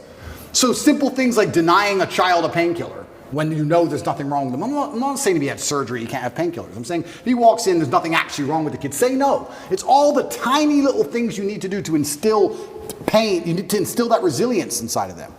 I was in jail, and I could just hear crying and sobbing from every cell but mine. Everyone's in there having a mental breakdown but me. And the scariest thing about my position, and I think it's the position for most people who end up in jail in Romania, because of how the legal system works and the extensions and that, you don't know how long you're in there for. You don't know. It could be a year, could be 5, could be 3 days. That's what messes with your brain. You're like, do I prepare for 6 months of this? Do I prepare for 5 years of this? What's going on? Nobody knows. Everyone's in there having mental breakdowns but me. Why did I not have a mental breakdown? Because I've had too much crap happen to me too many times and never took the painkiller, never took the easy way out, never asked for the therapist, never been a bitch about it. This is how life works. There's no way to the top besides the difficulty and the pain and the trauma. I'm really flabbergasted that there's men out here who still believe they're going to somehow become something of importance without it. Of course she broke your heart. Good, good, good. Good. I'm tired of people complaining and crying about it. That's the game. That's the life. So yeah, it comes down to tiny things, even down to painkillers, smallest things. Another thing my dad used to make me do. He used to just make me drink water. I remember being a kid and it would upset me. I'd be sitting there playing chess or whatever. He'd say, go drink 2 liters of water. And I'd go and I'd get some water and I'd start drinking it and say, I'm not thirsty, I don't want to drink the rest. And he'd stand there and make me drink all 2 liters. Now I understand it was just compliance. 2 liters of water is not going to hurt me. Not going to hurt me. Do I really need it? Who knows? I drank a liter. Why do I have to drink all 2? Because he said so. That was the household. If I tried to rebel, I really don't want it, I'm not thirsty, you're going to drink that water. That's it. And it's all these tiny things that instill discipline in you. Over a long enough time frame, drink water. Yes, sir. Bring that to compliance today, though. Bring that to compliance today. Say your dad is around today, Yep. and you're 12 years old, Yep. and you're living in Ohio, Yep. okay? And your dad is teaching you compliance. Yep. And your dad says, okay, so now teacher in school tells you what to do. He's right, he's this, he's that. What is the angle you're taking at that time? Yeah, and that's another thing that's difficult, because back then it was much easier to say you shouldn't get in trouble at school. Right. Much easier. Than Today it is it's now. kind of like a badge of honor almost. Almost. If you stand up. Almost. And it is hard. But my loyalty was always to my last name above anything else. This just depends where your loyalty lies. I think that everyone, when we talk about, we can link back into religion and talk about atheists. I don't think there's such thing as an atheist nowadays. I think everyone has a religion. If you're not religious to God, you're religious to either this woke agenda, or you're religious to a political party, Yep. or you're religious to some kind of perversion. Yep. Everyone's religious to something. You have to decide what is you're most loyal to above everything. You have to put these things in hierarchy or order. In our last talk, I said this. A lot of people hold beliefs and they don't know where they got them from or why they hold them. There's people walking around who believe things and they don't know where it came from or why they so strongly believe it. They don't even have any personal experience to link it to. You truly believe 2 + 2 is 5. Why? Oh, because it just is. And the news. No. What happened to you that made you believe? Nothing's even happened to you. Yep. And you believe this with your complete core. Yep. You've been psyoped. I know where my loyalties lie. I've had them in order. I know who I put above others. I absolutely not only know. And sometimes in the most harsh situations on earth, there's going to be scenarios in life which are completely and utterly, they're unexpected and they're exceptionally rare, where you have to make very difficult choices. But I know my hierarchy. I know if I was in a position, a hypothetical, where I had to choose between my brother or my girl, there wouldn't be a, oops, what do I do? I know the choice. It's never been the case between the two of you? It's never been the case between us yet. But if it happened, I know it would be. I've had girls say, I've had girls try and give me the line. I've had girls do it. I've had girls say, if you're going to live with your brother, then it's going to be No, weird. it's not what I'm asking. What I'm asking is, has a girl ever come in between you guys since you were kids? Never. Never. It's impossible. That's because of the value taught down. Completely. It's absolutely impossible. So the hierarchy of compliance and respect at that time, last name was first. Yep. Where would it be today? If you're raising kids today, Yep. what is number one? Is it God? It is Is God. it me second? Then who? No, it is God. It's God first, and then it's the last name and the legacy in my teachings. I think it has to be God first. I think it has to be God first because agree. God is the only thing that can resist this insanity. Yep. What is happening is truly evil. This is not some different worldview. No, it is evil because it is dishonest. Anything that is dishonest must be evil. It is a lie. All of it is a lie. It is constructed deliberately to be a lie. It's deliberately constructed to alter the minds of people to believe in lies. It is evil. So it has to be God first because God is truth. And I believe if I have children who put God first and then put respect for the last name and the things I've taught them second, it's very hard to corrupt them. How are you going to truly corrupt these people? It's going to be very difficult. And that's what I always try and do. And that's how I was raised. I was raised in a Christian family. I was actually raised religiously. Then I thought I was smart when I became atheistic. Because, yeah, there's a lot wrong with the world. And obviously, I've already apologized for that and understand I was completely wrong. But respect for my last name, even to this day, is still there. And that's why I say to my girlfriend, if we were walking down the street and 10 men approached with machetes, I'd just have to die. I can't be Andrew Tate ran away. I just can't. I can't be Andrew Tate ran away. I can't do it. That's the bottom line. If you're living in this clan, right? You're living here, your family, Yep. Tristan's family, Yep. you're raising your family, Yep. Muslim, Islam. Yep. Your brother's still Christian. Yep. How's that going to work? Well, there's one If God. God's first. There's one God. I truly believe there's different paths to God. I truly believe that. Like I said, I'm not a religious scholar, but it says in the Quran, people of the book. Even as a Muslim man, I'm allowed to marry a Christian woman. They are of the book. It's only atheists that the Quran has a problem with, because there's something morally corrupt with them. But if you're a person of the book, a person of faith, we're not even says inside the Quran we're not supposed to convert you or insult you. We're not here to insult you or correct you. There's one path, there's different paths to the one God. I truly believe that. And another thing I'll say about clan living, in my experience, I think that men quite often get along in those scenarios. If anyone is hearing the idea of this and love the idea of this, but they feel like it would be argumentative or there'd be problems, I think that comes from the women. I think it's when women don't like each other, or the woman's in the man's ear. You're too much with the guys. I think the women are more against it than the men for some reason, unless you have a very strong frame in the relationship. I don't have that problem, but in general, the men get along. The men love it. I think it's quite firm and quite rigidly installed inside of the basic psyche of men. We like that. Men feel best in a gang, in a group. It's why we charge at the gunfire. When we're with our boys, it's when we feel strongest. It's why we go out and drink and party when you're with your guys. There's something inside of you just feel like on fire. I think men have that. A lot of the time it doesn't seem to work and it breaks down because women can be unhappy in certain scenarios. But this is why, especially in some ethnic communities where the gender roles are more specific and defined, where the man is in charge and the woman does this, they can all live together in peace. It's much easier for them. Like I said, I grew up in a town full of Muslims. They'd have 10 families in one house. Women cooked, cleaned, looked after the children, looked after their man. The men all worked, made a bunch of money, a bunch of average-ass jobs, and they were all millionaires in 5 to 6 years. So let me ask this other question while we're on this topic. That was a good question, by the way, Christian dynamic and Muslim dynamic. When you're saying there's a lot of ways to get there, there's a religion called Baha'i. It's an element of Muslim. Mm-hmm. Baha'i is like how Mormonism to Christianity, and Baha'i believes there's 8 ways to go to heaven. That's the philosophy of Baha'i. My sister, her husband's family, they're all Baha'i, great people. But going back to this, okay, impact. Let's think impact. If a person's watching this content, most of the people that are watching this, a portion is going to be those that are haters, that just want to find poke at the argument to find, you see, I told you, fine. But a lot of people that are also watching this, they're probably wanting to make impact. They want their life to have meaning behind it. That's who's watching this show today, right? Okay, so I can't be a president, but I want to make impact. I being anybody that's watching this. Because Putin says 8 years, another guy comes, or the guy with the briefcase shows up, okay, cool. Well, if you were in the States and you're saying president wouldn't be how to make an impact, but let's say there is a kid who's 20 years old, 18 years old, 25 years old, has so much drive, it's unbelievable. Yeah. Ambition at the highest level. Who do you think has the biggest influence to make positive change, like real change? Is it the person with the money? Is it the person with the biggest mic? Is it the person that goes into politics? What is the best way to have the biggest impact? Yeah, so I think the world has always only ever been a battle for influence. Even if you look at the current battlefield, Ukraine is next door, it's 5 hours drive away. The battle in Ukraine is not just about tanks and trenches and grenades. It's a battle for influence. Who influences the people within this territory?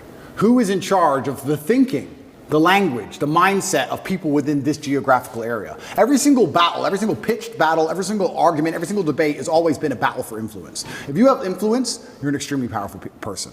All of us here are some of the most powerful people in the world. How many millions of people listen to us? We have massive influence. And I think you can have influence at the ground level. You don't have to be a famous podcaster or famously well-known to have influence. I would argue that those Romanian grandmas who gave me my food will remember me for the rest of their lives. I would like to believe I gave a positive influence and a positive impact on their lives for the rest of their life. I believe if you go through life and you're genuinely a good person, you try your best to be good to people, and you're honest, and you shake hands, and you don't lie, and you're on time, and you work hard, and you're good to everyone who's good to you, I think you'll have a massive influence. And I also believe, I truly believe that God is extremely giving. There's the saying, goes around, comes around. Completely true. But I would say it comes from God. God is keeping an eye on you, and he's paying attention to you, and he knows the kind of person you are and the kind of things you do. And I don't believe if you're actually genuinely a good person all of the time, that you're not going to get some goodwill back to you. Look at my scenario. If I was being a piece of shit for years with all these chicks, I'd be in jail. I'd be in jail. I could have never seen this coming. But the fact that I was nice, paid their taxi home, bought them food, looked after them. Are you okay? I know we broke up. I'm sorry. I know it hurts. I just did it. I was nice about all of it. Here I am. I'm fine. So I could have never seen this Matrix attack coming. It's amazing how what goes around comes around. It's truly amazing. If you're good to people, if you're generous to people, if you're helpful to people, you'd be amazed how much influence you can build up. I say this to people all the time. I don't think if you're a hardworking person who is honest, who shakes hands, who tries to learn, who does what they're supposed to do, who has a good heart, that you're truly, really not going to be able to get what you want. I think the universe is absolutely and utterly giving. When I see somebody who says they want something and they don't have it, I don't even think they truly even want it. You can have anything you want in the world. When a guy goes, I want a six-pack, then why ain't you got one? If you wanted it, you'd have it. You'd like it. There's a bunch of things I'd like that I don't have, but I don't want them. Everything I've ever wanted, I've got. I've never wanted something and not had it. We all know what we're talking about here. There's things we'd like. I'd like to be able to figure skate. Not enough to go learn to figure skate. It's a weird look if you figure, although that other guy dancing like the way you dance is doing a pretty good job. Bottom G. Yeah. You've seen this guy? He can figure skate. That guy kills the dance moves, Yeah, by he's the good. way. But Your doppelganger. But if you truly want something, you're going to absolutely not have it. So when it comes down to influence, I think you start at the base level, at the grassroots level. What if this guy's got, like, you know, for example, like, you know how when you were 20, were you this driven? Oh, absolutely. Okay, so when you're 20, who did you look at and say, I can do it as good as him, if not better? My coach, because I wanted to fight, and he used to beat me badly. Everyone used to beat me up when I was young, and I wanted to be the best. So I used to go into the fight championship. Okay, how about communication? Who'd you look at? Were you always a good communicator? I can see you being a great communicator since you were 14 years old. Am I pretty? I was pretty good, yeah. Okay, who did you look at and say, that guy's good, but I think I can, you know, do it better? That's a good question. And I think that you know what I'm asking. I know what you're asking. I don't know if there's one particular person I took nuances from, because when you're a great communicator, you know how to be serious and you know how to make people sad and angry, and you also know how to make people laugh. There's different people who can do lots of different things. Who was that? Was it somebody that was multifaceted like that? I think it was a lot of different people. And I also think that... Did you pull from comedy as well, or no? Certainly did, but I was also extremely self-critical. I think that's where a lot of it comes from. I'll watch this podcast back 15 times. I will notice every single time I made a mistake. Just then I said, I'll watch twice. That was a mistake. I will watch this back 15 times and I'll identify every single error.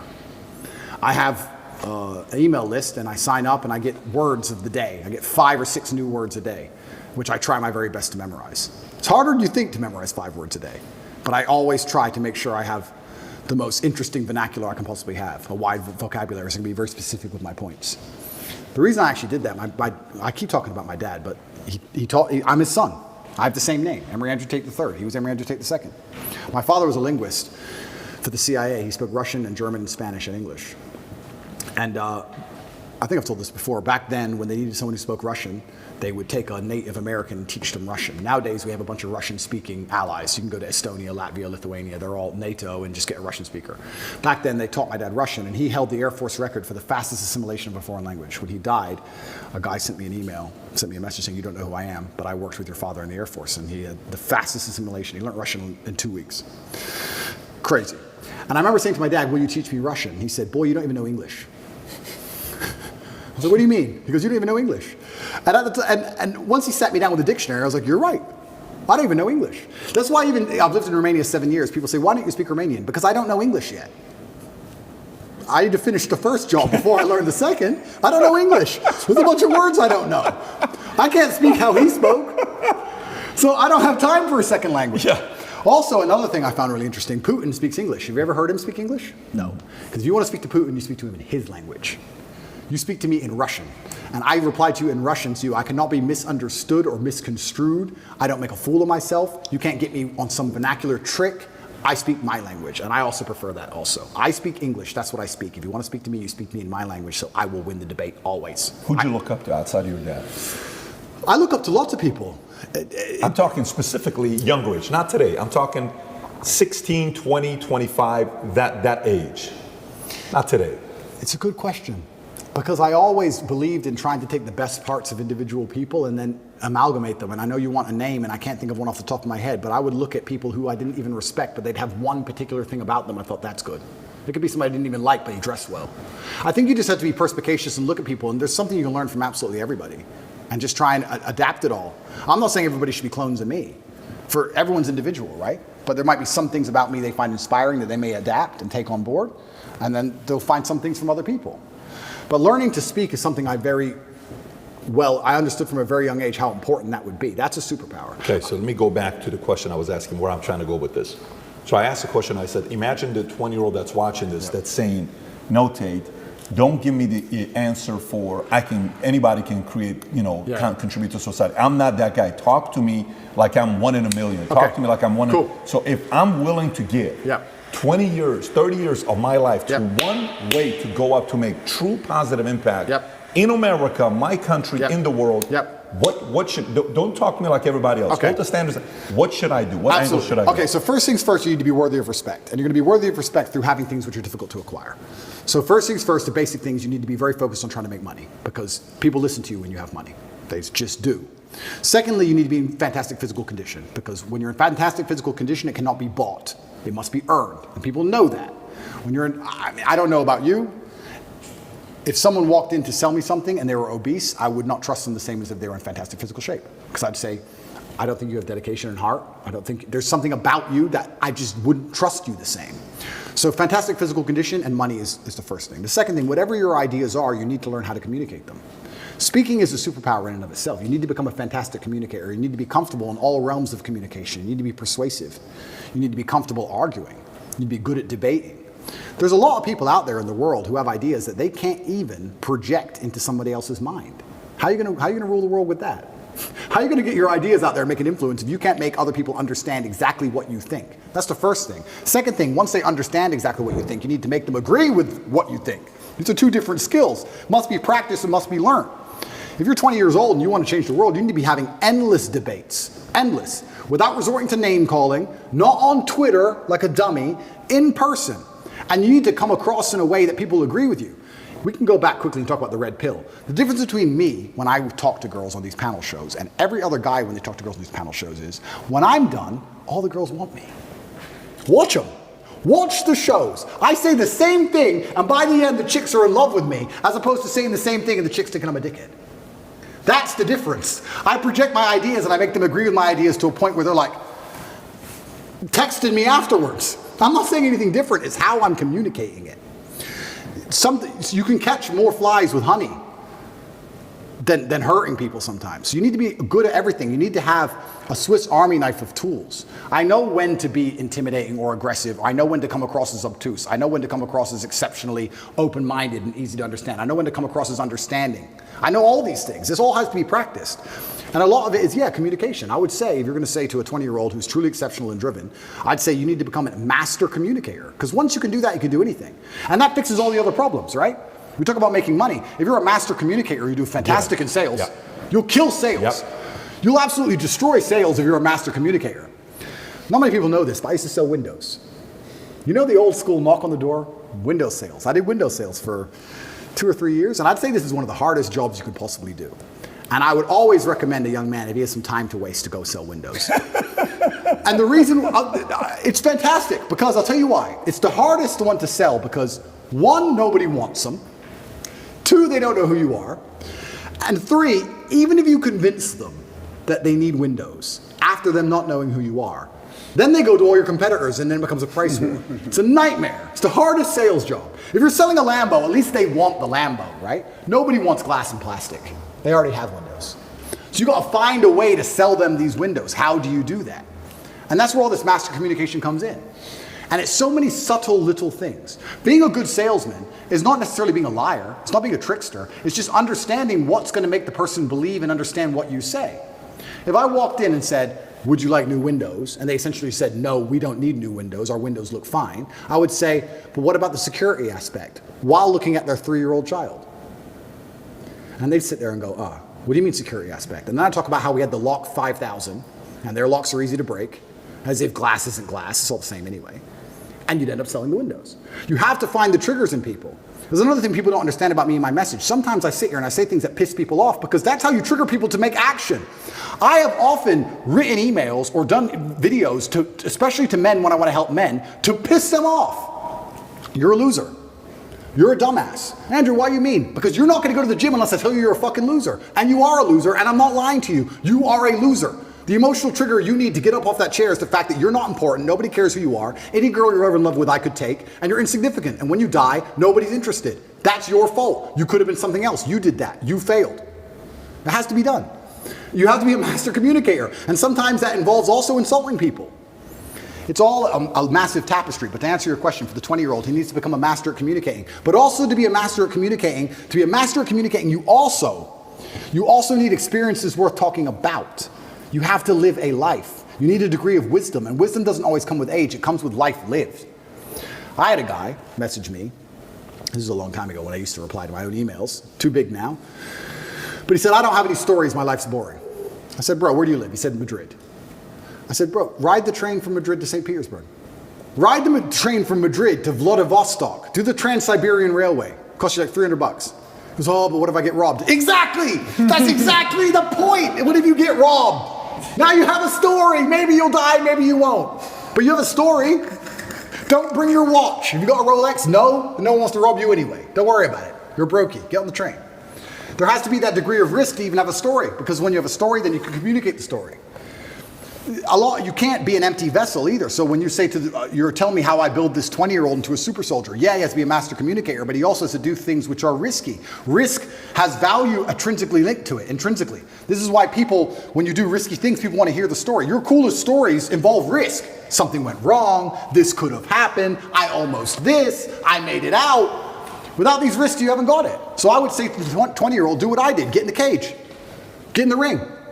Knock someone out, get knocked out, train hard. Fighting will teach you everything you need to know about life. You'll learn everything about who you truly are. You'll learn if you're a coward or not. You'll learn everything about perseverance and hard work and dedication, everything about being underappreciated. You learn everything about fear. You learn all of it. You learn everything about people. You win a fight, check your phone. Lose a fight, check your phone. You learn all about people. You learn all about them. You learn all about women. I learned so much about women through fighting. When I had a fight coming up and I was weight drained and I had barely eaten in weeks and I'd lost all this weight and I had a world title fight and I'm fighting a guy who might kill me and she's complaining about the toilet seat. I learned all about women. You learn a lot about life through these difficult processes and paths. And there used to be for men like a rite of passage. In most societies, you had to go through something to become a man, from a boy to a man. But that thing was always difficult. It's always been difficult. Now you have to self-induce it, self-inflict it. But if you're going to be a boy and never bring on that self-inflicted rite of passage, how are you going to ever become a man? It's great feedback. Let me ask a question about this. I love what you said, especially, number one, you're a wordsmith, you're a linguist, no doubt. I mean, I don't know English yet, bro. Yeah, I'm practicing. You're still working on your practicing. English. You know, you've got the kickboxing belts all up over here. I would argue, I've never seen you fight, but I would argue that your linguistic skills are better than your fighting skills. I'll let you judge that. I'll take that. I totally agree with you that the way that you speak to a man is way different than the way you talk to a woman. Yeah. You can tell a guy, you're a loser, get your fat ass in the gym, and a guy would be receptive to that. So I can't tell you how many men come up to Pat, dude, what was Andrew Tate like? What was Tate like? Tell me about Tate. Tell me a Tate story. Dude, that guy's so cool. He's such a badass. Connect is an application which allows you to take a minute to connect with influencers from all around the world. My name is Andrew Tate, and I'm available to speak directly to you on Connect. I'm no longer interested in just random chicks. I want a woman who I know would wait for me if I did 10 years. That's what I want. That's what I find interesting. That's what I'm in love with now. I can't be in love with a random chick. Also, once you get to a certain level of fame and influence, you're no longer winning the exchange. I feel like a lot of men like going out there and pulling girls because they feel like they won. Haha, look at this hot girl I got. Whereas if I go to the club and get a hot girl, oh, okay. Me, the famous millionaire, the most Googled man on earth, got a hot chick. Who really won here? Who pulled it off? She did.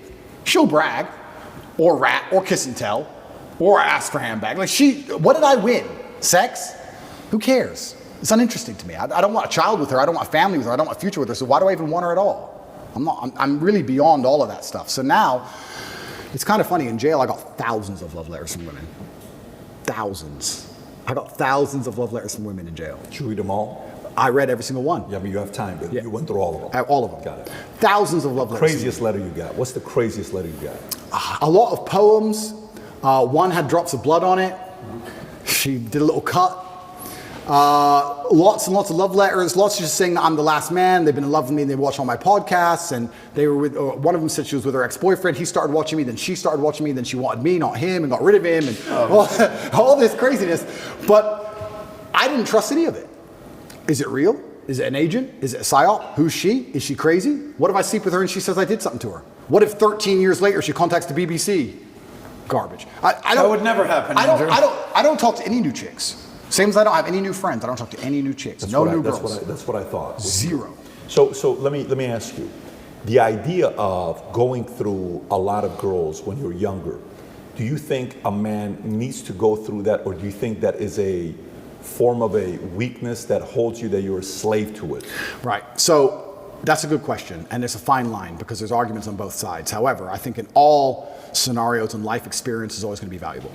No matter what it is, you need to have experience. If you're inexperienced to anything, whether it's hunting, figure skating, girls, you're going to suffer. You pointed at him. You're saying like insinuating to Sorry, figure skates? I know. He told me figure skating, and we made fun of it earlier. But I was technically Patrick. oh, sorry. We're talking about figure the bottom skating.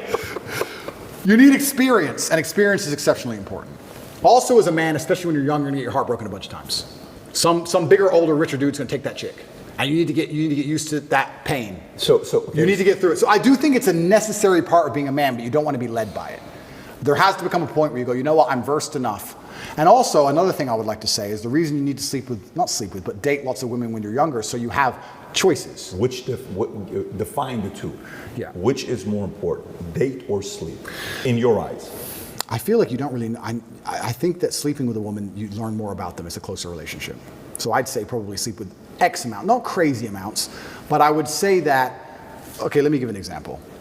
If I go to the supermarket and pick up an apple, and it's the only apple I've ever eaten, can I really say if it's a good apple or a bad apple? It's the only apple I've ever tasted. It might be sour, it might be terrible, I don't know. Whereas if I try 10 apples, I can tell the differences between apples. I say, what's a good apple, what's a bad apple? I think you need that degree of experience, because sometimes you'll be with a woman and go, yeah, she's great, but if you're not experienced enough, you realize she really isn't all that great, and she actually treats you like a dickhead. Whereas if you've been with enough women, you can always reference back to that girl who actually was really good to you. And you'll probably mess it up because you're young and you're dumb. We've all done it. All of us have that girl we had who was perfect when we were young, and we all ruined it because we're stupid. Who was that person for you? Okay. Can't say names. But no, not names. I'm not asking for names. But I have mine as well. Yeah.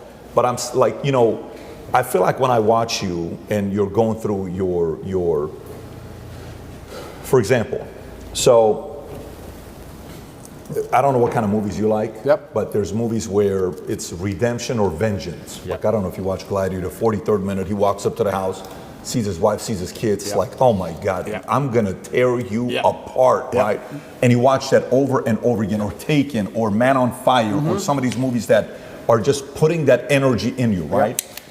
So, girl that breaks your heart, and to produce the energy to say, watch who I'm going to be in life. For the rest of your life, you're going to brag about the fact that you could have had me, right? Yep.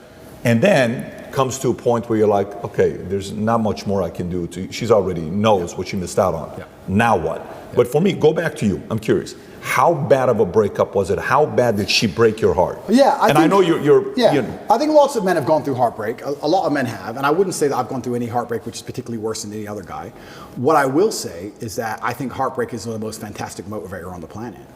When a lot of men message me and say they're heartbroken, I think that is the most fantastic mindset to be in to achieve things. Because there is that degree of revenge, and there is that degree of vengeance, and that can only be achieved through being so successful, so monumentally important that she can't forgive you. And also, you cannot even sleep, you can't even concentrate, like your whole mind's a mess. That's the perfect time to train. I know what you're saying. I don't think I've been through a particularly bad heartbreak, but I'm saying that. Who did she leave you for? Did she leave you for somebody where? No, I don't think I've had a particularly bad heartbreak. I only mention heartbreak all the time because I know it's a path every single young man goes through. I also think you're not a type of guy that would ever give credit to that person, if there was one. So I don't see you saying that, because it is a form of a victory over Top G, which that's not going to happen. Well, that's part of it, but then let's analyze now, right? There's no girl who I've ever been with in my life who can now turn on the internet without seeing my face. Sure. Isn't that beautiful? They have to all lie to their man and pretend they don't know me. Oh, I don't know him. Because if they go, I was with him for a few years, their whole relationship will probably break down, because then he's gonna get pissed off and insecure. So that to a degree is a victory. That's kind of fun. But no, I didn't have any. The reason I say heartbreak is because In the modern world, I don't think things were as bad when I was younger. I think women were more pure when I was younger. Even in these, when I was 20, it's only 16 short years. I think women were actually a lot purer before OnlyFans, before Instagram. The sexual marketplace wasn't globalized. Yeah. When I was 20, if there was a hot girl in the small town, she was the hot girl in the small town. Now she's the hot girl in the small town. She's also in Dubai and Courchevel. And the whole world's globalized. The competition's globalized. Everything's changed. I didn't have a particularly hard time. The reason I say heartbreak is because 80% of the emails I get from men are about heartbreak. I think that most men, especially young men in the world today, are getting their hearts broken. And when you're saying who are they leaving for, they're leaving for the millionaire who hits them up on Instagram. It's hard. Is that what happened to you? That's not what happened to me. No. Okay. But I'm talking about the emails I get. You're a guy, you're in Nebraska, to high school sweetheart, she's a 10, everything's fine. She's in Courchevel with a millionaire. Instagram. You had an argument one day. I'm trying to target you purely for one reason. Yep. Because a big part of my drive, I've had drive always. I was a dreamer. I was the guy that was, but at the same time, the drive for success came after a lot of pain. Of course. Coming right afterwards. So that's why I'm asking you a question. So when that happened to you, did you fear risk of loving somebody where it's kind of like, I'll get this close, but boom, I got to move on. No, I got to move on. Did that happen or no? No, I wouldn't say that particularly happened. What did happen though, like I said earlier, is when you have experience with lots of different apples, you know what a good one and a bad one is. So when we say we all had that girl we messed up when we were young, if I found another girl with those qualities, I certainly wouldn't mess it up. You need experience to understand what you have to value it. If you don't have experience, you don't value what you have. So the original question is a really good one of whether men are chained and enslaved by their desires or whether they need to sleep with lots of women. I think in the modern world you need experience and you need choices and you need options. But if you live by the sword, you die by the sword. If you're going to be the guy who's also out there in the club and sleeping with lots of girls, talking to lots of girls, there's going to be times you lose a girl that you don't want to lose. You can't be a coward about it. You live by the sword, you die by the sword. There's up and down, there's rain and sunshine. You have to be that man who's going to go through it all. And then when you've been through enough of it, like I have, like I said, if I find a beautiful girl now who's a 10 and deletes and doesn't want Instagram, that's worth more to me than 1,000 stupid girls. Respect. Yeah, that's who I want. Yeah, I got you. For my safety, for my security, for my peace of mind, for everything. You're clear on what you want today. Absolutely, because I know. When you played, you said there was a phase of my life that I kind of went through it. Okay. Was that after the heartbreak? I would say, yeah, it was after, but I think that was just, I don't know if that was deliberately driven by heartbreak. I think I was just younger and I had less serious motivations. And I wasn't as famous and I wasn't as rich and I was less interested in. So it's not just my current situation that makes me say this. I would say this to any man. If your woman wouldn't wait for you if you went to jail for 5 years, why are you with her? Why? If she wouldn't wait, I know she's hot, I know she's funny, I know she makes you laugh, but if you can't sit in that jail cell with 100% certainty that she's not out with her friends, them in her ear, talking shit, watching Sex and the City, whatever it is, and her ending up with some other guy, why are you even buying her dinner? For what, sex? Like that loyalty to me is the only thing left that's valuable. When I'm interested and we're in jail, we're sitting there saying we have it so much better than most guys. Because most guys in jail, imagine you're a normal person, you go to jail. Who's feeding your family? Who's paying the rent? Who's feeding your kids? I said, Tristan, we're in jail and we're suffering, but everybody we love is good. I'm a man, I'm supposed to suffer. I'll sit here with the cockroaches. If that means all my kids eat, everyone I care about eats, my mother's fed, my mother has a house, roof over her head, everybody has everything they want. Only person suffering is me. I'll take that all day. Most men who go to jail can't say that. Another thing that gave me absolute peace of mind is the women who love me are waiting for me. Imagine you go to jail and you're completely heads over heels in love with a woman, but you know deep in your heart that she's out in the club and she's stealable. We talk about thoughts you can't get out of your head in jail. It's amazing how when you lose all access to electronics, how thoughts are amplified. Most of us sitting here, you've never been without a phone or without a laptop or without a computer for 93 days. You'd be amazed how loud you can think. You'd be amazed how vivid your mind is. I learned that. If you had the nagging thought in your head, I loved her, she cheated on me before, maybe she cheated again, she hasn't written me in 3 days, and then plus jail. That's why they're all crying. That's why all the men in there were sobbing. Their wives are either fucking someone else or the bills ain't paid. It's not just his situation, it's everything else. Yeah. So now if you're gonna say to me, what do I respect in a woman? I respect a woman who's gonna wait for me. I have no interest in a woman, oh, she's funny, she's cool, she's hot. Don't care. Don't care. Is she going to wait for me? And I also know, because of my experience, which ones would and which ones wouldn't. I'm not stupid. Because they'll all say they would. They'll all say they'll wait because they're on the jet. But I know which ones are lying. Because enough women have lied to me. I've seen it. So you do need that experience. But once you have the experience, you start looking for completely other things. Quick story to almost validate your point about experience. I like the direction Pat was going with this about do you want relationships or sex with a woman. Quick anecdote.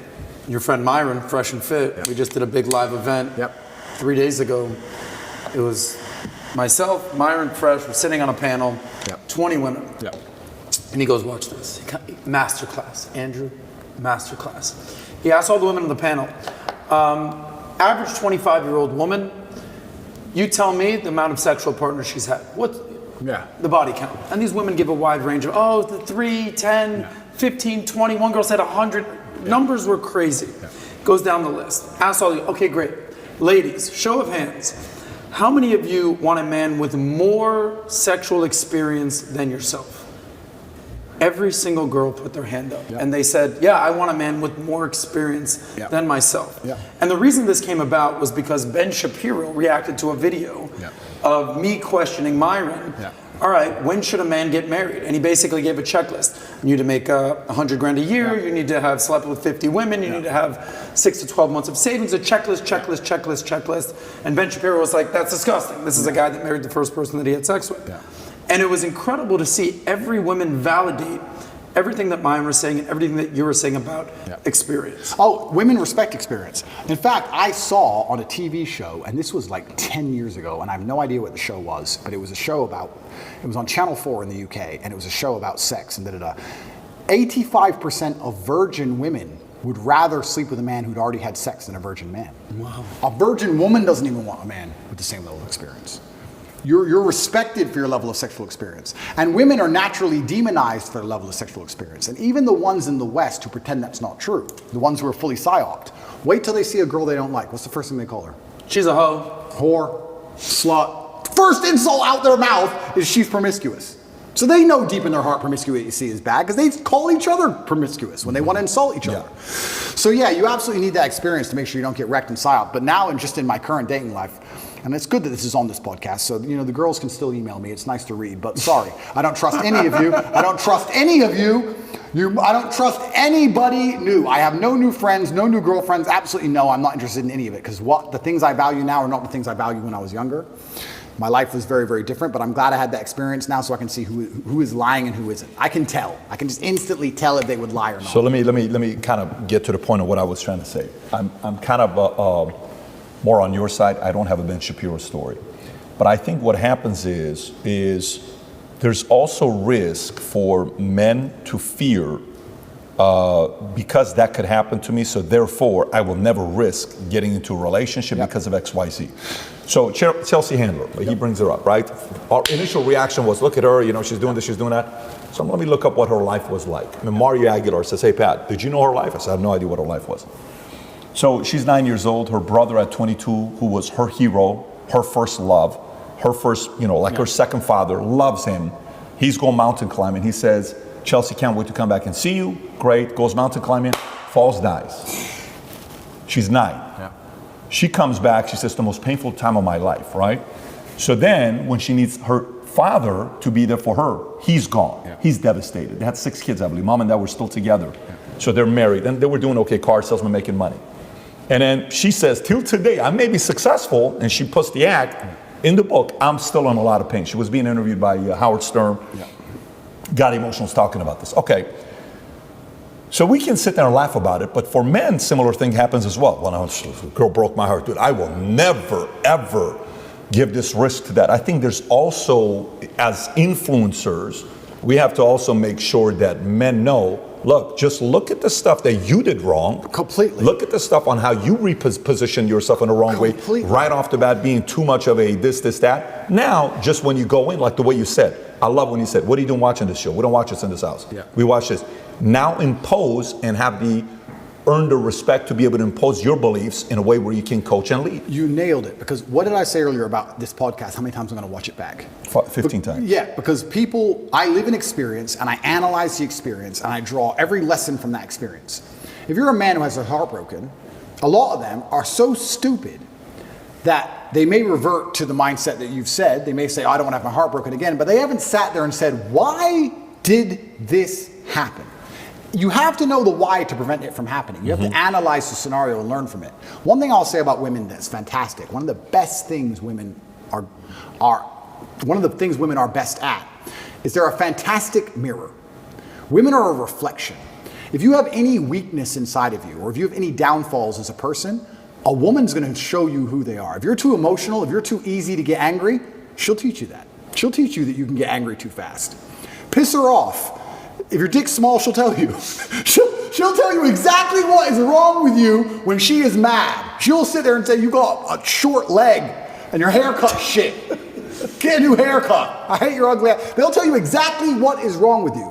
When you look at your bad or your previous relationships with women that went wrong, you can sit there and go, okay, this all went wrong. What has she taught me? She taught me that I'm emotionally affectable. She taught me that if she ignores me, she gets more attention than if she's nice to me.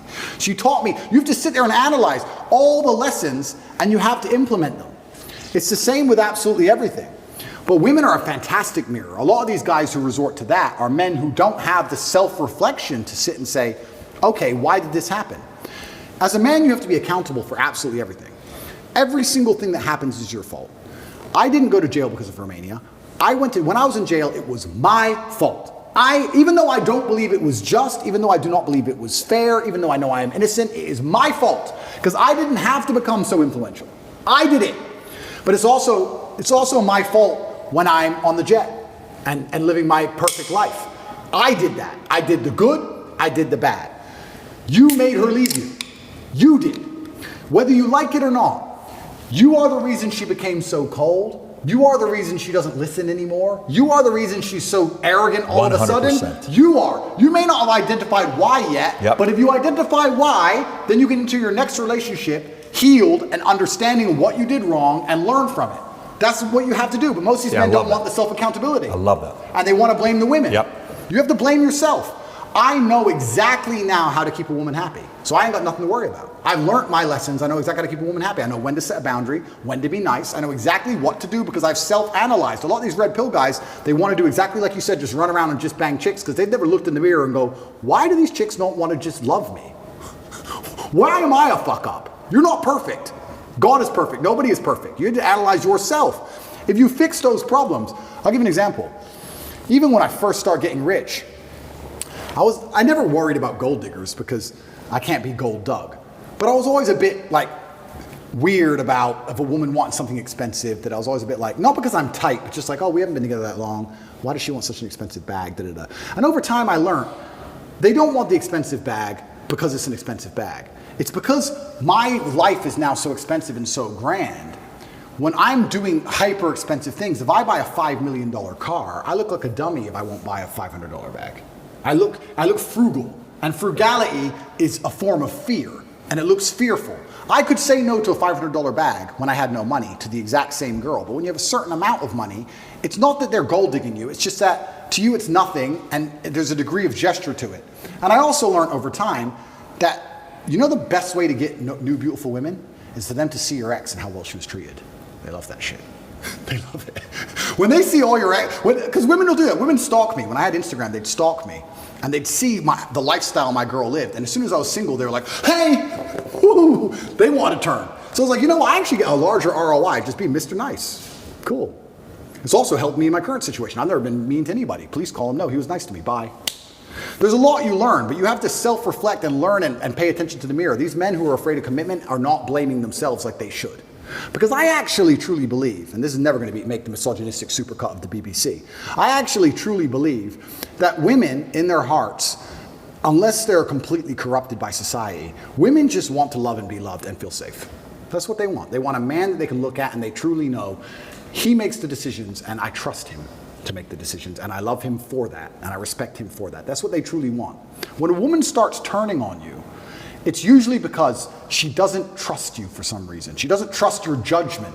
And that's not always cheating. It can be other things. Doesn't trust your judgment as a whole, right? If she starts to doubt your judgment, how can she truly love you? You're the protector. You're the provider. So if a woman's gone cold on you, you have to sit there and go, okay, she doesn't trust my Great judgment. feedback. She doesn't trust my judgment. What have I done that made her doubt me? Did I get my 6th booster injection like a dummy? No wonder she doesn't want dick. Because I keep injecting myself with poison because I'm an idiot. It's not her fault. It's your fault. Every single time a woman leaves you as a man, it is your fault. Always. Even if a richer, more successful, more alpha man stole her from you, it's still your fault because you need to be like him. It's always 100% your fault. These men don't take accountability. It's 100% their fault. I got one last topic, unless if you got a follow-up. No, keep going. Okay, so last topic here. Phenomenal way to finish that up, because I think sometimes the messaging from that community is, no, it's just everybody's this versus no, you got to take some accountability. Sorry, before you go on, Yeah. but that's a fantastic point, because people say to me, can you turn a hoe into a housewife? And I say, listen, I wouldn't want to, but I bet I fucking could. There ain't a woman alive who's going to cheat on me. With who? With who? With who? Fucking, who's she going to cheat on me with? Fucking the guy in Starbucks? Mr. KFC? No. She's with the top G. She's got all the clout. She's with the boss. She's in the 5-star in the Italian Alps. She's on the Gulfstream. She's in the Bugatti. Everyone's jealous of her. Who the fuck is she going to cheat with? Nobody. There's not a girl alive I couldn't get loyalty from. Now, would I ever want to do it? Probably not. I like the idea of exclusivity. But once you get to a certain level, yeah. If you're that guy, you're that guy. Let me ask you a question. There's somebody that's single right now. You think you can turn her to being exclusive to you? Her name is Kim Kardashian. how about you? I mean, she's watching. You know, I wouldn't do that to Yeezy. I wouldn't do it to her. Wouldn't do it to him. Okay, I'm not, He's sorry. married now. No, but you know what? This is actually another But by point. the way, I love what you just said right now. But I wouldn't. I love what you just said right now. We were having a conversation the other day about the relationship with men, how it's supposed to be the men relationship. Just the fact, like I had a friend of mine, her ex, dropped it gorgeous. Like when I tell you dropped it, I mean dropped it gorgeous. And everybody loved her. And I could look at her and say, you're dying. Her and her boyfriend broke up. 3 years they were together. I get out, all she wants to do is talk to me. We're hanging out, hey, how about this, how about that? I said, listen, there's no way you and I could ever be together. No way, because you dated the guy that was my best friend. I like you a lot, you're beautiful, you're gonna find somebody, it's just not gonna be you. 100%. And she went a different direction. But that right there is the values that must be taught. 100%. Because I think the same way we have to teach the values of what it is to be running mates. Men, hey man, if you're in my circle, that's the expectation. But it's the same way that you have to also, lead your woman to say, if this is gonna be a relationship, here's the standard as well. 100%. And you know what? Maybe I'm getting a little bit sentimental in my old age. Here we go. But I am. Let's say I meet a girl, right? And she's 23, 24. And she's been with a guy for 6 or 7 years, and he loves her with all his heart. And she's talking to me. Part of me feels bad. I'm like, this is just like shooting fish in a barrel. This isn't even fair. This guy's gonna be heartbroken, man. He's gonna be devastated when he realizes she's with me. It's gonna hurt him, because he's gonna know there is no chance at all. No matter what he types in that text, it's done. And I actually feel bad. And I'll say to chicks, you know what? If you break up with him properly, leave it a while. I'm getting to that point now where I'm like, not while you're still kind of talking to him, no. I feel bad. It's too easy. I feel bad. So when I say I wouldn't do it to Kanye, I actually mean that. Pussy is not worth me, her. I don't even know him. But just like he loved her a lot, I'd feel bad. I just couldn't do it. I just wouldn't do it. I can't explain. Showing the soft side, Tate. I just wouldn't do it. But it's also an interesting point you say about friends. That's super interesting. I could leave any of my girls with my friends for 20 years in a jail cell, and they would never touch her. I know it. And I do believe that birds of a feather flock together. And when I've had a lot of guys email me as well, and they say, hey man, my friend slept with my girlfriend. I don't know what to do about it. And I will say, that's because you're a bitch. You're a bitch. And I'll tell you why you're a bitch, because you're rolling with bitches, which means you must be one. Because I'll tell you what, none of my friends, nobody on my team would ever do that to me, ever. If me and my girl split up, she is gone, she is done. They would never touch her in a million years, because that's the quality of man I roll with, because that's the quality of man I am. You become a better man, you'll get better friends, and this shit won't happen to you. If your own friends are snaking you for pussy, you're probably the kind of guy who snakes your own friends for pussy, so I blame you. It's your fault. I saw a clip the other day. You know who Shannon Sharp is? Shannon Sharp. course. I saw a clip from Shannon Sharp the other day. He said he found the love of his life. She was married. He paid for her to get a divorce from him because he knew that was his. That's such a weird angle. I don't know if you heard what I just said. Yep. So you're married. Oh, you're mine. I'm going to pay you to go divorce your guy to be with me. What do you think is going to happen later on to you when another opportunity arises? But again, social media is so open with influence that a boy or a man at the wrong time can see a message like that, thinking that's what it is to be a man. And as a person that's got a lot of influence, some of these things need to be unpacked. Let's go to the last message here. Sure. So Mel Gibson just recently announced that he's doing a 4-part documentary on the $32 billion pedophilia business. I don't know if you saw this or not. I did, yeah. This just came out yesterday. And we talked about BBC earlier, you know, and BBC and Philip Schofield and ITV and all these guys. Yeah. And they had another guy back in the days, Jimmy Savile, you know, who there's a documentary on him. That guy's darker than a lot of these guys. And they knew and they kept him for a long time. And stories have been out there. Woody Allen, we talked about Woody Allen. We talked about a lot of different guys. And Woody Allen married the stepdaughter when she was 5, 6, 7 years old. Ends up marrying her. And says, hey, you know, he's one of the greatest such and such of all time. And that whole industry of what it's doing. Some will say, well, you know, it's not really as real as people think it is. Some will say it is. Some will say, well, this whole movement is because of that, you know, LGBTQ, that's taking place with kids, and it's a next step of what we're going to next. What are your thoughts with the topic of pedophilia? Yeah, okay. Firstly, I would never kill myself. That's the first thing. Jesus. Right. I'm giving you easy questions. No. It's a soft topic. It's not like a heavy topic. No, but it's true. But that's the final line of morality they're trying to pierce. Like I said, I have no problem with gay people. And then we talked about LGBTQ and how they're trying to mix it all together and take people who are on the extreme end of the spectrum with people who live fairly normal lives. You can be a gay person. This is another thing I want to make clear. You can be a gay person and live a very normal life. You can also be a gay person and be a degenerate. Deciding to get naked in front of children has nothing to do with your sexual orientation. That's just the fact that you're a degenerate person. It doesn't matter if you sleep with a man or a woman. The fact that you want to go and walk around naked in front of kids is degenerate behavior, regardless of sexual orientation. It has nothing to do with it. It's only accepted if you're homosexual. If you're a heterosexual, it's a crime. For some reason, if it's a homosexual, it's not a crime, but it's the same act, and it's degenerate. It's the final line. The final line is children. It's the final line of sexual morality that they're trying to attack. They've attacked every other line. It's the final line they're trying to pierce. And I think a lot of this pedophilia comes down to, control. So, yeah, what Mel Gibson is doing is super interesting. It's super interesting that he's attacking the most liberal establishment on the planet. Super interesting that he's attacking Hollywood, which is obviously the heart of the liberal propaganda machine. And he's saying they're the worst people on earth. And I sit and say, well, if you take these people outside of Hollywood, would they matter? This is a really interesting point. You can actually apply this to nearly any job. If you took you away from your sales job, or took me away from my role, or you away from, let's say you had a sales job at a specific company, you would still be a good communicator, you'd still know how to speak, you'd still have charisma, you'd still be a man of status, you'd still know how to walk, you still have a presence, you still know how to behave, right? There are certain people in certain establishments where if you strip them of their title, they're nothing. If you took Harvey Weinstein away, or Weinstein, whatever his name is, away from Hollywood, he's just a fat, old, ugly dork. That's all he is. He's only something because of Hollywood. Outside of that, he's nothing. These are the people who end up using their influence in whatever sphere they're in to do negative things, because outside of it, they ain't shit. If you're a real G, if you're a real man, if I was in Hollywood, I was a real man, I wouldn't have to use Hollywood to get girls. I'm fine. I think a lot of this stuff is run. I think a lot of these people who are doing these things are just not very good or very impressive people. Oh yeah, you may be a big shot in Hollywood. Delete that from your resume. Who are you? Oh, you ain't shit. Sit down and talk to these people. What have you even done with your life? You ain't shit. You made it to the top of Hollywood by what? Who even knows how you got there? Wink, wink. You got there through whatever.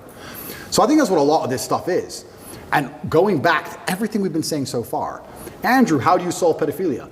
I think if a man has a healthy sexual relationship with women and has options and feels respected by women and enjoys the company of women and women like him and admire him and look up to him, he will have no desire to go down the route of sexual perversion and chase children. I don't think he ever would. Why would he? Right? What my cousin said was only a joke. But sometimes there's a degree of truth in the humor. He's a young, good-looking black guy on the football team. He gets girls. Why would he do this dumb shit? When you see some fat, overweight video game loser, they're the ones on the TV doing it. So, once again, like nearly any problem on earth, whether it's pedophilia, whether it's school shooting, whether it's men's mental health, whether it's women's mental health, whether it's female promiscuity, no matter what it is, whether it's crime, no matter what it is, how do you fix the problem? By building men of caliber, by building men of capability and status and honor and dignity, and by building men of ability to be good standing citizens who are respected by their peers. All of it comes back to improving men. All of it. Every single problem you can possibly name, even pedophilia, comes back to building strong men of capability who are respected. That's all. It's the baseline of humanity. Men always has been the baseline of humanity. And that's why nearly every problem we can name, whether it's pedophilia, whether it's anything else, school shooting, whatever, all of them are in a direct negative correlation with masculinity. As masculinity plummets, all this garbage is going up through the roof. Is that a coincidence? Absolutely not, really not. You can literally see it with a graph, and you can see it happening. Saving the way men think and operate, growing a new generation of men who understand they have duty to themselves, their last name, and God, literally saves the world. All of it. And I'm telling you, the reason this Hollywood garbage happens is because outside of Hollywood, none of them people are mildly impressive in any regard. And that's why they have to do the disgusting, heinous things they do. And that's why they're going to attack me and pretend I'm a fucking predator. And that I'm the bad guy. And that I'm dangerous to women. When truly, people like Philip Schofield are the ones who are doing it, but they're part of the club. And that's what actually upsets me, truthfully. I'm a difficult man to affect. And I understand that I'm in the middle of a war here, and I understand that one way or another, with God on my side, I will win. But it is extremely frustrating to have people who commit X crime with impunity accuse you of X crime. That's a very uniquely annoying scenario. When somebody who does something themselves accuses you of it when you're innocent. Not allegedly. They've been caught. And they accuse you of it. Big difference. And then they sit there and go, it's a terrible thing to do. You do it. All of these liberals and elites attacking me do it. And I don't. And I'm the one who's sitting in a fucking dungeon for it? It's insane. What should be the punishment for that? I think attacking innocents is the most heinous thing you can possibly do. Did you hear what DeSantis announced? No. Death penalty for that. Well, I think absolutely. They're innocent. Attacking innocence is the biggest act of cowardice. It's cowardice. Attacking innocence is the biggest possible act of cowardice. Even, you don't shoot an unarmed man. Even in war, there's the Geneva Convention. There's supposed to be a degree of rule. Someone can't defend themselves. There's no need to hurt them. These people can't defend themselves. Attacking innocence is the most heinous of all crimes. And children are the absolutely most innocent thing on the planet. And I'd like to think that I'm rational enough that not much would drive me to murder, but I know it would happen if someone hurt my children. Should they be castrated? I think they should face an extremely heinous punishment. Now, the death penalty is fantastic. I also think, from what I've just been through, and it was only 3 short months, I think a nice long life of solitary confinement will do just fine. I really, truly believe it. And I truly believe that we need to make that clear to the world. But the problem is, the world we're living in, the people who are in charge of the world have no obligation or no intention of stopping what's happening. They want to accelerate what's happening. That's what's scary. Because they could put punishments in place which genuinely stop this shit. And I don't think they are. In fact, they're promoting this shit and trying to say that you're born that way. Because when you're born that way, once again, you have no control. It's not your fault. It's not your fault you touched that kid, you were born that way. Not your fault you're fat, you were born that way. Not your fault you're a school shooter, you were born that way. This is why I have a problem with psychologists. Every single time you ask them anything, it's not your fault. It's something else's fault or someone else's fault. And I don't accept that. I accept absolute and utter ruthless personal accountability. Absolutely everything is my fault. Every action I undertake is completely my fault. If I do something wrong, it is my fault and I should be punished for it, me. And that should be implied on every single other man on the planet. And the second we start doing that, dumb shit might stop. It's a powerful message. We're at the end of it, so if you got anything. Well, this is going to be more of a lighthearted question to end on a lighter note. But Are you going to ask about who's a better actor, Al Pacino or Robert De Niro? Actually, a real question. That's your question. So I got a question. Do you like both actors, Pacino or De Niro? De Niro hates Trump, right? Yeah. They both do. They both do. They both do. Oh, they both do? Yeah. Oh, fucking hell. So now you got to go on their merit. Uh-oh. I don't know then. They're both on the wrong team. Scarface or Goodfellas? Yeah. So this is actually a funny question, lighthearted question, but it is about your legacy. Sure. I don't know if there's anybody in the world, when I say a country, oh, I'm going to this country, they say, well, you must be going to see Tate. Yeah. If I told my mom, we're not supposed to talk about this, Yeah. hey, Mom, I'm going to Romania. Are you going to see Andrew Tate? Yeah. If I told that, hey, anybody, I'm going to see going to Romania, they're going to say, oh, you're going to go see Tate. Yeah. That's how synonymous you are with Romania. Yeah. The irony is that Romania is the country that's locked you up. There's one other person that's associated with the country. If I say the country, you know the name, they're not even a real person. And that person is from the country of Kazakhstan. Yeah, Borat. Borat. Yeah. I say Kazakhstan, you think of Borat. Yeah. Ironically, in a twist of fate, in 2006 when the movie Borat came out, they actually banned the movie. Yeah. They didn't want the people of Kazakhstan to see the movie. Yeah. Because it was Insulting. a great insult for the people of Kazakhstan. Yeah. Ironically, in 2020, after COVID, it became a global brand, Kazakhstan. Yeah. The tourism board basically created ads and embraced the moniker Kazakhstan, very nice, as a way to drive tourism to Kazakhstan. So in a twist of fate, they banned the movie. Yeah. 15 years later, they're embracing Borat. Yeah. So my question to you is, when you're innocent Yeah. and you're scot-free, Yeah. what will Romania do to make amends for what's happened to you? Will it be Romania? What color is your Bugatti? What are they going to say? That's a really good question because I love this country. I chose to live here. I think that they have done themselves a massive disservice, but I don't think it's Romanians as a whole. 99.9% of Romanians I interact with apologize to me. Every Romanian I see says sorry. Even the police officers who come and check my house arrest apologize to me.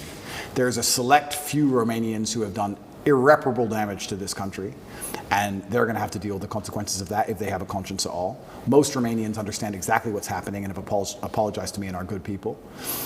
I think I did a lot for this country in terms of tourism. I don't think it was mentioned much before me. Yes. And truthfully, it is a safe place and it is a beautiful place and you can carve a good life here. But I think they've certainly scared away a lot of high net worth individuals from ever moving here because they will seize all of their things and throw you in a jail cell. So we'll have to see how they try and recover from the mess they've made and if the few people who have done this, and it's a small group, are ever going to be held responsible. And if the country of Romania is mature enough, they will understand that it's a very small group of people who have made a very big mess. Last question. What source of power do you get from this? This is actually a mudra from power, a mudra for power. I think I'm not sure which yoga or Hindu or something it's from. It is a mudra from power, but my father used to sit and play chess like this. This is how he played chess. So I stole it. I stole it when I would be losing chess games in chess tournaments. When I was a kid, I was like, shit, I'm losing. I need power. Shit, let me do like dad. Sometimes it would work, sometimes it wouldn't.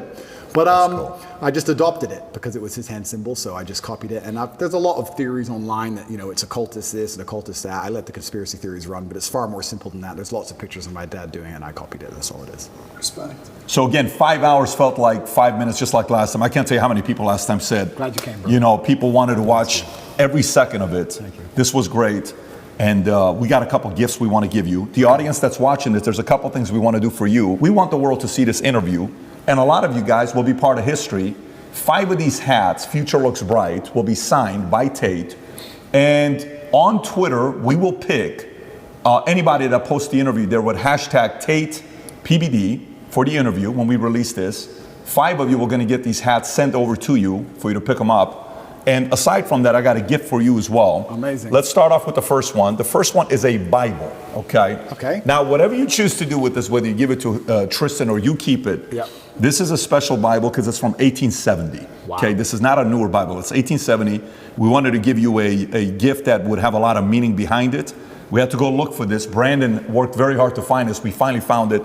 So this is a gift from us to you. Brother, I absolutely love things like this. Thank you very much. And one of our vice presidents in our company, Haz Bozi, who is a Muslim himself, but we love this guy, respectable leader. Yeah. His family, we were calling around to get a high quality Quran with a lot of meaning behind it. Yeah. The Quran that his mom passed down to them is the one he gave to us for us to give to you. Can we look for this all over the place? Brother, thank you So this so is a much. gift to you as well. We know this is important to you if you open it up with the presentation in it. I hope you appreciate that. How do here we I go. think it's right there. So this is something that's been passed from family to family to family. It's incredible. We hope you appreciate that too. And then the last one is a book I read years ago by a guy that's an interesting guy, C.S. Lewis. It's one of the best books I've read, Mere Christianity. If you've never read it, he's an interesting guy, Oxford professor who went from being an atheist to all of a sudden believing in God, and his transition to it, it's wild. If you've never read it, highly recommend you reading that. I think you will enjoy it. This is incredible. I'm truly humbled, and yeah, if they send me back, I have plenty to read. I'll take them with me. So, thank you very much. Plenty of reading to do. Once again, brother, really enjoyed this. Thank you. Thank you. Thank you, Andrew. Thank you. Connect is an application which allows you to take a minute to connect with influencers from all around the world. My name is Andrew Tate, and I'm available to speak directly to you on Connect.